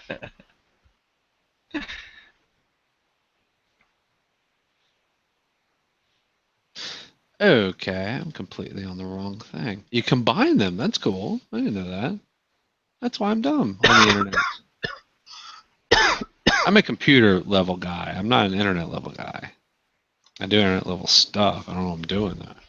He's not a server person. Yeah. That's what I consider networking, is server people. That's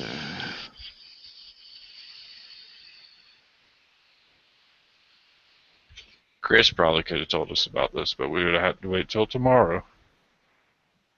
And we would have had to ask him and listen to him, and that wouldn't have happened either, because that would have happened weeks before, months before. It's true.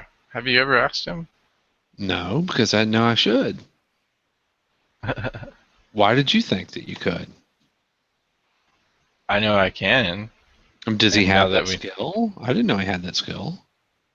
I don't know. That's why I would ask him, though. He's a network person. Oh, like, he deals with switches and routers and DNS and all that stuff all day.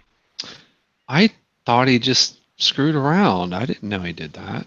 No, yeah, he's a senior level network administrator or something to that effect. But the company he does all that for and is the head person for is $1 billion company. So.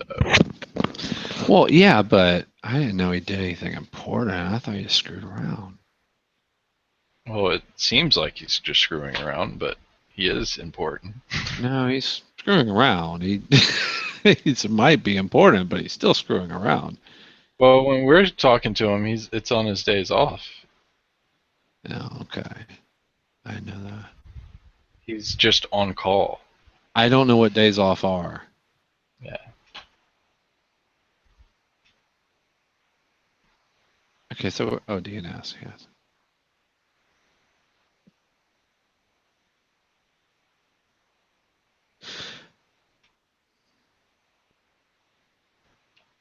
What, server people? That is how I talk about network people. I consider myself somewhat a server person.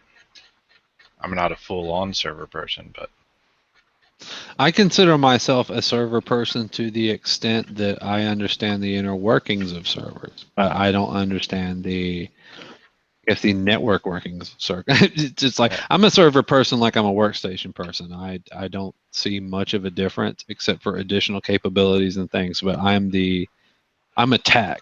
I'm not a network tech. I'm a computer tech. So I would say a server person understands the capabilities that a server has over a workstation. Okay, well, fair enough.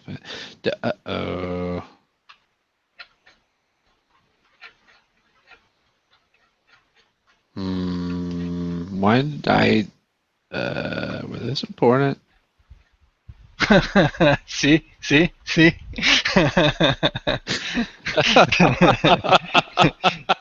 do it. I'm doing. He's like blah blah blah blah blah. You should only have one text record. I was like, dude, and I was like, wait a minute, this is SFPF.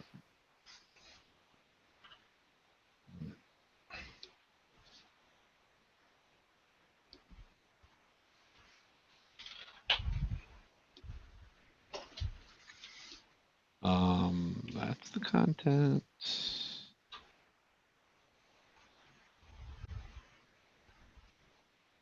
That's it.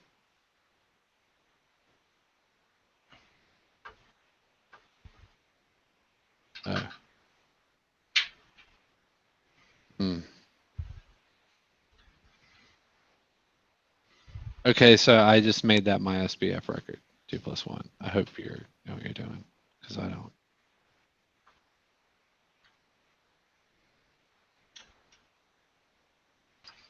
Well, I think Johnny and Michael are still sending tickets, so I'll ask them in a minute if anything broke. Oh, good, yeah. Yeah, because we're getting them tickets like crazy, man. Yeah. Wait. I have a private. Sorry, I have a private chat. I haven't noticed. Hold on a second. Is there? It's okay. It's anything you shouldn't put in OneNote due to DMZ. Do you see anything like that, Brantley? No. No. I mean, essentially, I was going to have the manuals almost read like DMZ training does. It's just nobody wants to read. They want to watch a video, and a video watching is much easier than reading because video is the medium of the future. Books are outdated and should all be burned. That's what you think, George. That's what you think. After they're scanned and digitalized. Okay, that's better, because I was going to go 1984 on your ass. So that we can just search them quickly and easily. That would be fine. And so that future people could use them to make movies. You better mean that. Why am I... stupid thing. Oh, yeah, I didn't do the... Yeah, it doesn't matter.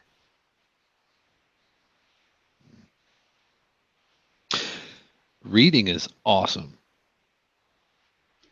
So he says one guy in the chat says he's exact Odits. Sorry, I don't know. He's the exact opposite. He wants to read, he says. You know what? I feel bad for my computer now that I have a dog. Is it neglected? No, look at all this. This is all on the floor around my computer. Oh! Yeah, that's you. That's you right there. Yeah. I just threw half of your body in the trash. Yeah. and you were just wagging your tail about it. Man, I pulled It's out just 2 or 3 great. extra cats out of my thing before. It's just great, isn't it? It's just great to you. I love family members, especially with 4 legs.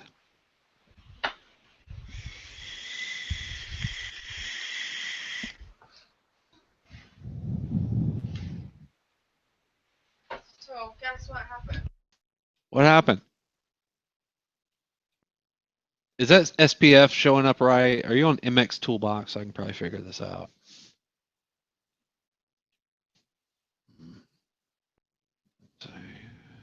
Groomer, yeah.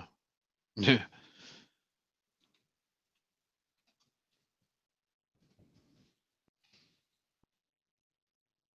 Hmm.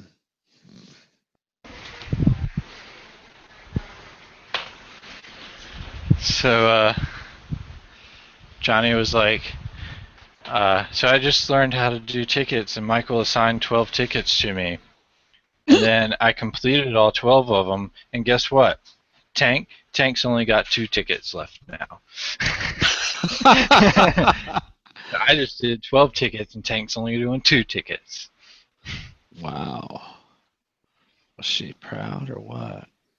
Should be. Okay, so no SPF record found.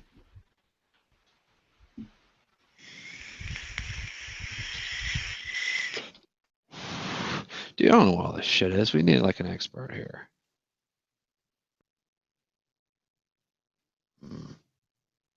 I do not want to register for a free account.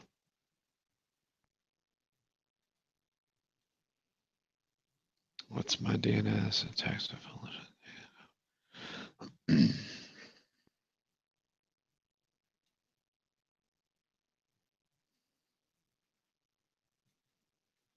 Hmm.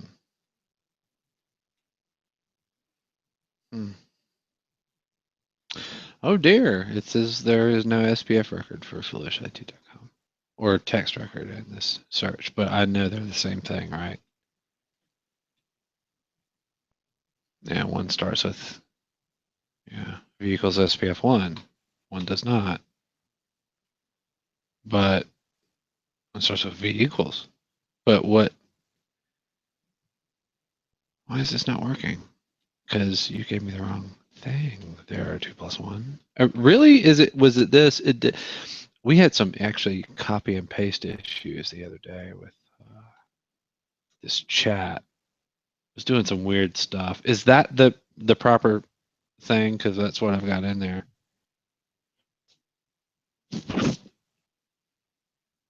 Please don't make me examine the original and try to compare and see what's going on, because it's not that time of day for me. I'm normally in actually bed by now, actually. You have 30 minutes, really. It's a DNS propagation thing. I was going to say, are we about ready to wrap this one up now? Yeah, we probably should be. What are we down to right now? Yeah, we're down to 1, so. Yeah, we're at 5 hours again, so we've done 2 5-hour sessions today. That is true. We've done 10 hours on cam today. Although, YouTube lets you do 8 at a time. Oh, we know this well. Yeah. I'm stoked, man. I'm loving this.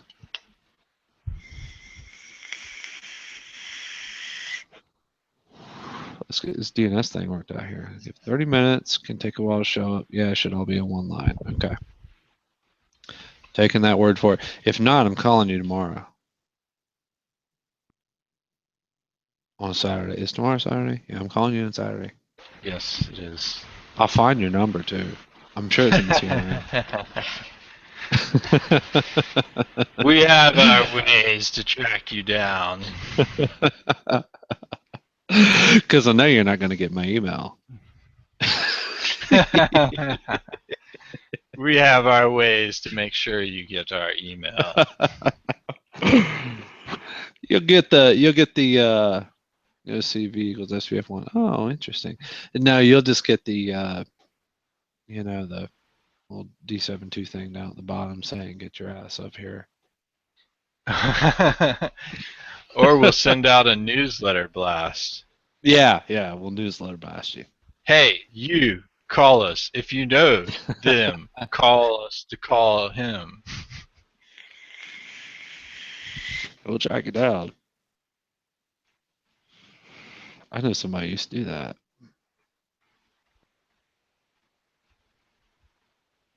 Why still?